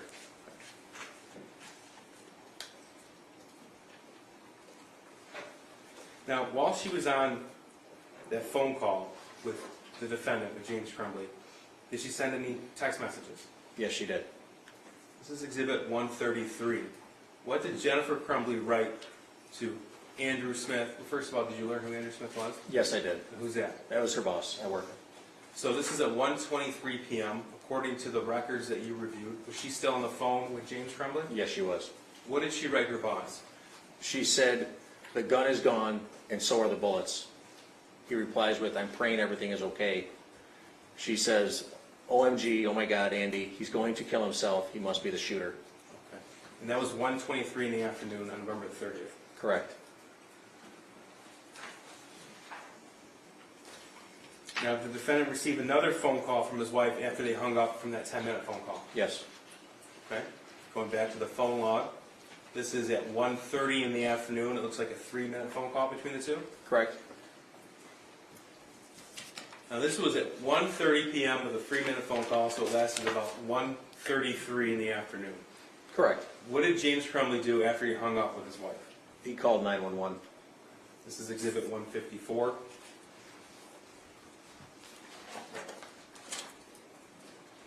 What's the location of your emergency? Okay, I'm not really sure. I'm at my house. There's an active shooter situation going on at the high school. My son goes to the high school. I have a missing gun at my house. I need an officer to come to my house right away, please. Okay, I'm not going to be able to send anybody to your house right now. So they're on the active shooter situation right now. I understand that. There's a million cops here. I have a missing gun, and my son is at the school, and we had to go meet with the counselor this morning because of something that he wrote on a text paper, and then I was in town, and I saw a whole bunch of cops going somewhere, and I made sure that I wanted to get to the high school, see someone was going to the high school, and then somebody told me that there was an active the shooter, and then I raced home just to go find out. And I think my son took the gun. I don't know. Tim, I don't know what's going on. I'm really freaking out. My son's name is Ethan Crumbley. C-R-U-M-B-L-E-Y. C-R-U-M-B-L-E-Y. All right, sir, I'm going to put you on hold for just 1 second, okay? Mr. Dr. Cookman, come in and see if I can do anything for you, okay? We'll put you on hold. Thank you. Okay, Mr. Crumbley? Yes. All right, I'm going to get your name and phone number, and I'm going to have my lieutenant that's out there dealing with the situation. He's going to contact you, okay? What's your first name? My first name is James. And your last name, Crumbley? Yes. Okay. And what's that phone number for you? 248-750-6483. Okay, do you know what your son was wearing when he left the house this morning? He had on a pair of sweatpants and like a gray shirt. A gray like sweatshirt. Okay. All right. Somebody's going to give you a call, okay? I can't give you a time frame because they're right in the middle of all of this. I can't give you a time frame, but we're going to give you a call as soon as possible, okay? Okay. All right, thank you. Bye-bye. The call was made at 1:34 in the afternoon on November the 30th. That's correct. And sir, if you know, that was before the name of the shooter was made public. That's correct. Now, at some point, was James Crumbley contacted by law enforcement? Yes, he was. Okay, do you know if both James and Jennifer Crumbley went to the Oakland County Sheriff's Office, Oxford substation? That's correct, they did. Okay. This is exhibits 155 and 156. These are location points. 1:58 p.m. for James Crumbley. Where is he at? That's the location of the substation. Okay. So he made the phone call from his house at 1:34, and he's at the police station at 1:58? Correct. All right. And this is Jennifer Crumbley. She was there at 1:59? Correct. Now, sir, we talked in the beginning of your testimony about the multiple phones that were recovered and that you conducted analysis on. Do you have a chance to review the forensic downloads of the other phones as well? Yes. Okay. Now, during the course of your forensic investigation, did you find that on a phone associated with Jennifer Crumbley, what we refer to as a burner phone, and an alarm set for December the 4th, 2021? Correct, it was. Okay. That's 157. Oh, they're back home at 2:30 in the afternoon at 157, exhibit 157, is that right? That's correct, yes. Okay, so Jennifer Crumbley, 2:30, James Crumbley, 2:30 afternoon. Correct. Okay, so now moving ahead to December the 4th. This is exhibits 159 and 160. What are we looking at here? That's the screenshot on the left side, and then showing the alarm set on the right side. Okay. Now, from your review of all of the forensic evidence that you had, did it appear that Jennifer Crumbley would leave her phones on throughout the night? That's correct, she would. Okay. Now, we talked a little bit about how the cache images were found of that 9mm handgun, but the message wasn't found, and how you have an ability to occasionally obtain deleted content. That's correct. All right. Were you able to obtain a Facebook thread between Jennifer Crumbley and somebody named Brian Wash? Yes, that's correct. Were you able to obtain any particular messages that were deleted? Yes. I'm going to show you Exhibit 161 and 162. These have been admitted. 161, what are we looking at here? The first box indicates that the message was unsent. And the second one from Jennifer Crumbley is, "We're on the run again. Helicopters not sure where to message you," on December 2nd at 1:31. When you say unsent, why is this significant to you? It says she recalled the message back. And this is from a Facebook message? Yes. Okay, so this is after the shooting. This is Thursday, December the 2nd, 2021. And she wrote, "We're on the run again. Helicopters not sure where I'll message you." Correct. Okay. Exhibit 162, later on Thursday, December the 2nd, 2021. Did you find another deleted message? Yes. And tell us what that is, please. The original message was, "We're fucked," and then that was also unsent. And because it says you unsent a message and the red X, does that indicate to you that it was deleted? Correct. Now, sir, you reviewed all of the defendant's phone call history. Is that correct? Correct. At any point from the time that James Crumbley left with that piece of paper on November the 30th, 2021, to the time the shooting occurred, at any point in time did he call any doctor, hospital, or medical provider? There was no indication of that, no. Now, you reviewed his entire web history as well, James Correct. Crumbley's. At any point did you see him researching 9mm handguns? No. So the screenshot that was on his phone that was deleted, that was sent from his son to him on November the 8th. That's correct. Now, earlier, you described the video that you put together of the shooting. Yes. And you spent, I asked you earlier, and I think your response was too many as far as hours. Could you, for context though, to lay a foundation for the jury, could you give us an idea of how much time you actually devoted to this? To that particular video? Yes. Oh, Your Honor, I'm gonna object 40 to 50 relevance. hours. I'm sorry, I'm gonna object to relevance. Judge, the jury's going to see the actual video in a few days. This witness was the individual to put over 100 camera angles together. To do that, he had to watch an awful lot of footage, and he also had to parse out certain activities of students before, during, and after the shooting. The video itself is synced together. There's portions where it skips, and we have to explain why. There's no sound in the video. Okay, well, you can ask him that, you'll definitely ask him that, why, it's not one complete video going from beginning to end. No, Like, it it's not, was a series of different camera angles. okay. Okay. So it follows the shooter's movements? From the different cameras, correct. Okay. But you also had to aid in the identification of the victims? Yes, I did. Okay. But how is it that you did that? By where they were Your Honor, standing. I'm and- gonna object to this as well. I don't know how this is relevant either. Judge, this is a homicide case. Well, it is a homicide case, I'm not allowed. Thank you.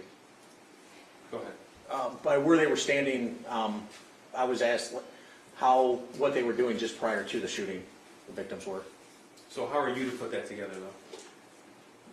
I don't understand what you mean. How is it that you used that information to help identify the other investigators who was who?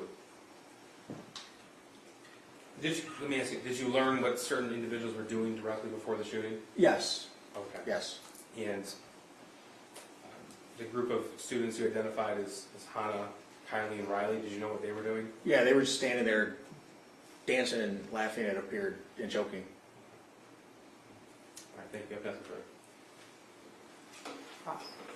Can we refresh your? Sure. Microphone, Your Honor? Yeah, could you guys turn the mic on?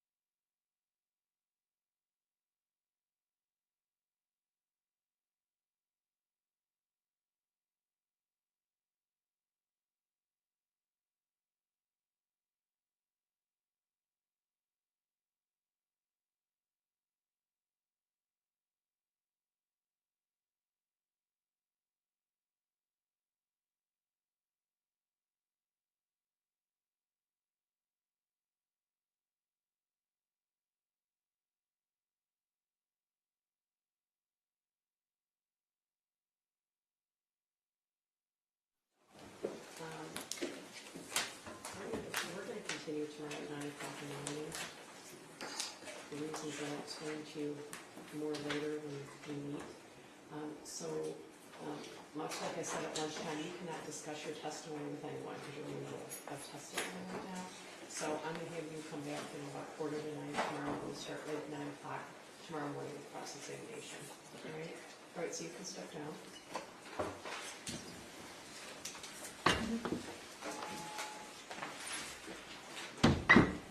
When we excuse you, we are doing work. We were here quite a while last night. But I don't like to make you wait while we're doing other things. So there's a lot of moving parts, so I want to let you go. All right? I need to tell you that during the trial, you should not read, listen to, or watch any news reports about the case. Under the law, the evidence you consider to decide the case must meet certain standards. For example, witnesses must swear to tell the truth, and the lawyers must be able to cross-examine them. Because news reports do not have to meet these standards, they could give you incorrect or misleading information that might unfairly favor one side. So to be fair to both sides, you must follow this instruction. Do not go on social media, do not post, don't do research, don't discuss the case with anyone. We're going to start up at 9 o'clock tomorrow morning. Does anybody have any questions about the schedule or anything in general? What time do you come here? Well, we'll start at 9, 5 to 9. Not either. No, but we'll start at 9, so you guys are really good today about coming on time. I appreciate that. So, sometimes they want to set their camera up and there's always, I'm here, but we're moving a lot of people around. All right?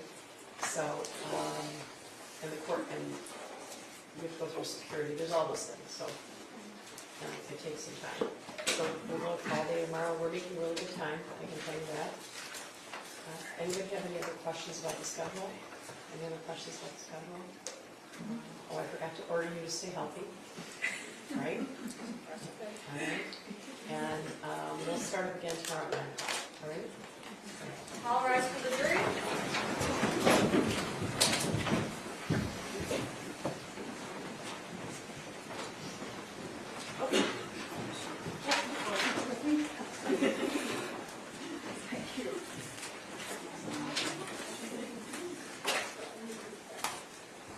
Mr. Williams is on the way to court to address the issue raised. All right, you may be seated. Right now. Yeah. Oh yeah, they can go. I'm going to let the jurors go. Thank Okay? you.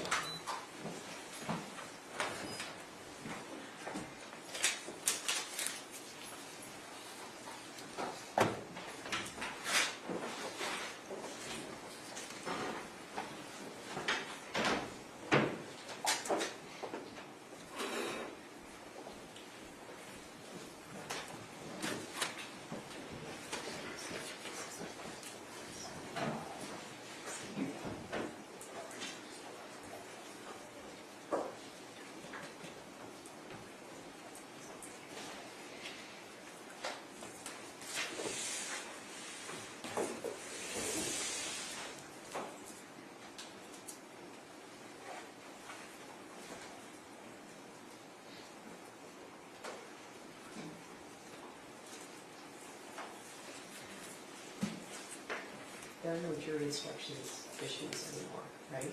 No, we agreed a few months ago, Judge. Right. Yes.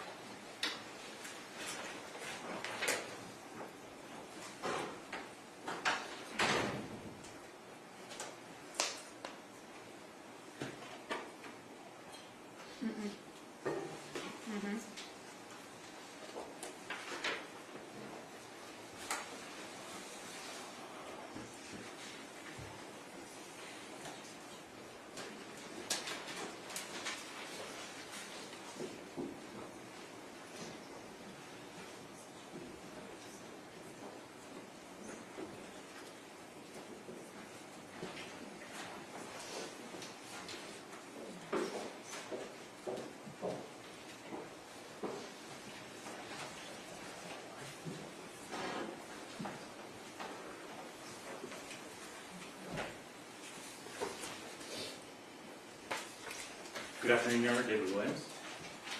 Good afternoon. Would we call this a motion? Is that? Judge, I think it is. It's an oral motion. Your Honor, before we get started, I'm just going to place my objection on the record that this is being handled.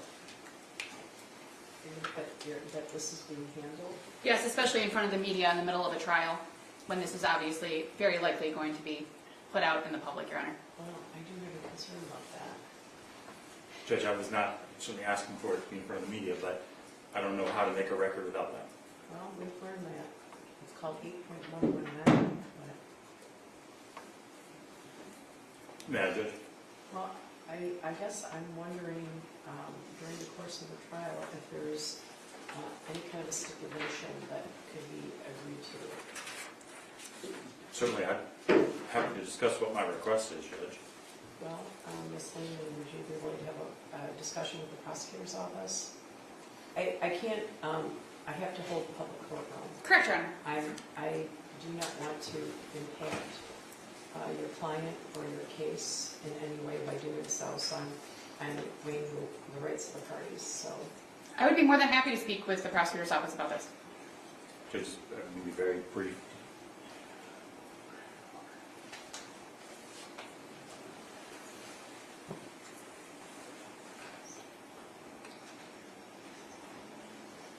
I think the situation could be temporarily taken care of with a stipulated order, but I don't know if that's satisfactory or not.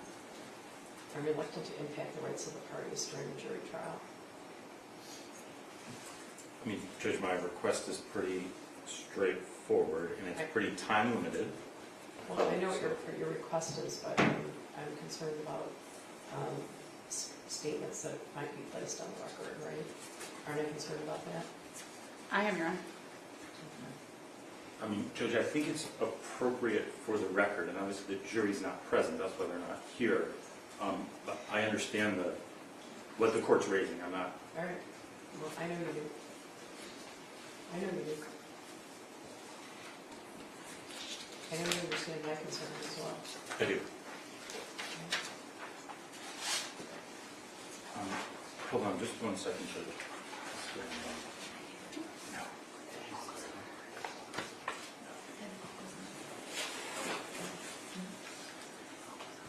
I'm asking if there's another method during the duration of the trial, which is about next week or so. That's exactly it, Judge. Okay, so I'm asking if you and defense counsel I could provided enter into a stipulation. a draft order, Judge. There was a draft order provided, Your Honor. It is not time specific. It appears to be kind of a blanket So, time period. Judge, I can set this for a motion the second there is a verdict, right? You Judge, could, Your Honor. in fact, Judge, I think we'd be willing to have the order expire by its own terms upon a verdict.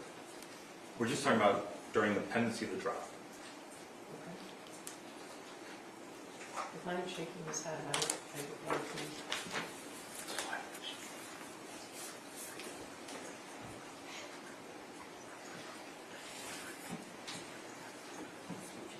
In theory, I can ask the prosecutor to file a written motion, but that doesn't help me either. And Judge, I'm happy to do that. Okay, Your Honor, my client is not willing to agree to the order. Okay, so you. It's basically restricting his ability to speak to people, Judge. I mean, it's Well, it's a complete revocation, except for counsel. I'm most concerned about him being able to talk to you. Right, and absolutely, that's not part of what we're asking. I mean, Judge, if the order gets entered, we're asking that the communications be limited to only counsel in legitimate clergy during the rest of the trial. That's my request. We're talking 7 or 8 days. You can talk to his attorney, you can talk to legitimate clergy. Okay, so if he doesn't agree to it, then the prosecutor is going to make the motion. Right? And I have advised Mr. Crumbley of that, Your Honor. I would propose that there could be a different order with a restriction and not a complete revocation. Obviously, the prosecutor's office is reviewing communications. They would know whether or not the order was violated, and at that point, if the court needed to take action, then the court could take action. Judge, it's not just about violations going forward, it's about the conduct that's already happened. Well, I understand that. I understand that. It's so hard to understand because there's a big old sign right there, right? Every call. Every single call. Yeah, Judge, if there's not an agreement, I'd like to just make my motion. It's fairly brief, Judge.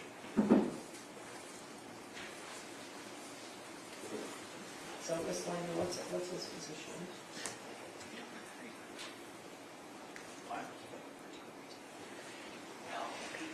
Your Honor, he is not agreeing to the order. Okay, well, does he know that in 10 minutes, there's going to be an article about it? Does he know that in 10, maybe 8? I can't, I'm not permitted to have a closed courtroom unless we're proceeding with a closed hearing under 8.109, and as I sit here right now, I don't know if this qualifies, so.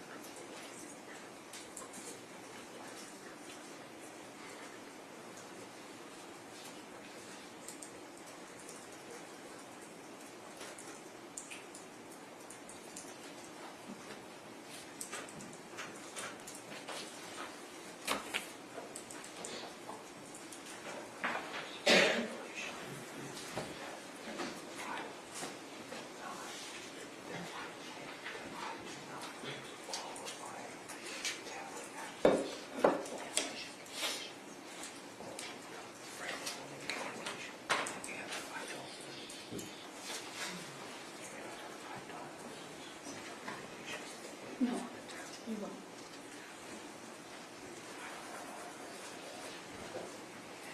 May I speak with Mr. Williams for 1 moment? Yeah, can step out if you need to. Yes.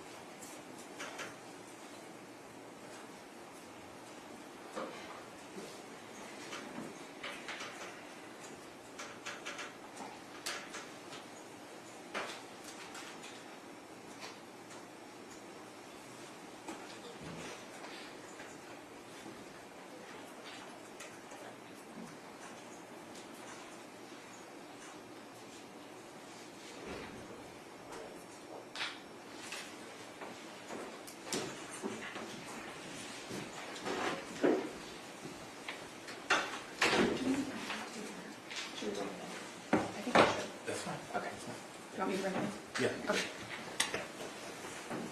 Judge, I think we reached a resolution.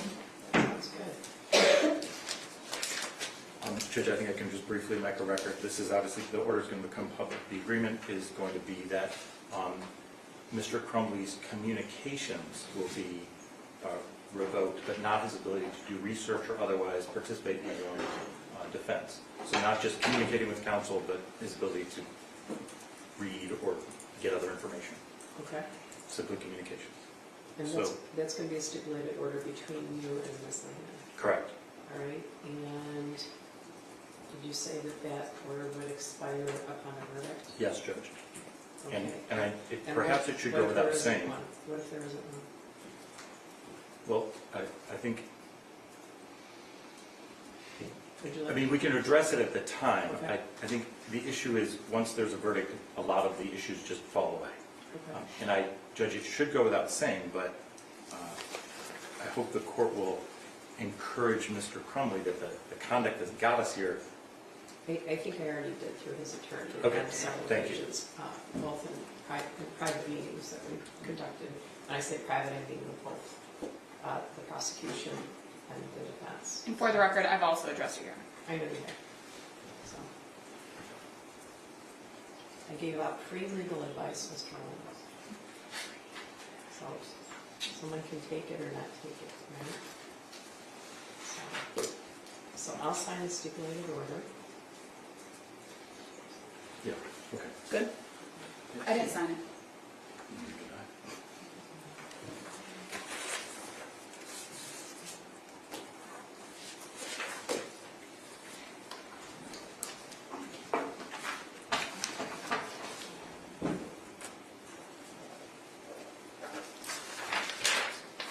May I approach the clerk, Your Honor?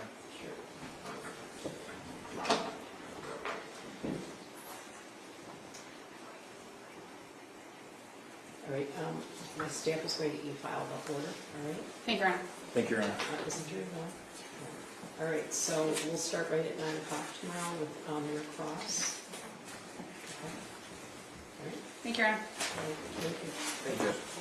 All right.